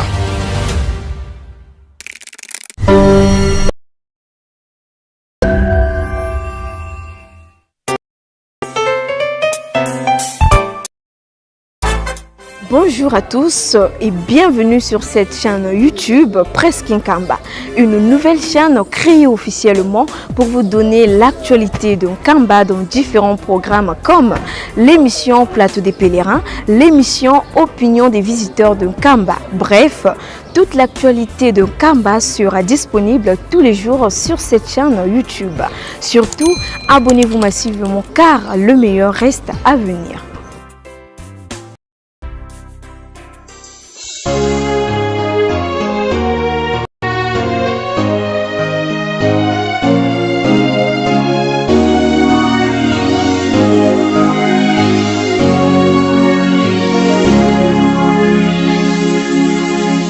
C'est du nouveau sur Presque Nkamba officiel. Dès maintenant, vivez les activités du chef spirituel et de ses conseillers directs, les informations de l'église, les émissions et les cultes en direct d'Nkamba Nouvelle Jérusalem. Partout et à tout moment, restez connectés à votre chaîne de proximité désormais en live. Suivez-nous en direct sur YouTube. Presque Nkamba officiel, la voix qui vous accompagne désormais en temps réel. Connectez-vous car le direct c'est maintenant.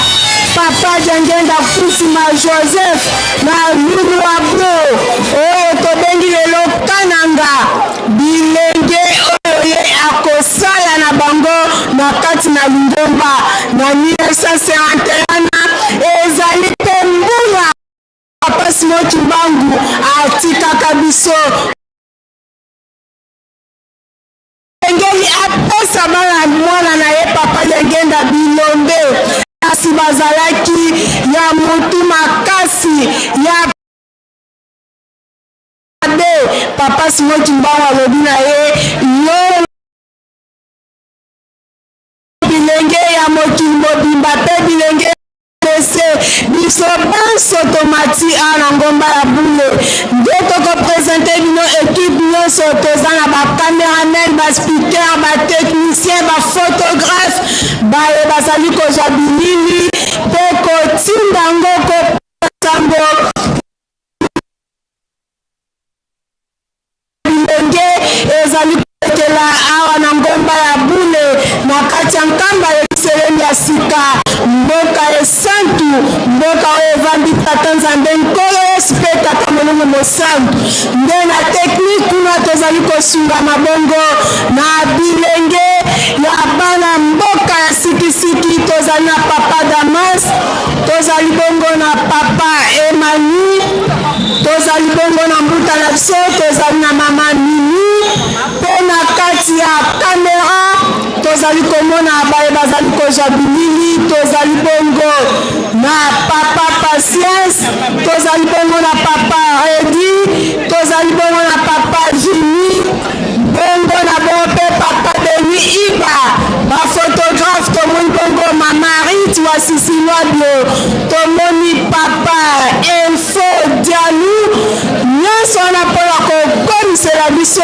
maye mazali koleka wuta nkamba yerusalemu ya sika mpe elobeli tokokabola moto na moto na kota na ye pamba nkamba ekoyambaka likolo nyonso likolo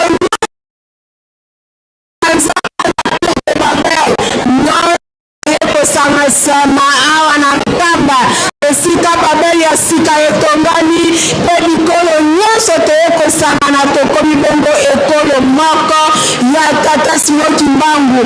Tozali na mama Sefi na lokota ya Swahili, mama Rebeka Tuta na lokota ya Lingala. Tozali bongo na mama Clara Ndubie akolebela biso na lokota ya Portugais. Pe nyonso wana mpona kopanza sango ya tata Simon Kimbangu ndenge amonaki yango yambo akota Krish yama epanzani anja yepse ndenge epanzani nde sango ya tata Simon Kimbangu ekopanzana na mokili mobimba. Yango nazoisi elobeli epai ya mama alubanda na lokota pe na Portugais mpona bato bazali koyoka monoko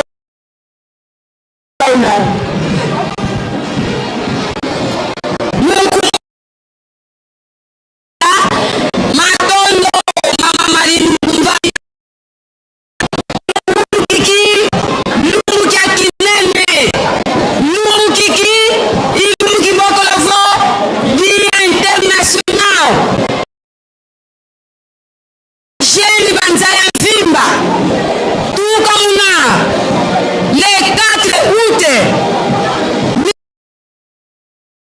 papa Simon Kimbangu wasongela papa liangenda kuntima mpasi voka mona ba jeune basala yani bibunu diani dia longo ikina tuka muna le 4 août 1951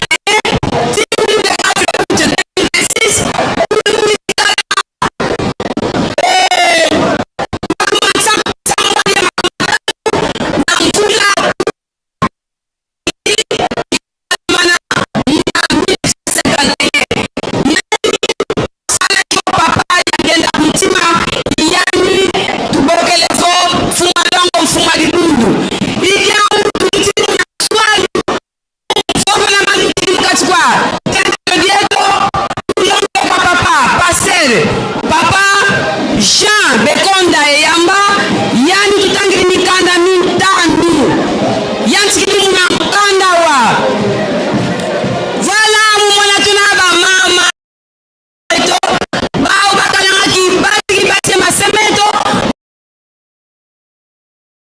rela kwa masemeto ibao ne tumweni manto ye mama Francine baba kingi kadi mama representante mama Mwilu Marika Wanga ikina tole muna swali yongole muna mkubwa wa Davidi kapukia ntete manisini muna mosi imbansini muna tanu wele mkanda wa ntanu wa mose kapatanu makumule mosi bosi tuelengela kamuna mkanda wa misiku 10 mione na tata Simon Kimbangu mwe manisi nipe muna mkanda wa profeti Jeremia ovo Yeremia 5 12 à 19 il y a un moment tuena kuna tata Nsongi Anzila yani wena conseiller ya tata Simon Kimbangu kiangani muvai kakena muna temple mpasi babaka kimbaba nzitusu muna yani bufweni kali baba fuma banzaye wana tomoni bobimi ya papa Songi Anzila na kati ya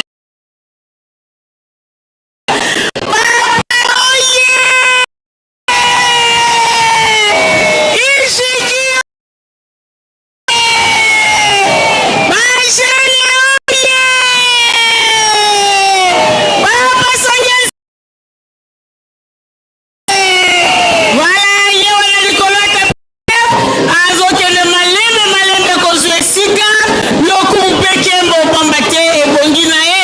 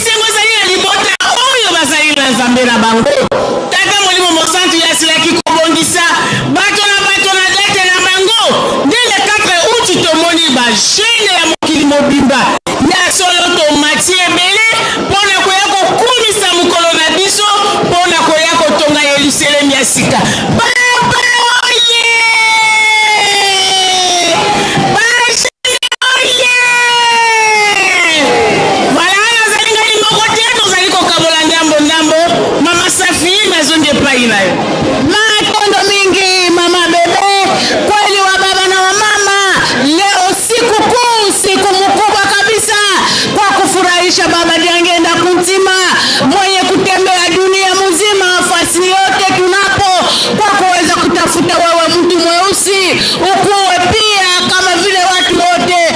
Tunafurahisha wababa watatu takatifu, Papa Kisolokele, Papa Dianungana, Papa Diangenda Kuntima, mwenye kutika damu, kwani sisi wote tupate kuokolewa. Akatuona katika shimo munene kwa kuona watu wote wenye kuharibika, akaunungunika kabisa na kusema kama hawa watu nitawajenga. Je, tawapatia mahubiri namna gani? Papa Simon Kimbangu akasema kama ni wao wale utatumika nao, utawahubiri na watageuka.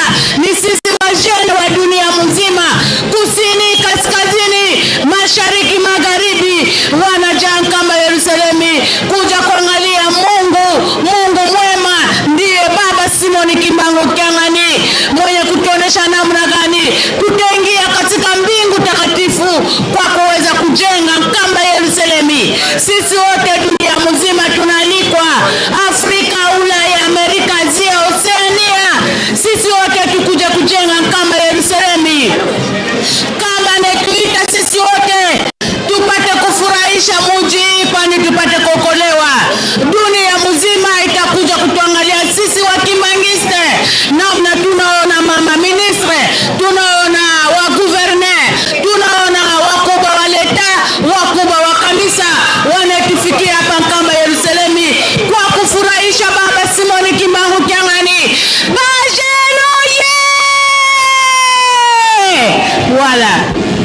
Asante sana Mama Safi Rose 353 Sakilia Bena Kasai Wabalengele Badimva Mwakulu Tujila Mwakulu Abanka Yenele Lutuchi Jitukuji Biji Jitukuji Mai Mungondo wa Mwanda Mukulu Muchichi Mwechicha Binu Bibiji Mwakuna Biji Nesa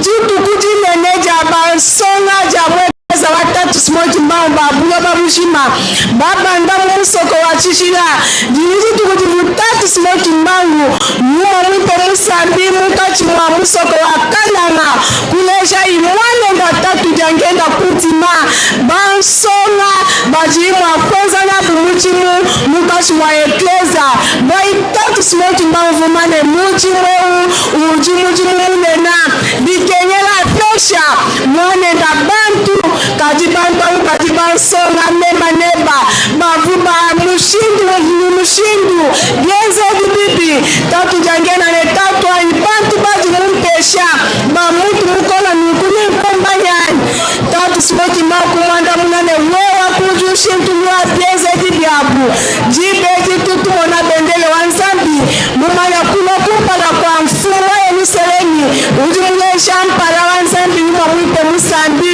mwakufesha buchanga ni butumbi tutu babikia ne batatu mama ba MSSK basalai banyuma bwa Ekleza watatu Simon Kimbangu beba baba na kuimana ni bendele wanzambi wakufesha changa ni butumbi tutujalenu mwaluka etutu mona mfumu ani dirisha wazi tutujalenu tatu jarene yeya kuzimu commandement wakufesha changa ni butumbi kujinzandu we ketu bosoni tushala banulama wakuimana kunjila changa ni butumbi kujitatu Simon Kimbangu Kyang'ani jumuleja chifa nchenda kujitatu mbeza Kyang'ani Andre fumu wa Yerusalemu ketu ponso tushala banulama tulonda tutujalenu malaja kutamukashi mwa Yerusalemu kya bena kutabusha ponso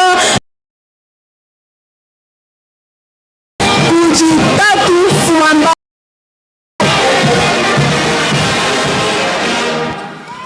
lukeba bimvuka benzi tusu lukumama lukandama ni lumonso ya lubakala lubaluka ya kala kwa ntinu nolo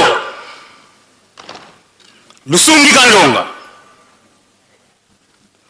vunda kana furu kono kwa nikuka mpungi ankuman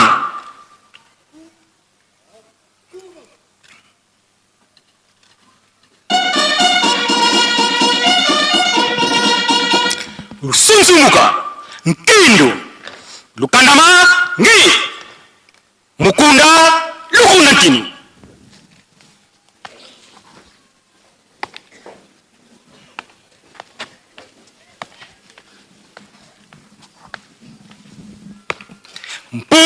ndizu kwa tata Lwangisi.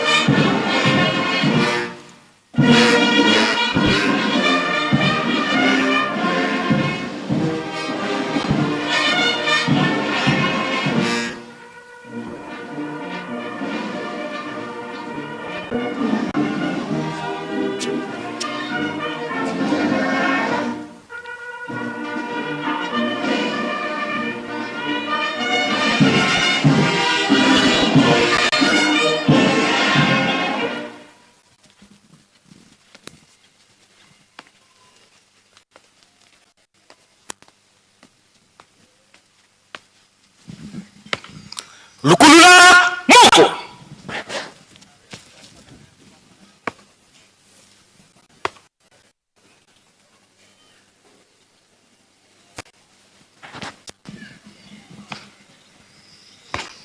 Kabu dia binati na bendele wanafurukeno nolo.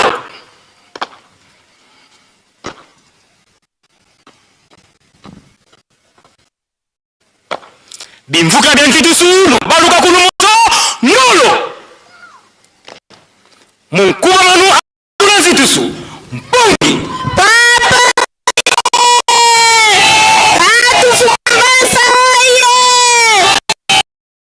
Yerusalemu oye bata tubama muchanga ni butumbi mwana kuposhiba kufumo Yerusalemu mlejwanjila atatuweza kianganya Andre wanu wa kwa kishila peni ba mushindi ba mbula matadi ni baekeza kipaduka ijiba jonto tatu simoto mautangani utuwa sifa mchenda kuzifunwa Yerusalemu tatu meza kianganya Andre mamu bebe chikolokolo kuchi ewa mamu Marie ya solo batata mama ndenge tolobi lokumu bekembo na ngonga oyo zaliko pesa na Yerusalemu epa ya papa sonja nzila kapita Yerusalemu ya solo commandement pesa makina dirigeant Jarene yewana tomoli bendele na mokolo mwalelo ndenge tolobaka sepeli sanzambe na yo tango zali na bomo epa itokendeke mibeko bolingo misala ezali te awa na se ya tango de basalelaka bongo tata nzambe yango tozali komona bajene ya solo bakoti ebele mpona koya kotonga Yerusalemu ya sika ndenge babongisa likambo na bango utakala tala bajene oyo kosala na bango yango matile tolandi na mokolo malelo na kati ya bajene wana mibale misato baoyo bakoyokela yo baoyo kosala na bango yango wana bajene ya solo tolobiki batiki bazali kolema te bango wana jeteki bazali bango na MSSK bazali biso nyonso tozali komata na fliki omata kaka mpona koya kotonga Yerusalemu ya sika alobi vala bana bokende koyekola avenir alobi ekozala mpona bino mateya tolandi mokolo malelo yo oponi nzela nini mwana ya nzambe ayokaka bomongo ya tata na ye kolanda nzela mibale te ntango bazali kolakisa biso botosi ntango bazali kotinda biso botosi mwana tosa baboti ntango ozali kotosa baboti okotosa mpe tata nzambe pamba te mokoti azali tata na mama bango nde baboti yo bango mpe banzambe ya se ntango ozali na botosi na kati na bango okotosa tata nzambe oyo azali kopesa yo pema oyo azali kobatela yo ntango nyonso wala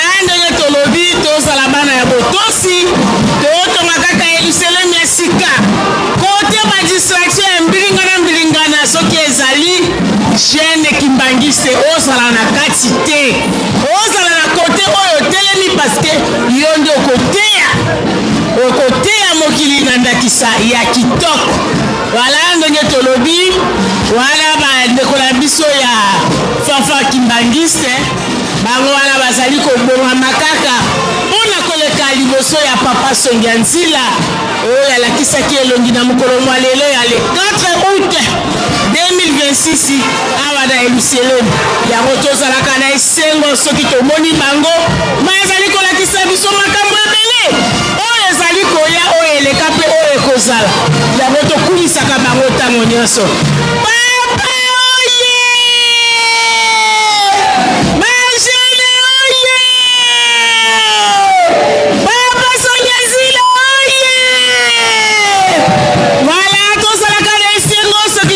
Nzambe biso bango wana bazali kolakisa biso makambo ebele tokima mabe tosala malamu totonga Yelusalemu na esika. Mama Clara nazongi lisusu epai na yo. Muito obrigada, mama Capita. É verdade, estamos de dar honra e glória ao Deus Criador. Vamos ver a presença do Papa Songianzila na ausência da sua divinidade. Ele está conosco e ele acabou de receber a glória. Sabemos que são 2 grupos que merecem fanfara Kimbanguista e MSK. São os 2 grupos que dão honra e a glória. Portanto, hoje um dia inteiro de juventude quimbanguista. A cidade santa Kamba acolheu toda a juventude quimbanguista. Nesse momento, a cidade está cheia. Não só a cidade santa, recebeu também várias entidades do estado, entre outros tivemos a presença do governador do Maindombe, não só, e tivemos a presença também da mamã, excelência ministra da juventude, a mamã Graça Aimé Coutinho. Na verdade, ela é a filha do pastor Coutinho, esteve conosco e também martelou sobre a juventude. E no fim, ouvimos as palavras de conforto, as palavras que merecem, as palavras que dão paz nos nossos corações, do Papa Fumambanza, Papa André Mbenza, o conselheiro direto do Papa Simão Kimbangu Kiangani. Por isso, juventude, na mensagem de Papa Fumambanza, ele martelou dizendo que a juventude quimbanguista é causador do sofrimento que assola o mundo. Portanto, o hino, como o dirigente acabou de cantar, diz-nos que a juventude devemos alcançar na magia, devemos alcançar na feitiçaria, tudo que não agrada a Deus devemos alcançar, porque Deus, Papa Simão Kimbangu, revelou juventude quimbanguista duas partes, mas hoje em dia estamos a ver a juventude quimbanguista estamos focados na maldade, mas na verdade a nossa slogan diz-nos que a juventude é a esperança da igreja. Por isso devemos acreditar, devemos devemos ser obedientes em tudo que Papa Simão Kimbangu quer nessa juventude, porque é uma esperança da igreja. Mas o que acontece? Nós, a juventude quimbanguista, não queremos seguir o espaço, principalmente nas redes sociais. A juventude quimbanguista está perdida. Por isso nós devemos seguir o espaço do nosso Deus, Papa Simão Kimbangu Kiangani, porque Papa Denguenda criou essa união, era para sustentar e para apoiar a igreja, mas no final de contas estamos a ver a juventude quimbanguista está perdida. Por isso, papais e mamães, juventude quimbanguista, devemos seguir aquilo que Deus quer para nós. No fim, Papa Songianzila martelou dizendo que um filho obediente é a felicidade dos pais.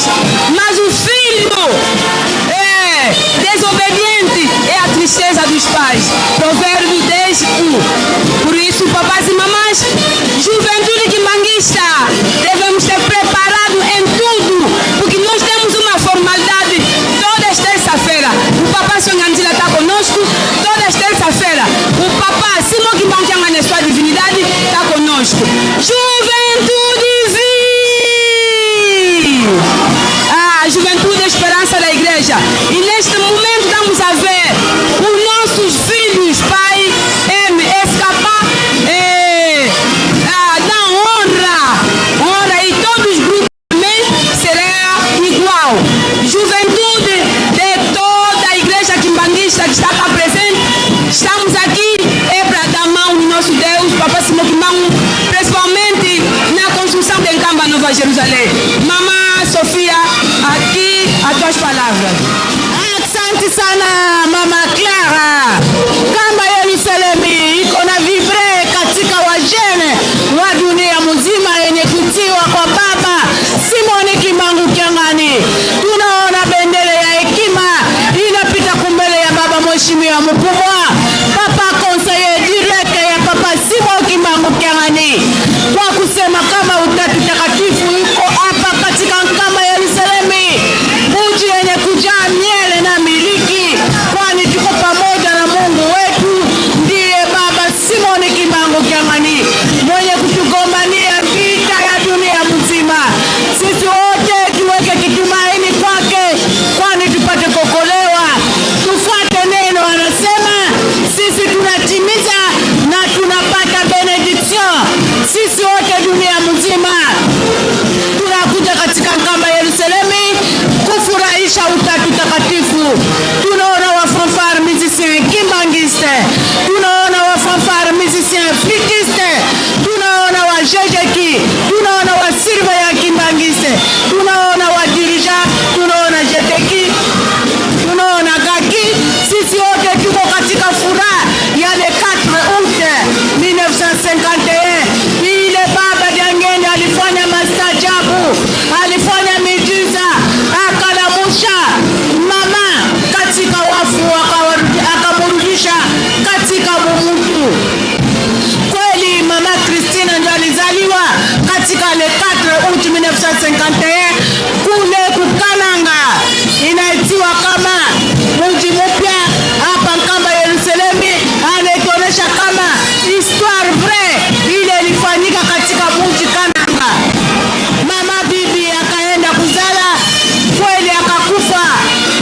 Masemi ya Papa Diangenda akabonesha baba yake kama papa, mama naenda unipatie furaha, kwani nipate kutumika kazi. Akaenda katika hospitalini akalamusha mama bibi neno ya mastajabu, kwa kuona Papa Diangenda kuntima ndiye Papa Simon Kimbangu, kwani alisema depuis 1910 kama na 1918 mimi nitazaliwa, na 1918 akazalikwa.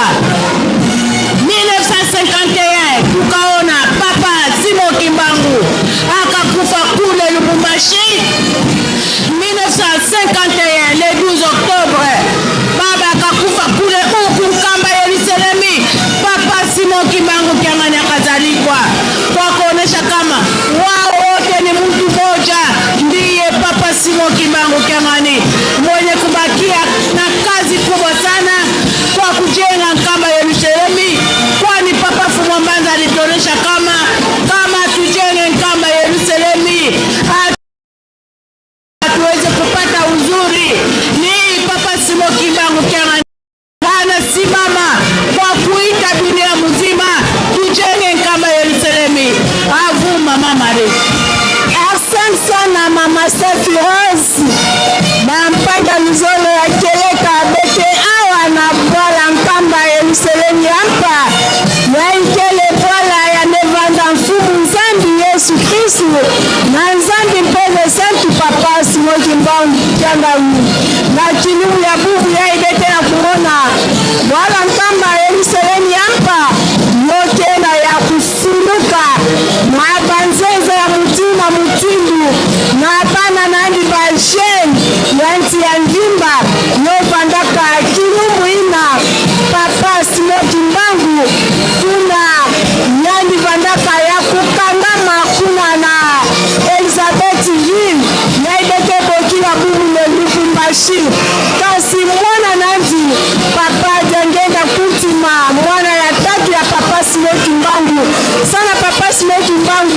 yani kutaka bana tatu na ntete ya ivetu mesola kutokia papa Filipu papa Kiselekele Loke Daniel Charles ya Zole papa Jalungana Kiangani Salomo mwana ya tatu nde papa Jengenda Kutima Joseph yani vandaka na Kananga na Kisalu nde na 1951 tata nani papa Simoki Mbangu hapa shikilaka yangi novandaka ndosive pasina kimona meso papa Simoki Mbangu bashikila mwana nani papa Jengenda Kutima yanya songa yani bantu toba shen ina yani tasara tia ni Kisalu na kacha dibundu ya papa Simoki Mbangu changani na kutuma dibundu kasi bantu angoto bashena wabovandaka basheni yantu pasi ya bikanunu yambi kasi papa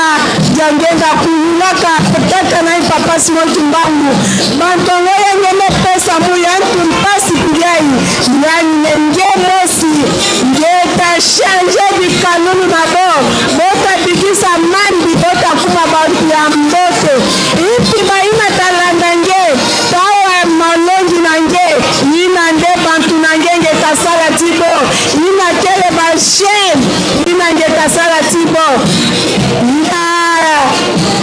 na ntangu yedeke mona bana jete ki boya ndina kena kuluta baina meme sana kusala bateatre na makamu kundutaka ina dekona pila bashen ina kena ntola papa Simoki Mbangu na nima deke mona papa Jangenda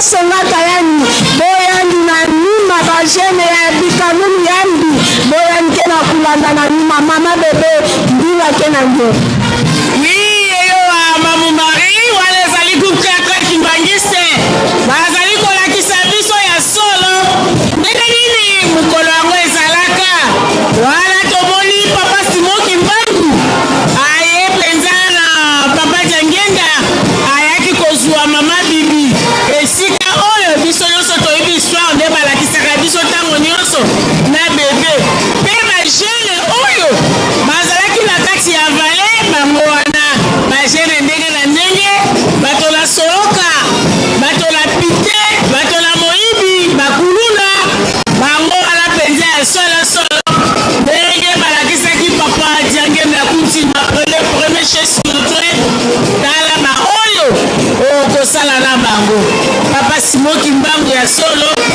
ayokaki mongongo ya Nkolo Yesu tala na kati ya vale okote ya bango ba oyo mpe bakoyokela yo okosala na bango wala wana groupe Théâtre Kimbangiste baleki kaka defile pamba te ngonga ezali te tolandaka yango chaque le 4 août biso mpenza toyebi histoire meme na nzela ya bililingi tokolanda ndenge nini likambo yango ezalaki voilà toyebi te ishiki soki fololo ezali voilà président général tomoni ye fololo ezali toye korenouveler bongo alliance voilà félicitations na président général tomonaki ya solo katanga eninganaki partout azalaki mpenza na mobembo esengo ezalaki makasi mpe asali mosala kitoko voilà tomoni tous les généraux bango wana babongami tomoni révérend Sikoti de Mucheche non aza te voilà tomoni ya jeteki tomoni ya bakoreki tomoni ya baishiki tomoni bakonzi ya solo baoyo bango wana voilà ishiki bango wana comité général bango wana bazali koleka mpona kokende korenouveler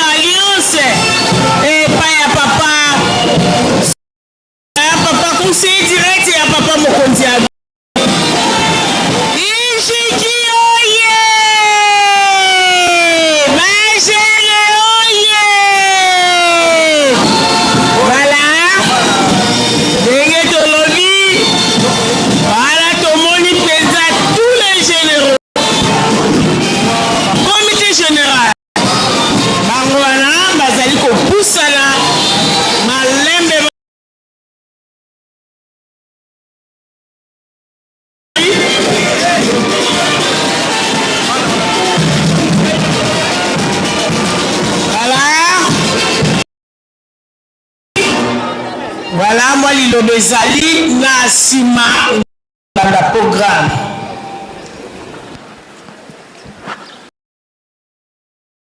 Tata mwana pe tata molimo monsanto ya liboso tata konzabule tope pamba te obatelaki biso kobanda 4 août lelo tokokisi mbula mobimba tokomi 4 août 2026 ebele elekeli biso ya mabe mais espoir na biso elike na biso totiaka yango epai na yo nzambe na biso na mokolo mwa lelo toye lisusu korenouvele alliance na biso bana na yo liboso na yo tolobi ete tokozala kaka na nsima na yo mpe tokotosa kaka oyo ezali koyebisa biso e tokokontinue kosala oyo ezali kotinda biso mpo ete yo pambola biso na bafamile na biso na misala na biso mpe na banzoto na biso na kombo ya tata mwana mpe tata molimo monsanto amen.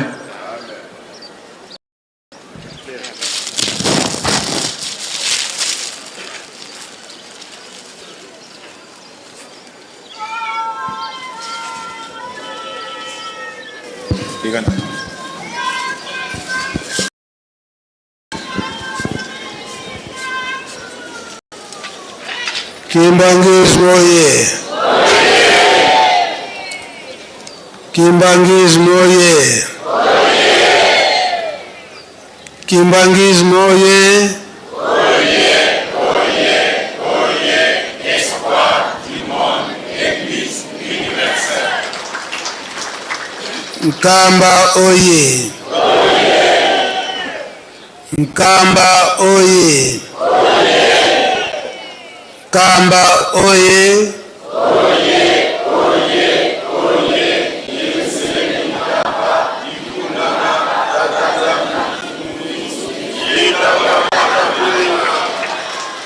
Ijiki oye. Ijiki oye. Ijiki oye.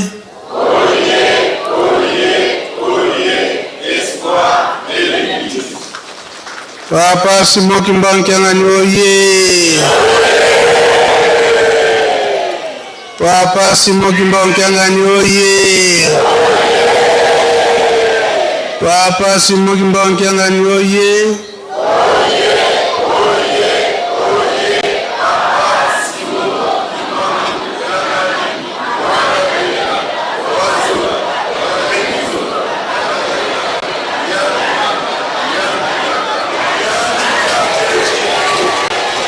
Simba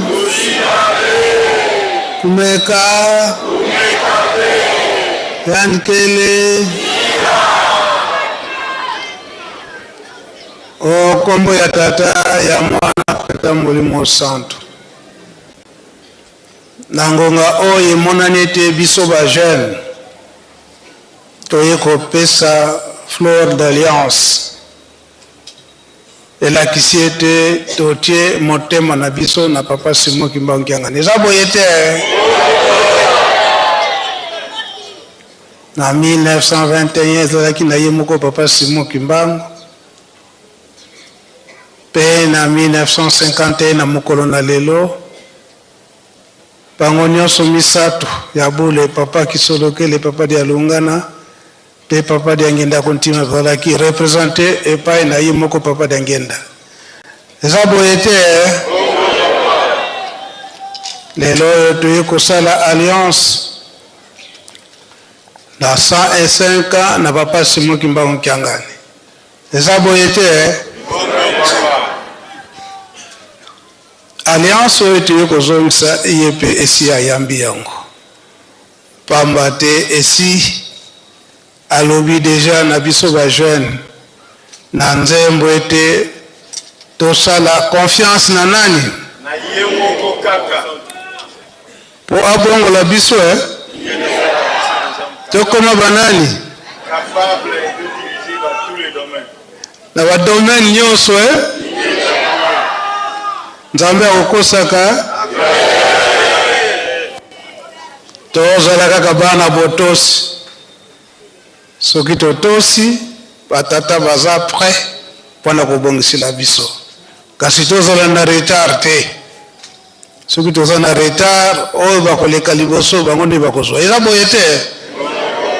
Kasi susi ya papa eke biso nyonso tozwa. Eza boye te. Tozala kaka bana botosi. Merci na Flair boye kopesa biso. Okombo tata mwana etata mulimo sana. Tika totonda maloba mosantu na kombo ya tata mwana pe tata molimo santu. Na kombo ya tata mwana tata molimo santu. Alafu Fakir Bimisa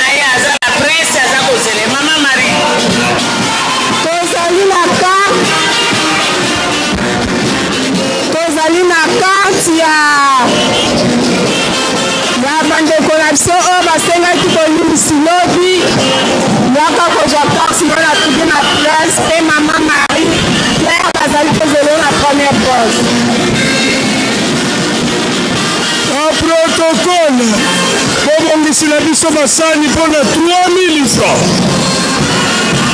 Toleki na opération 3000 francs.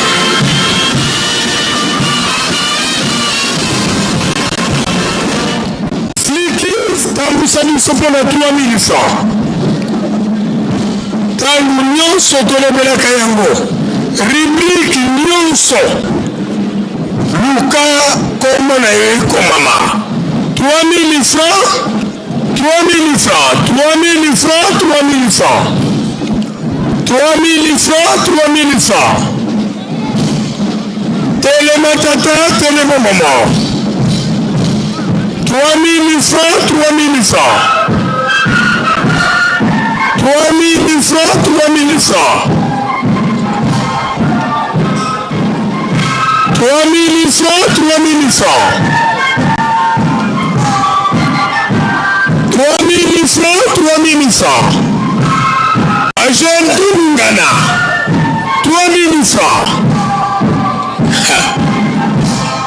Profitez de l'occasion. Ma pamboli, ma koluka kayango. 3000 francs. 3000 francs, 3000 francs. 3000 francs, 3000 francs. 3000 francs, 3000 francs. 3000 francs, 3000 francs. 3000 francs, 3000 francs.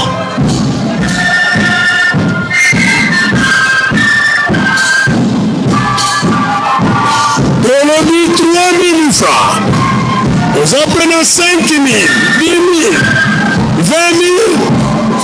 Et Zaline Mapamboli na yo zali koluka. 3 000 francs, 3 000 francs.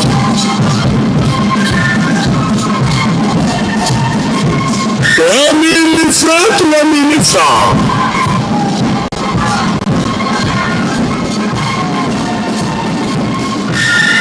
3 000 francs, 3 000 francs.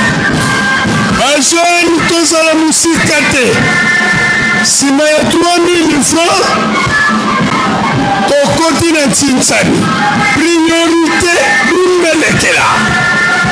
Priorité, Bimelekela. 3 000 francs. Maman Marie-Claire Nteke, Maman Marie-Claire Nteke, Kende, la première poste, Papa Bazali Kozelayo Kuna, Maman Marie-Claire Nteke, Bazali Kozelayo. 3 000 francs, 3 000 francs. Bozali pe la carte, ya Montini, ya Papa Yonunde. Carte na yo ezali ya Montini. Pe Mama Msusi. Mama Msusi. Mama Nushka. Osalaka na restaurant NKD yaka kozwa carte électeur na yo ezali ya Mama 3 000 francs, 3 000 francs.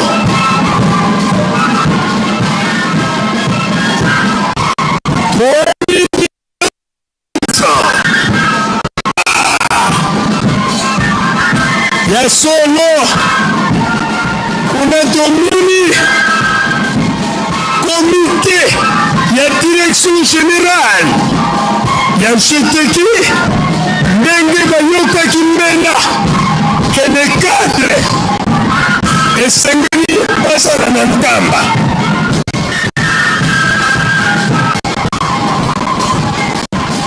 Omoni Révérend Sikoti de Mucheche na bakolaborateur na ye nyonso.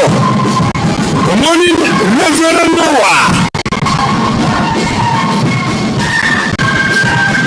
Tomoni Papa Sacré.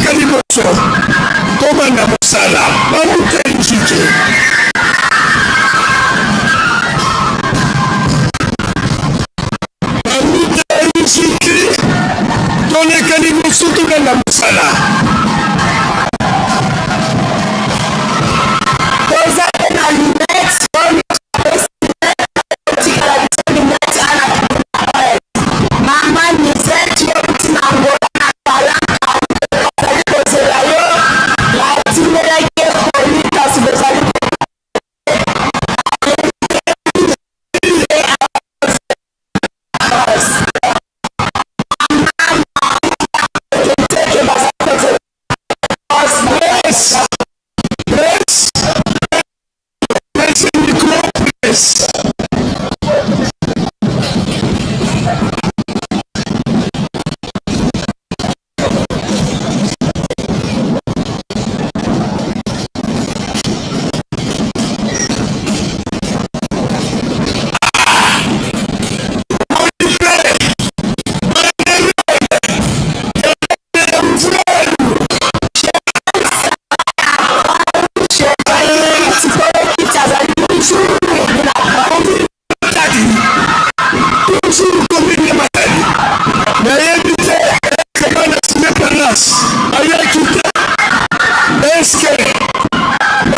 Safari,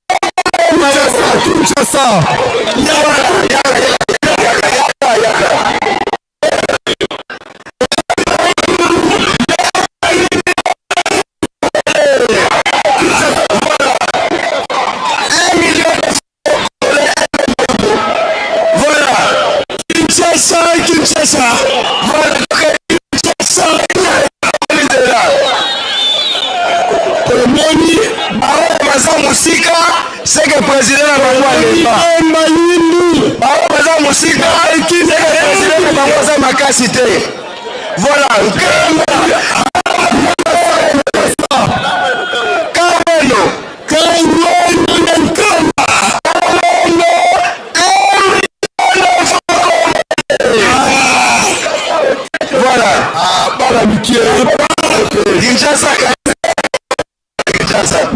bayanisaki mpona kozwa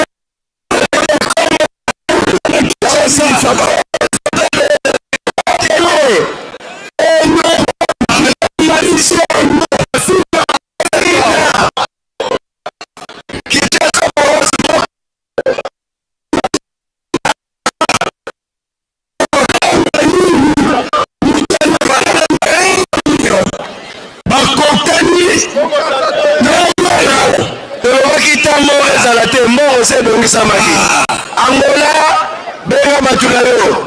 Ville ezali awa, ville ezali. Bajane baza musika wanani.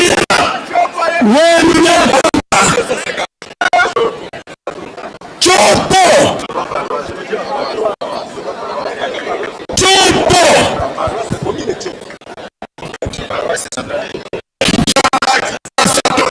Arasia. Santalia Chopo. 150 fois congolais.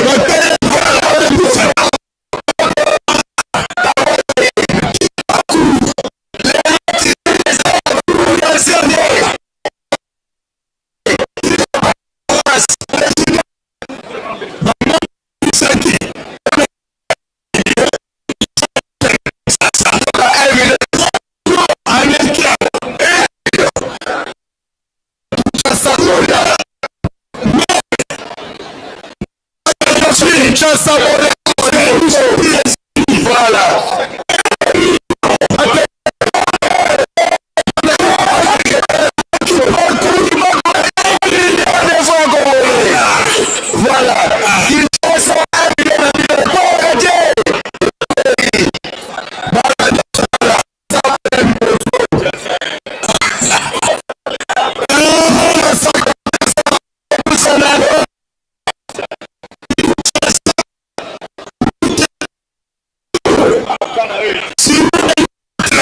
Kinshasa, matete zote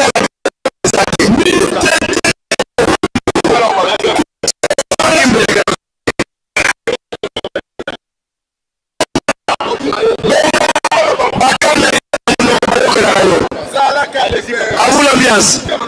Merci beaucoup à votre président. Instruction et lobby.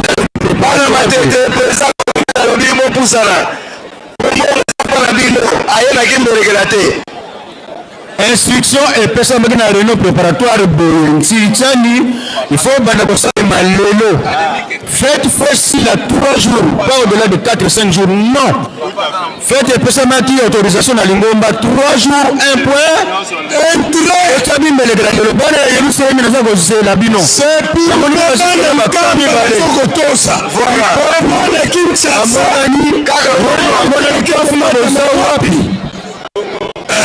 quand tu parles, le présenteur le président de la ministre pour la santé.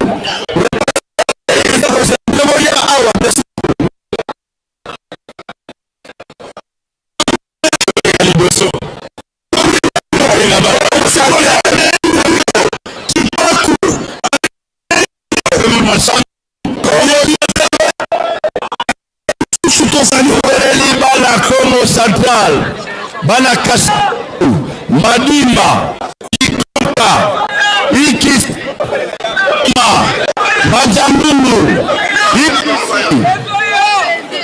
Kipese,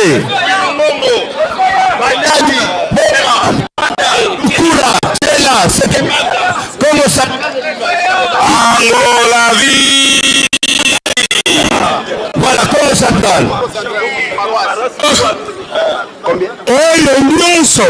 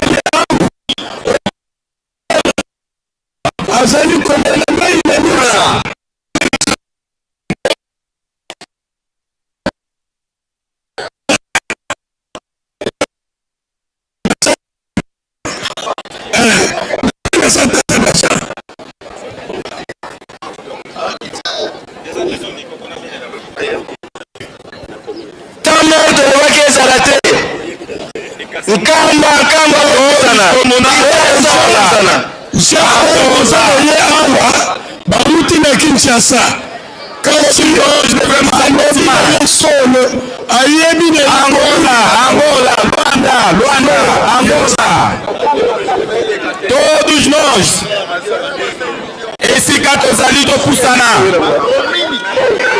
bopusana Angola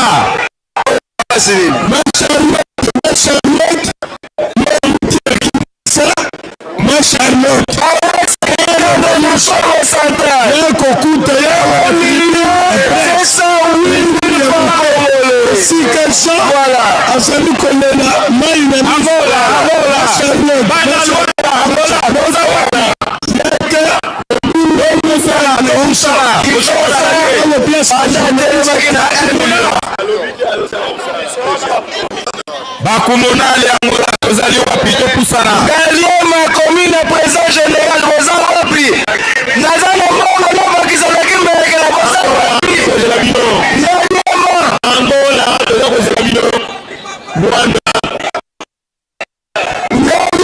commune président général boza wapi na kombo ya tata ya mwana na peta taboli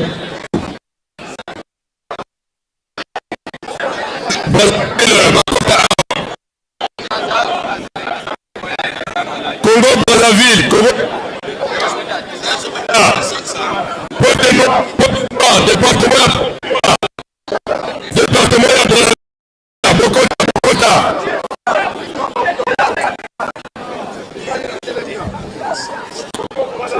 Congo Brazzaville, c'est beaucoup là.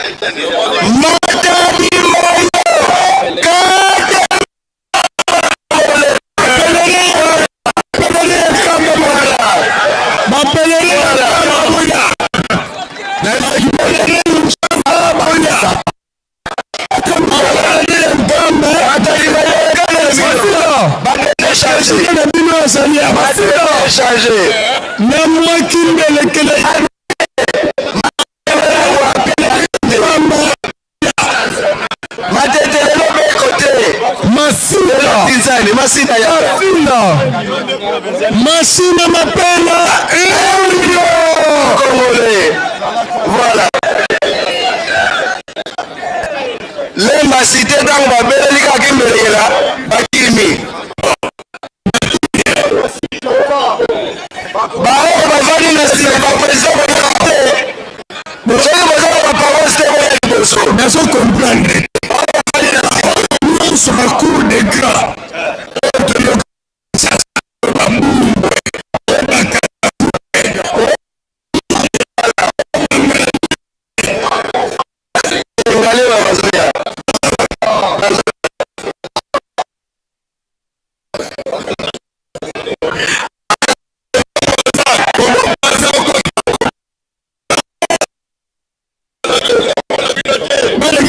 Département ya presse oya Braza bana Kinshasa na Monica Congo Brazzaville nous avons pas même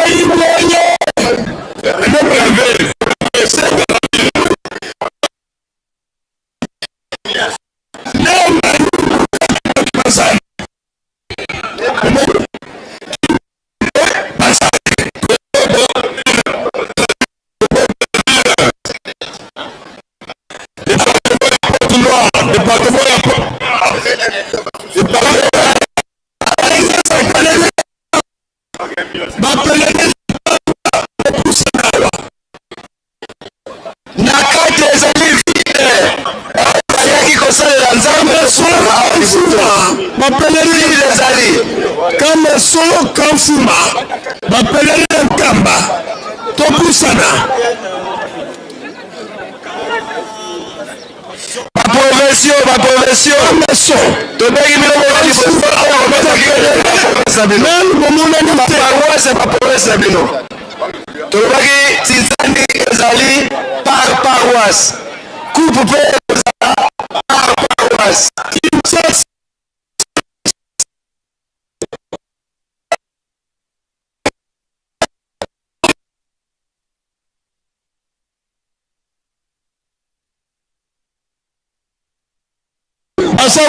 Matete comptable aza na Mazango wazoya malema leo.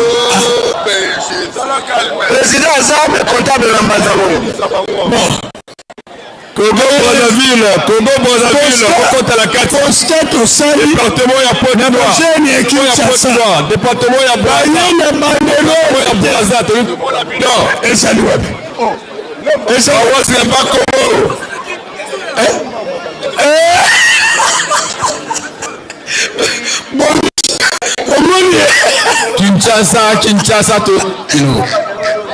Kinshasa, metaki président national et le 4 août et au sala mais le bon été.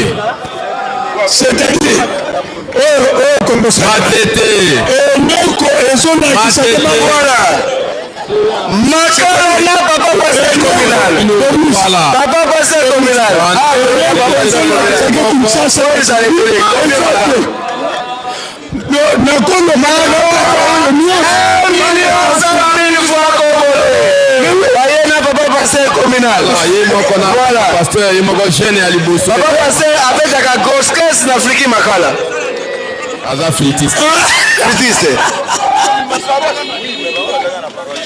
Vie des alliés, tu vois qui vie des alliés. Vie à Matadi, Ezawapi. Ma profession nyonso, tous en a besoin na bino. Ma profession nyonso, RDC. Eloko makasi. RDC, eloko makasi, papa. Isuzu. Ma profession nyonso, tu as RDC, bobali na Isuzu, bole kaliboso. Ma profession nyonso, tu as RDC, bole kaisika tosali. Le président 5 minutes, papa Van. Le central. 1 million de fois congolais. Le cas liboso. Oyaki komona na nzambe aza liboso na yo, yaka liboso. Chaque province RDC départemental à Brazza. Voilà. Masina Kimbangu, 1 million de fois congolais. Voilà. Masina Mapela, abandi ko bouger. Congo central, obengi bino de Kasangulu à Mwanda. Bapawa nyonso to le kaliboso. Bisizulu, eza koyemba te. Comme si Zulu comme ça. Bino mama ya no. Comment Kasangulu à Mwanda bapawa kama so. Bakoya Kamsana, ba province nyonso tu a RDC, to le kaliboso de kovandisa papa te.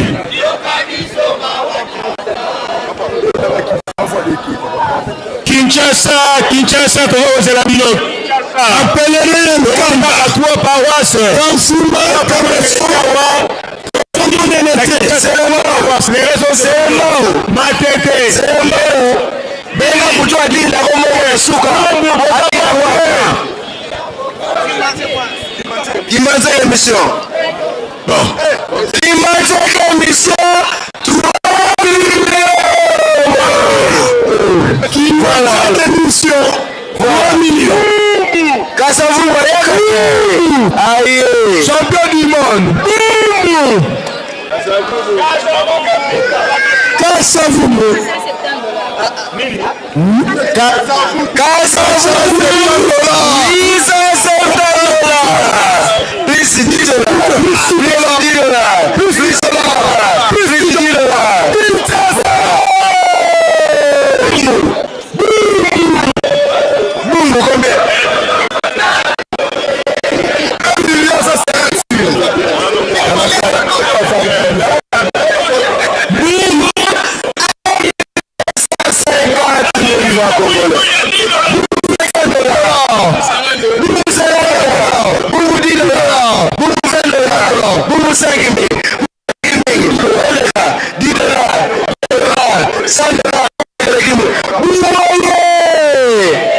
Voilà.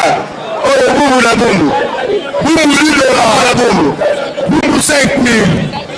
Boum $5.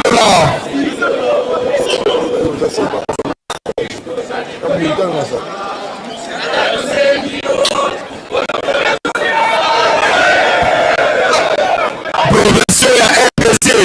Pour bambala boli bobo kaba provincial. Papa Yannick ya ozali déjà na kamba bobi na liboso.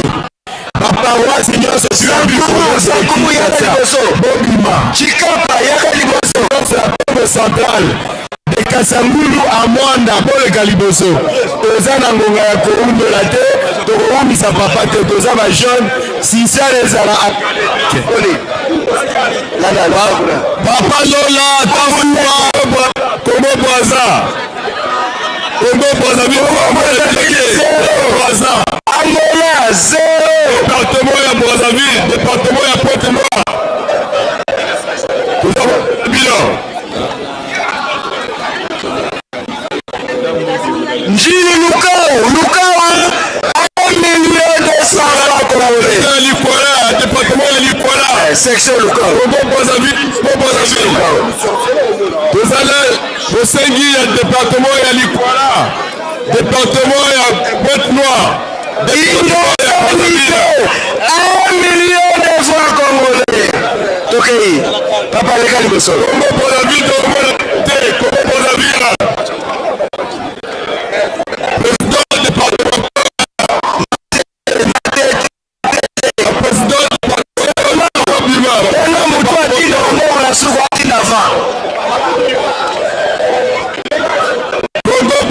Congo Brazza. Maman Charlotte, Yago Fafwana, la tribune après. Maman Charlotte, papa Jean Zaliawa, Maman Charlotte, Jean Zalawana, Maman Ousawana, Zalawana. Kafuma, champion des champions, Kafuma.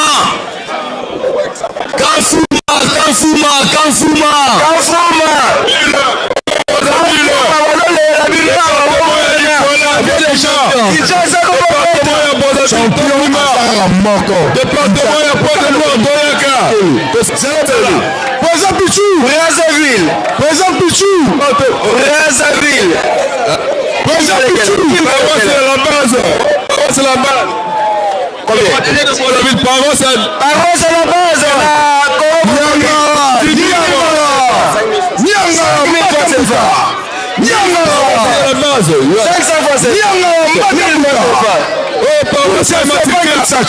Massisia 13 000 francs. 2 millions. Voilà. Nyangara avec millions. Voilà. 2 millions. 2 millions de francs congolais.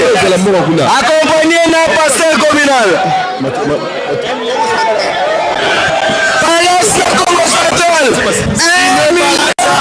Oui. Ciné Balassa, 1 500 000 francs.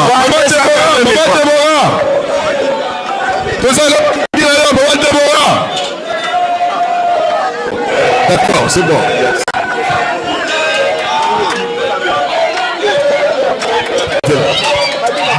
Pas président. APG, département ya Likwala, président Likwala. Madimba, les gars la mort là yo. Papa. Congo Central. Madimba 100 000 francs. Paroisse. Département ya Likwala, paroisse ya Ifondo. Voilà. Angola, bozomona na te 10 000. Angola boya, Brazzaville boya, ba département nyonso ti ya Brazzaville, paroisse par paroisse. Paroisse de Madimba, Lukaya, 100 000 francs congolais. Province ya Lomami yaka, province ya Lomami, ba province ya RDC, bato na bino bazala bino bozomona te. Lomami azala na mbongo yo province ya Lomami. Ya Lomami Congo Brazzaville. Province ya Lomami yaka jeune na yaza na mbongo. Soit Pachopo, Nord Sud Ubangi, Nord Sud.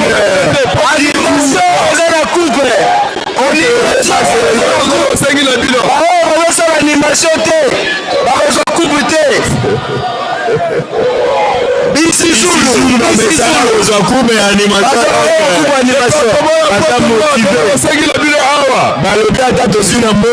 animation déjà fort. Voilà.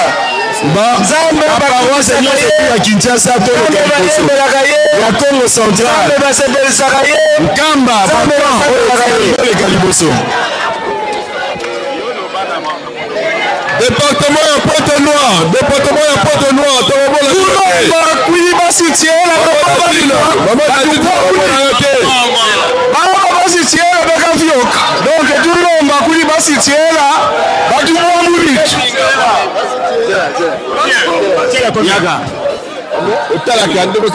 Limité Kingabwa 1 million.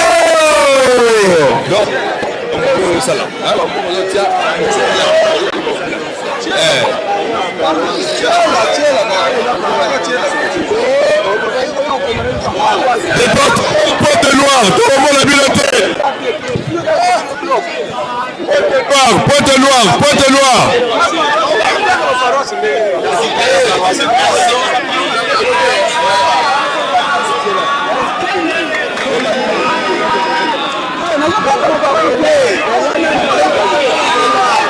Maman Nadine. Maman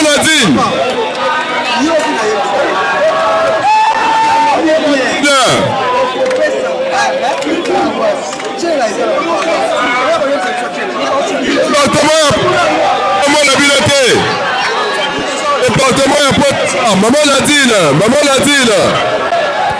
Bon, tobengi ma paroisse nyonso tout ya Congo central de Kasangulu à Mwanda. Ma paroisse nyonso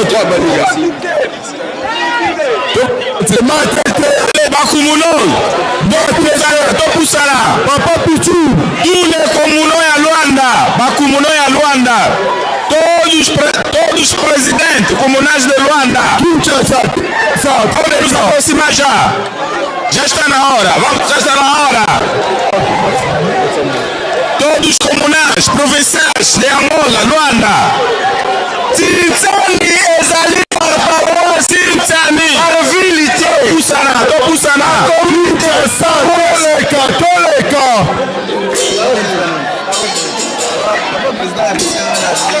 Et puis na paroisse.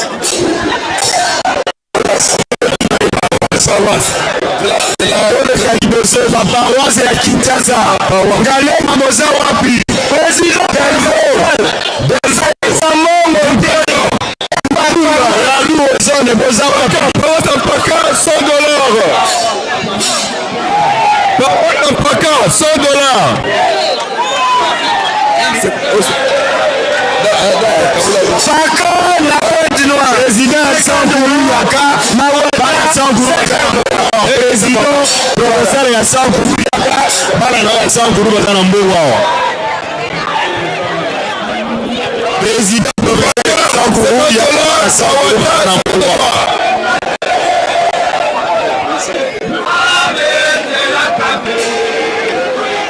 Bisi Zulu, tous les Caliboso.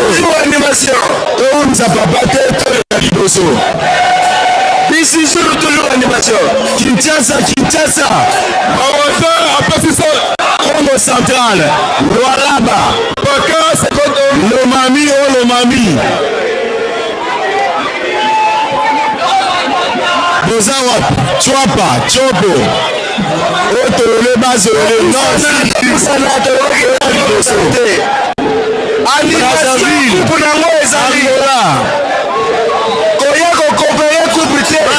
Matete animation. Tiens province nation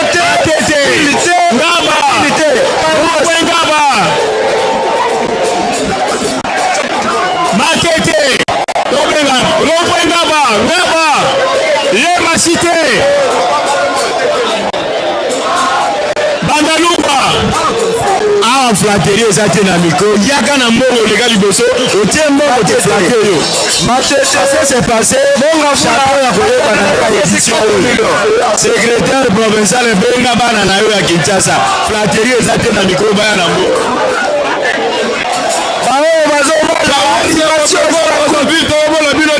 bisizulu bazomene terrain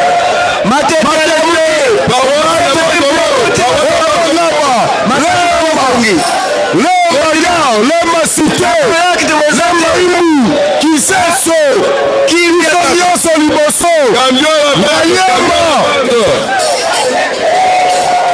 bawasapa kongo tokomona bino te bawasapa kongo papakela papa baketelobela papa papakela yokana bisizulu bakongo okatanabi $50 Zila. Paroisse ya Bakobola.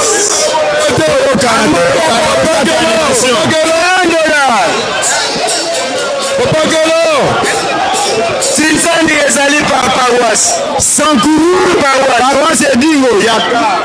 Paroisse Edingo na Sankuru 1 million de francs congolais. Paroisse Edingo. Paroisse Edingo.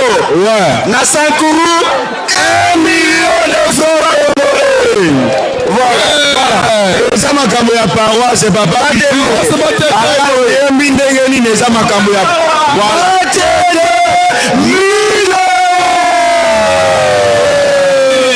Eyokani makola nyoka na moto mais monga fula pesa yokana toyokana monga fula 4 millions yo $1,000 intimidation de dollars 4 millions toyokana